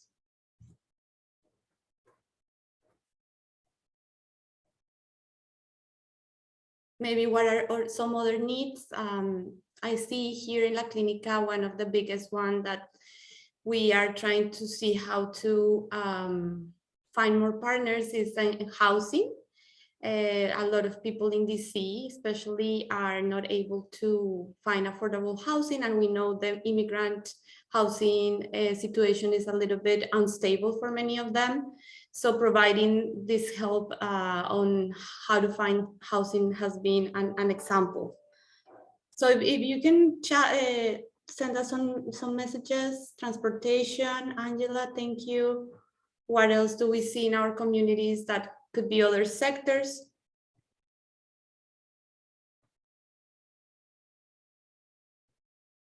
Economic instability, investing program evaluation partnerships with universities, which Omar has an excellent point and to show us how the academic institutions are very important to evaluate and show results and see throughout other states and other examples how models work and what we need to work on to make it more scalable. So partnerships with public health departments and public health agencies. And if anyone wants to open the mic, I invite you to also talk. And let's now dream. Our first question is, if you had all the resources today, a magic wand to kind of get an exceptional intersectoral partnership, what is something that we could start doing today to improve? Because we heard so many times during this day the importance of intersectoral partnerships, because we know we are not, the health sector can't work on every single problem. So what can you think now that we can start doing, and if we could have all the resources and the funding? Katie, Lina. would you like to read your comment? Yeah, hi Lina, can you hear me okay? Yes. Yeah, I think, when possible, strategic partnership with payers or with health plans, like Medicaid, managed care organizations. This isn't always sort of simple to build at the beginning of developing a new care model, but in Bridging the Gap, we have seen some examples of this. So, the payer is involved or aware from the very beginning of a new care model, how it's working, the population the model intends to reach.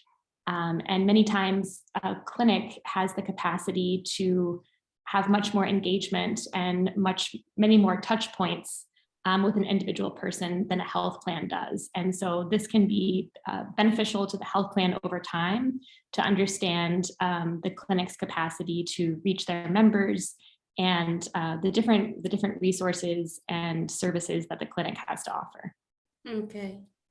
Well, that's something very interesting that we can start thinking about, how to do partnership with payers to explain better these touch points.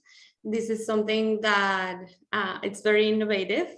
I was thinking about, since I refer patients to legal services now, I would love to have like an Uber of lawyers that I could log on and see who is available to take care of an issue. Because as Omar was explaining, there's so many things that in the legal spectrum that we see, divorce, but then it's like we work with survivors of domestic violence, we work with HIV patients, immigration is something that it's a very big obstacle for our patients. So I was thinking that would be something that I would like to have as a person that is in charge of referring, like how a model that allows me to refer quickly to patients. I don't know if anyone has another idea. If we had all these resources, maybe what can we do?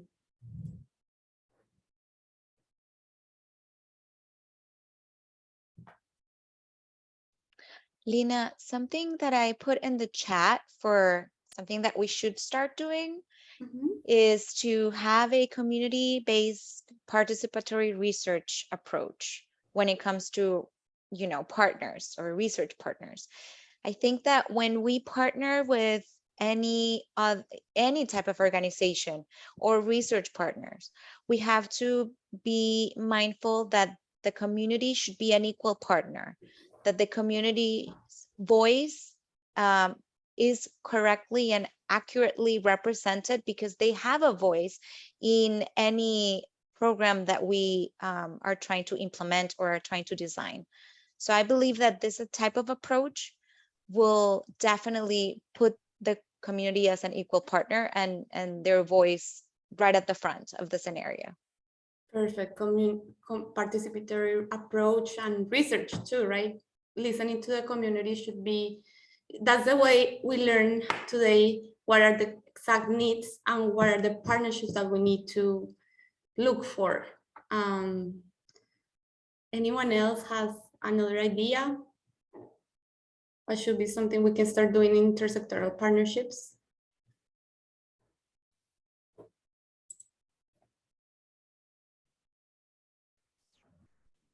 Lina, I would be great. I think we talk about funding, right? I think it would be great that this part of the work that is building coalition, meeting with partners, evaluating the quality of the partnership should be part of the financing of all this, right? When we think about intersectoral partnership, I wish we had that not as a extra, but would be very valued there, right? We know many times for us on the healthcare system to participate in coalitions, to go to meetings, to be part of us, it's so hard because it's hard to have that FTE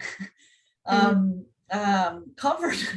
So the importance of the dialogue with our partners, right? The importance of our partners and us together do evaluation and also do community assessment, right? The needs on the community. I keep dreaming that maybe one day we're going to have this part of the work considered like bread and butter. That without that would be hard for us to stop with that system where we refer clients to service and the client come back to us, right? We refer clients and they come back to us because we don't have a good communication among us. Unfortunately, many times those partnerships are just like exchange of MIUs when we're doing a proposal, but then later we don't have resource to maintain that. So just to think about that, I mean, I wish we would have, in terms of partnership, the understanding that doesn't happen unless you have investment on that too. And that many times organizations get burnout, especially not-for-profit, because we do that on top of everything. We don't have ways to have that separately. So people says, oh, on the not-for-profit, you guys work too much and you overwork. So we should really, we wish you will do less. But then it's the model, right? I mean, the model is considered many of the important part, nobody finance it. So money. We need I think money recognition, right? Valuing it, valuing those parts. Yeah, here Sydney is saying +1 to Suyana's comment. So much partnership and coalition building takes place off the clock.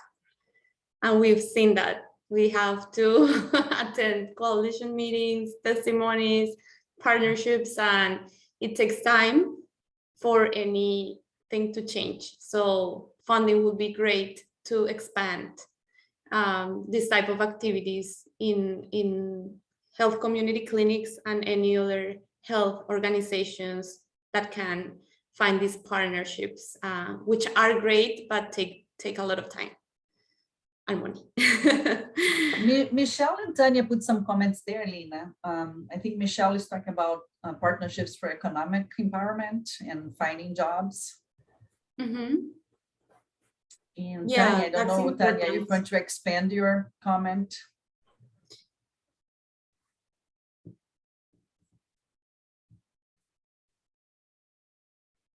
And he's talking about the strategic conversations. So Yeah. it's so important to go ahead, Tanya.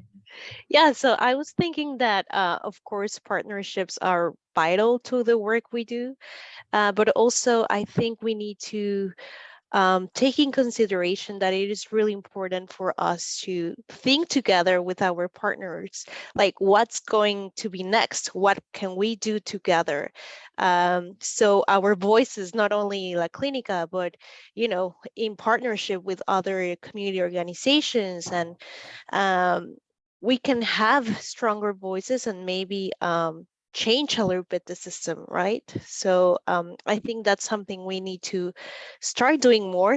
And as Suyana was saying, it's hard. It's a lot of work, but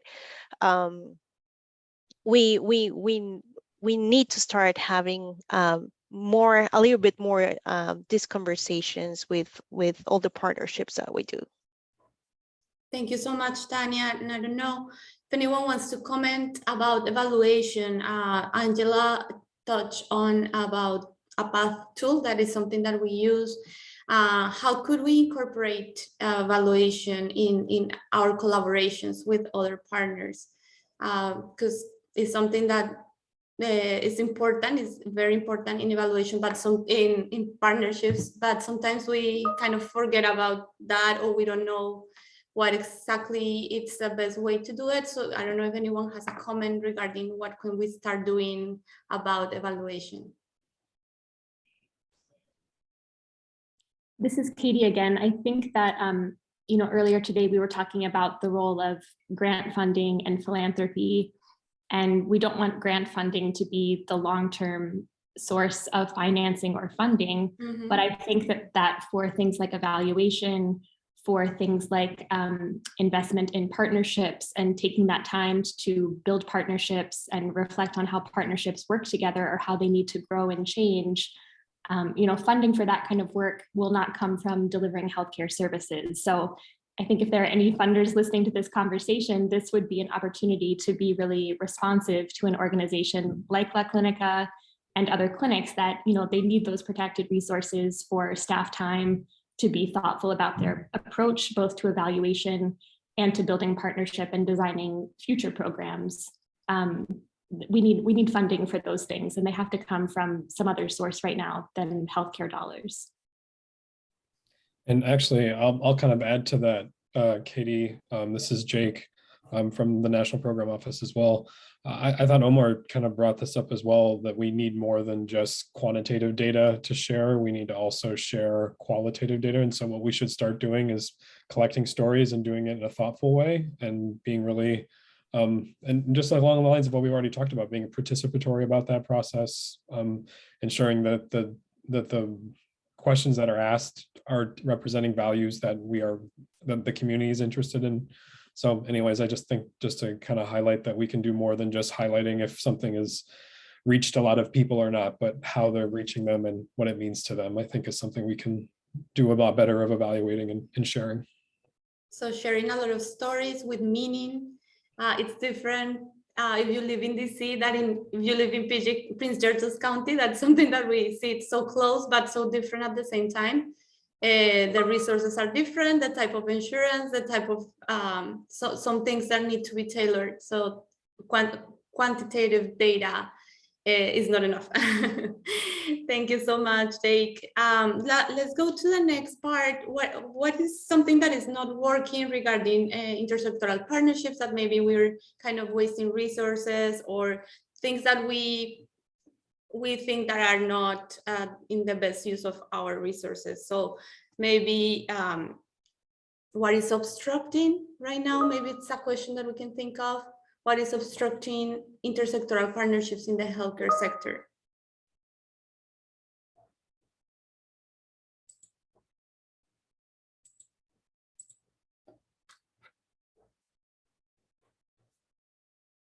Lena, I put in the chat not sharing data between partners. I think that that's not working. We've seen in La Clínica that there is a need to be completely transparent on data when it comes to program evaluation. You know, to really evaluate the program, we need to be able to share data among the both partners and not be unilateral. So I think that that's something that needs to happen when we are developing any type of program, just having those agreements in place. Sharing data, because we each organization has its own system and it's difficult to communicate among each other. Yeah, and sometimes workflows, you know, the data will tell us if the workflows that we have in place are really helping us or creating a barrier for what we're trying to do, right? In regards of referrals, etc., navigations, etc. Yeah, I think Omar is saying funding mechanisms that create competition among partners and fail to promote collaborations. I love that. And he just reinforced that, right? This is those fake partnerships that sometimes we do, just exchanging MIUs or grants that instead of include everyone on the funding, just make us to compete is a biggest barrier for partnerships. So we always afraid of partnering or sharing our ideas because then we can end up without. So promoting more collaboration versus competition would be great. So stop doing fake partnership, as Sujana is saying. Fake partnerships don't work. Something that I also see is the referral process. It would be great to have more standardized ways to refer patients. We do a lot of warm referrals, which are the ones that have worked for us very well. But each organization has their own system now. So stop maybe saying something that can obstruct is not finding the right ways to refer. We have to call each organization and ask, what is your mechanism? So that's something that if I could have something that enables us to refer in a faster way. Okay, I'm gonna read here. Isabel is saying improve transitions of care. I don't know if Isabel would like to expand on that comment.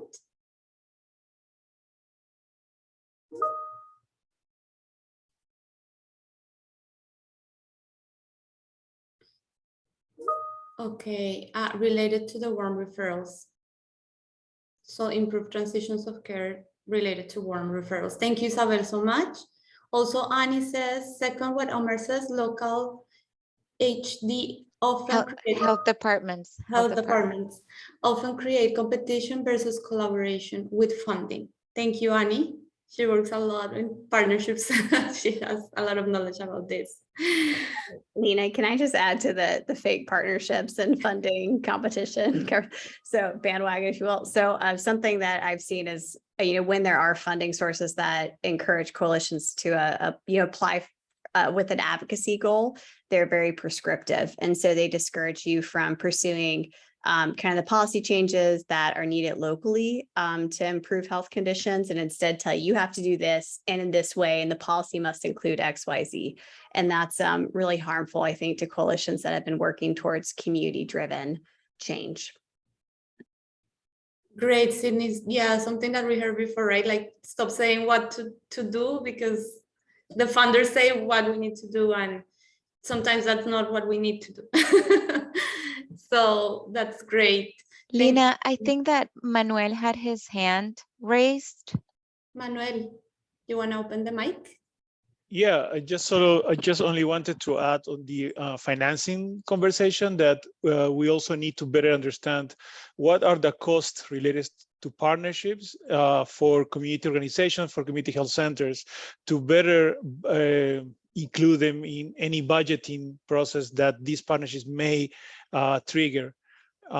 Because sometimes some partnerships end up having fewer costs for community organizations, which don't cover all the costs involved in those partnerships, right? As Suyana was saying, staff involvement, the time that gets for staff to get involved in these partnerships is beyond what many times is being allocated in those partnership budgets when there is funding involved.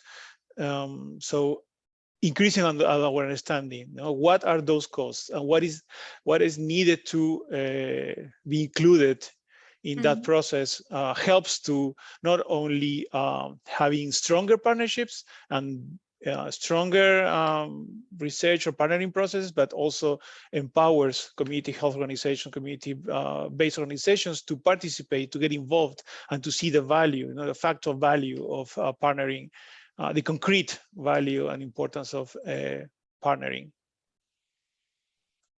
Thank you, Manuel. That's true. And Omar was saying, excellent point on assessing and measuring cost benefit. That's very hard for us to measure that cost benefit, and budgeting usually is not what we really end up doing all the time that it takes. So thank you, Manuel, for that. Well, we can continue for the next question. What are some elements that you have encountered that have enabled successful partnerships? So let's talk about lessons, wins that we have found doing intersectoral partnerships, and that we should continue on this path.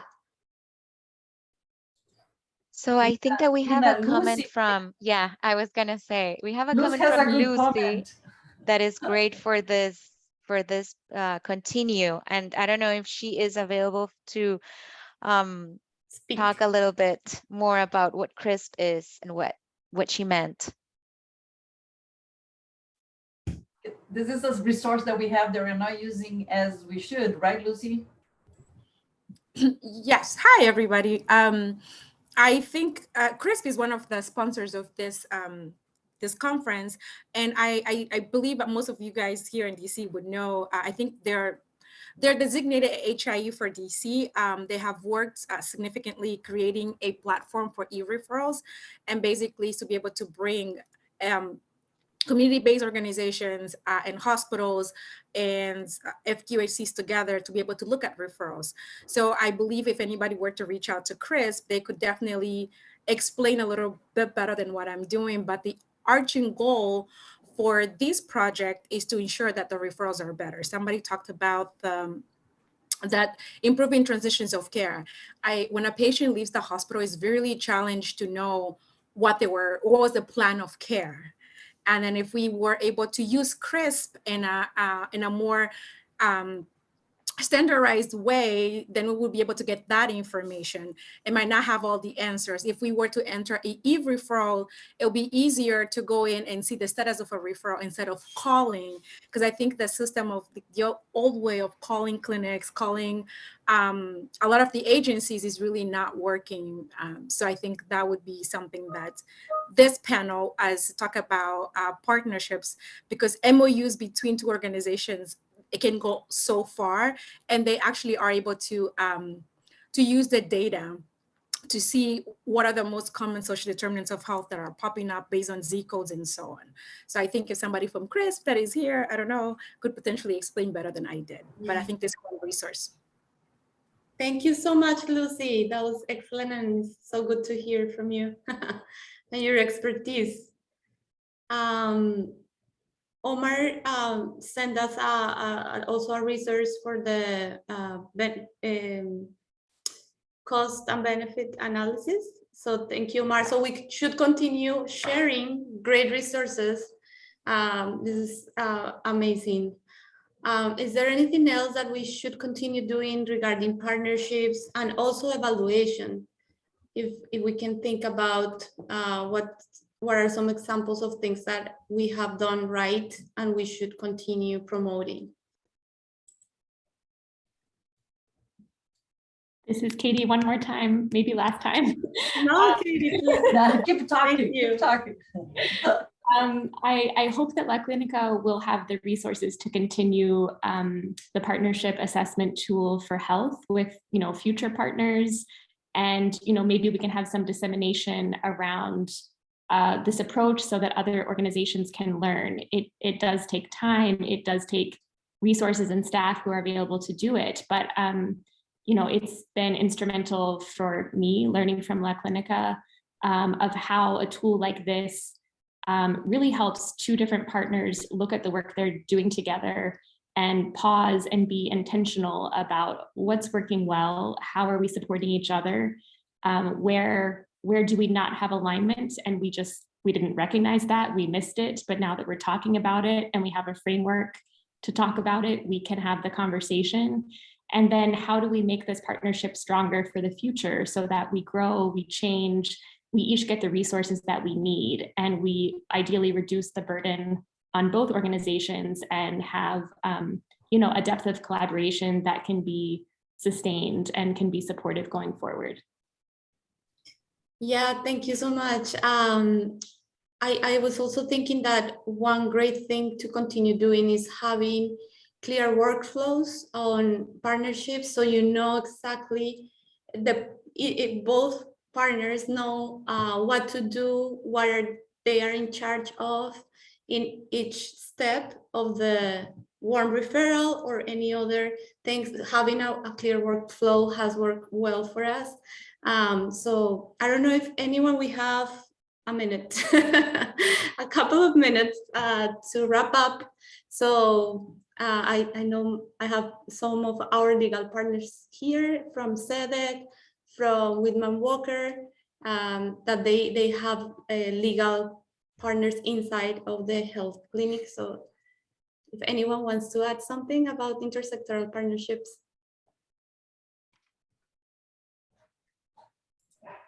So I'm not on the payroll at La Clínica, so I feel good about this statement. Something that I really mean it is the ongoing training and capacity building to the staff that you guys are doing.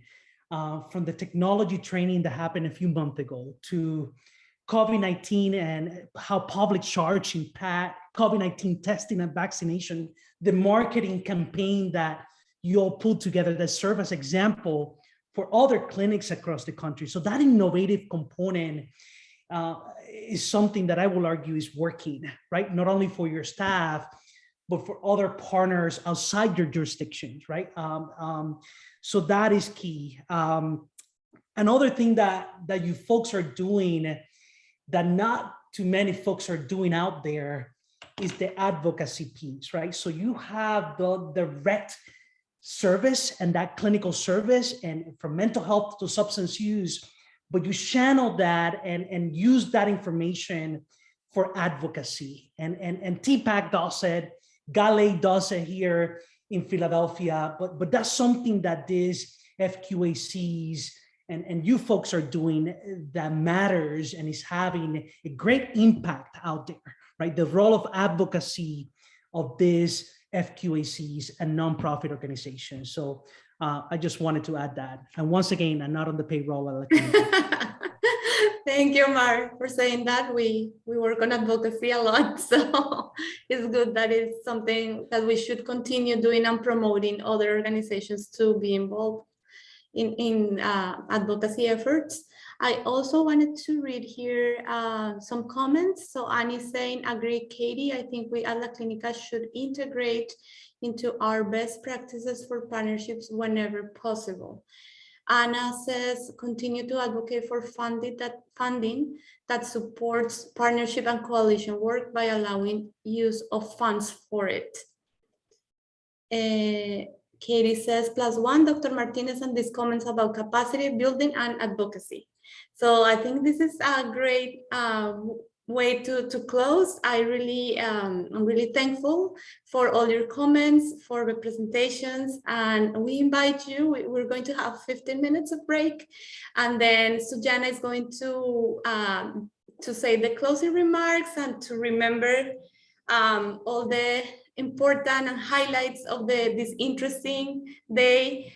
We thank you for being here, for taking time, for sharing your knowledge. This is something that we should continue doing. Thank you so much, and we'll see you in 15 minutes.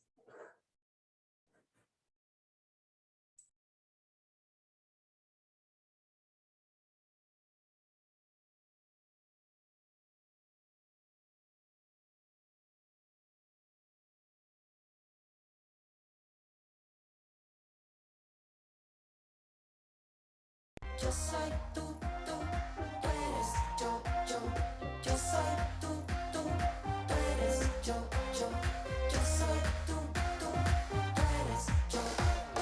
Síganme los buenos, los malos, los tibios, esto es de todos, únanse al baile, un nuevo mito en una sola voz, porque este tiempo nos pertenece. Síganme los feos, los bajitos, los de atrás, que todos juntos somos más fuertes, carnavaleando ateos y creyentes, que a todos nos importe qué le pasa a la otra gente. A los ojos nos miramos, un reflejo es lo que vemos, arrieros hemos, y en el camino nos encontremos. No soy solo yo, repartámoslo. Yo soy tú, tú eres yo, yo. No soy solo yo, repartámoslo. Yo soy tú, tú eres yo. A los ojos nos miramos, un reflejo es lo que vemos, arrieros hemos,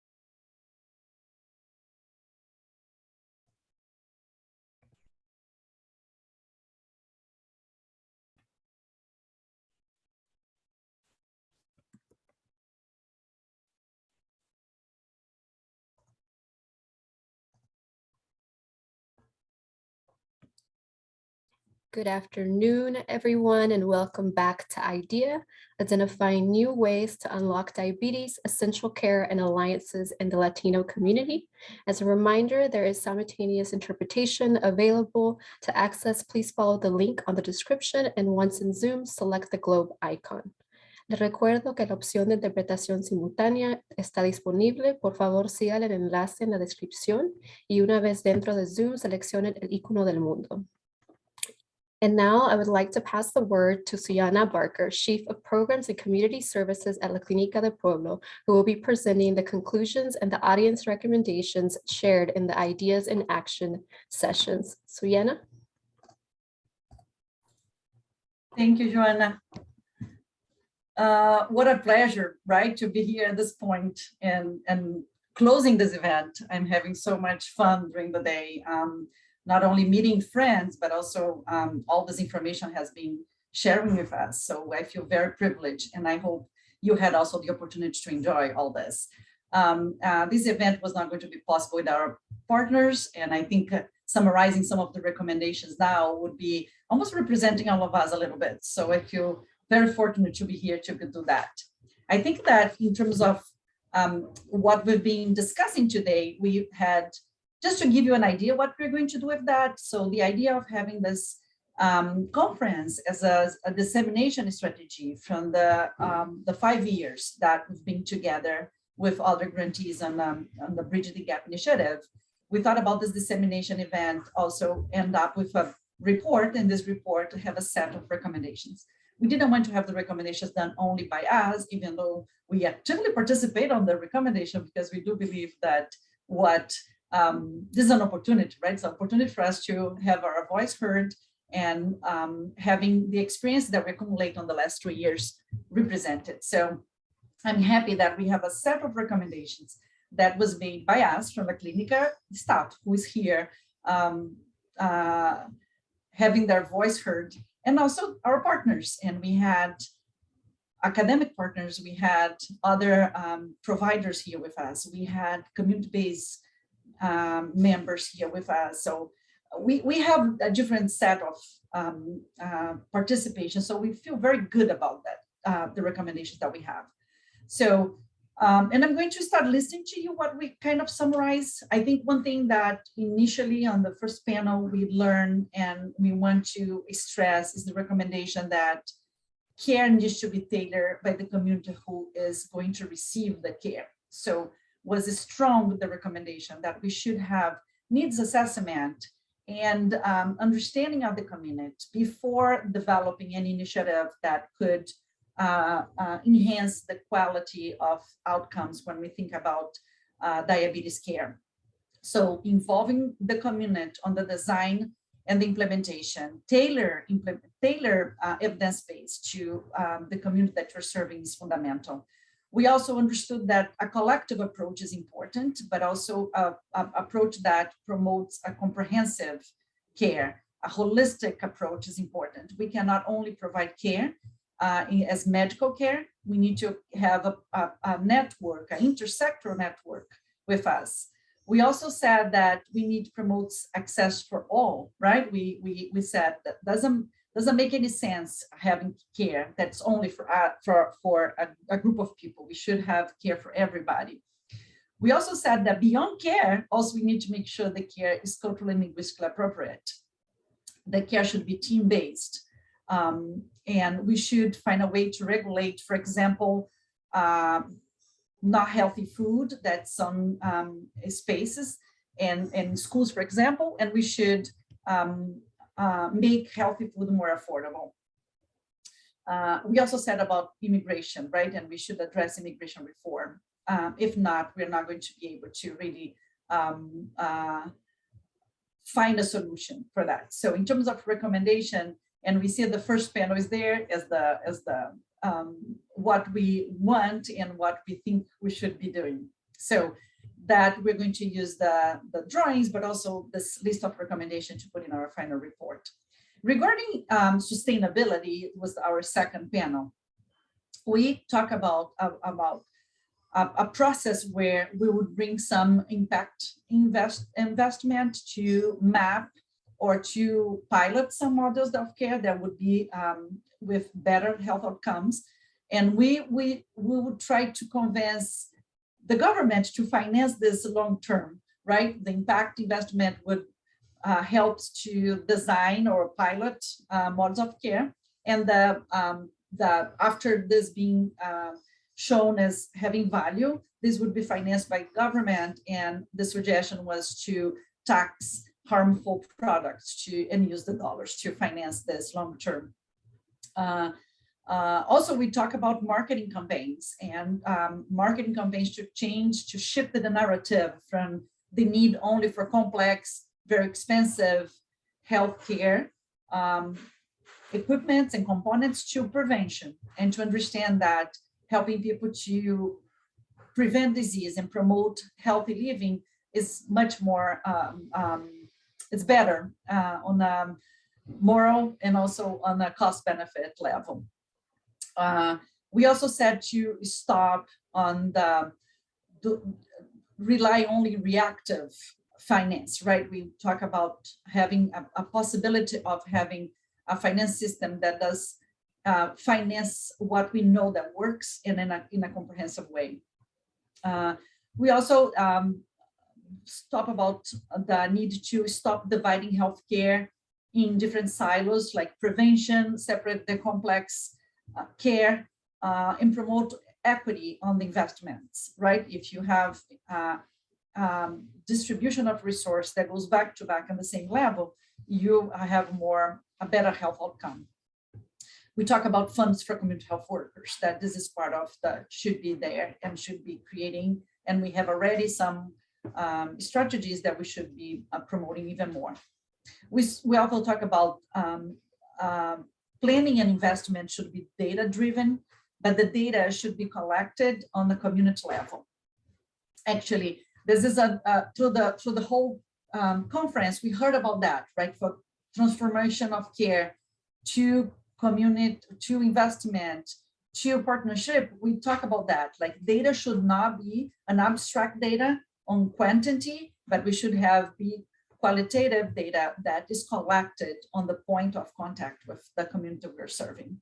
And finally, for the third panel, we discuss the need for more partnerships, right? We had an incredibly good discussion about partnership in terms of legal and food, but also we talk about housing, transportation, education, economic stability. So there's much more partnership need. We need to be doing much more partnerships. We also said that we need more resource for legal services and information sharing. Where is the legal services are, and how much the legal services are understanding the importance of them for the health system. We talk about evaluating partnerships, but also research in general. We talk about community-based participatory research and the need to map community needs by not only big data, quantitative or reach of services, but also where people are living and how people are living and what the community is also asking to be considered in terms of data that inform decision.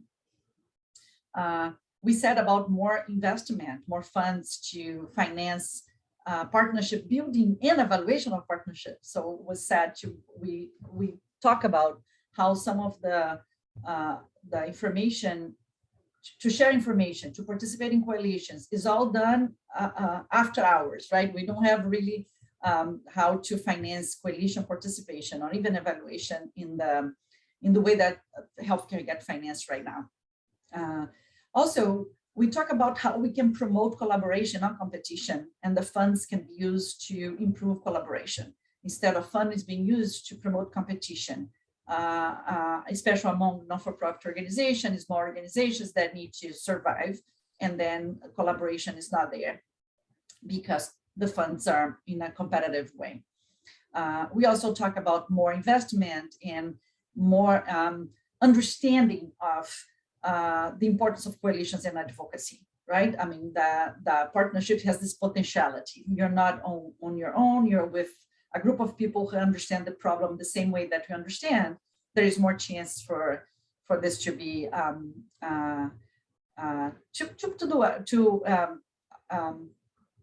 have advocacy done, right, when we do this together. So that's what we're able to summarize today. Of course, we're going to be visiting the conference recording. We're going to organize a little bit the information that you got all share, but I think we successfully have a set of recommendations that we can promote with the dissemination of what we achieved so far. And now to finalize, I think we're getting to the end of it. I would like to say that the today conference would be impossible without the technical assistance from the University of Chicago. They are the NPO of this Bridge the Gap, and they've been incredible group of researchers and technical assistants that help us to understand what we do, reflect about what we do, value what we do, and disseminate. So Katie and Jake were here with us all the day. I don't know what else I can say to say thank you, but also I would like to extend my thank you to Dr. Chen and Dr. Pick.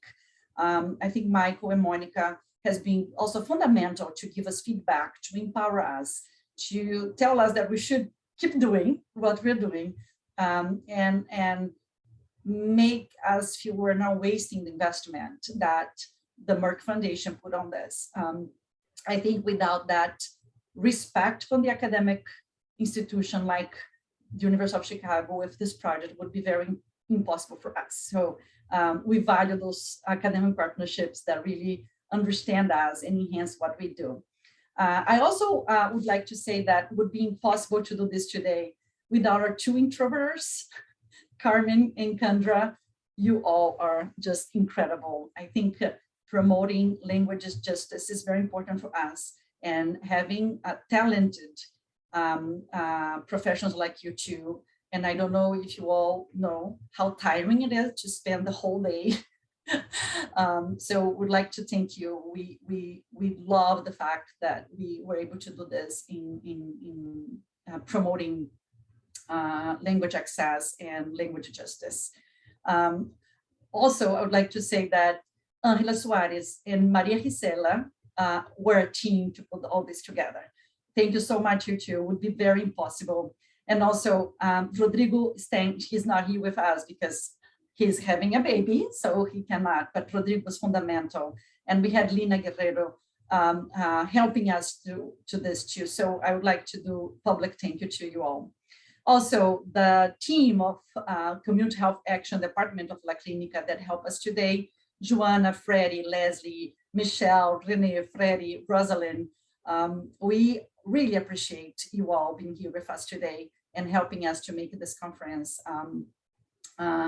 fully bilingual, but also with all the technical assistance that we needed. So this was a teamwork, but also the team that was able to find the partners to be here, find the tone for the dialogue, find the model of dissemination. So I would like to thank you, everybody, and hoping that see you all soon. I hope that you didn't know us before or was here for the first time.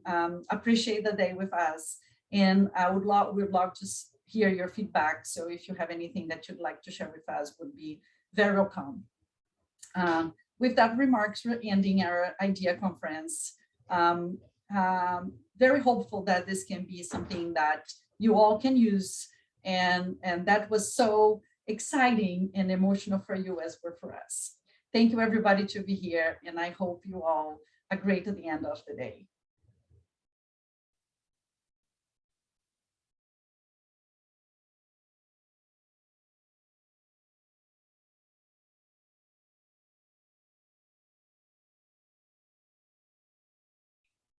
Gracias. Feliz tarde, gracias. Muy interesante todas las conferencias. Gracias. Bye, tengan una buena tarde. Gracias. Buenas tardes.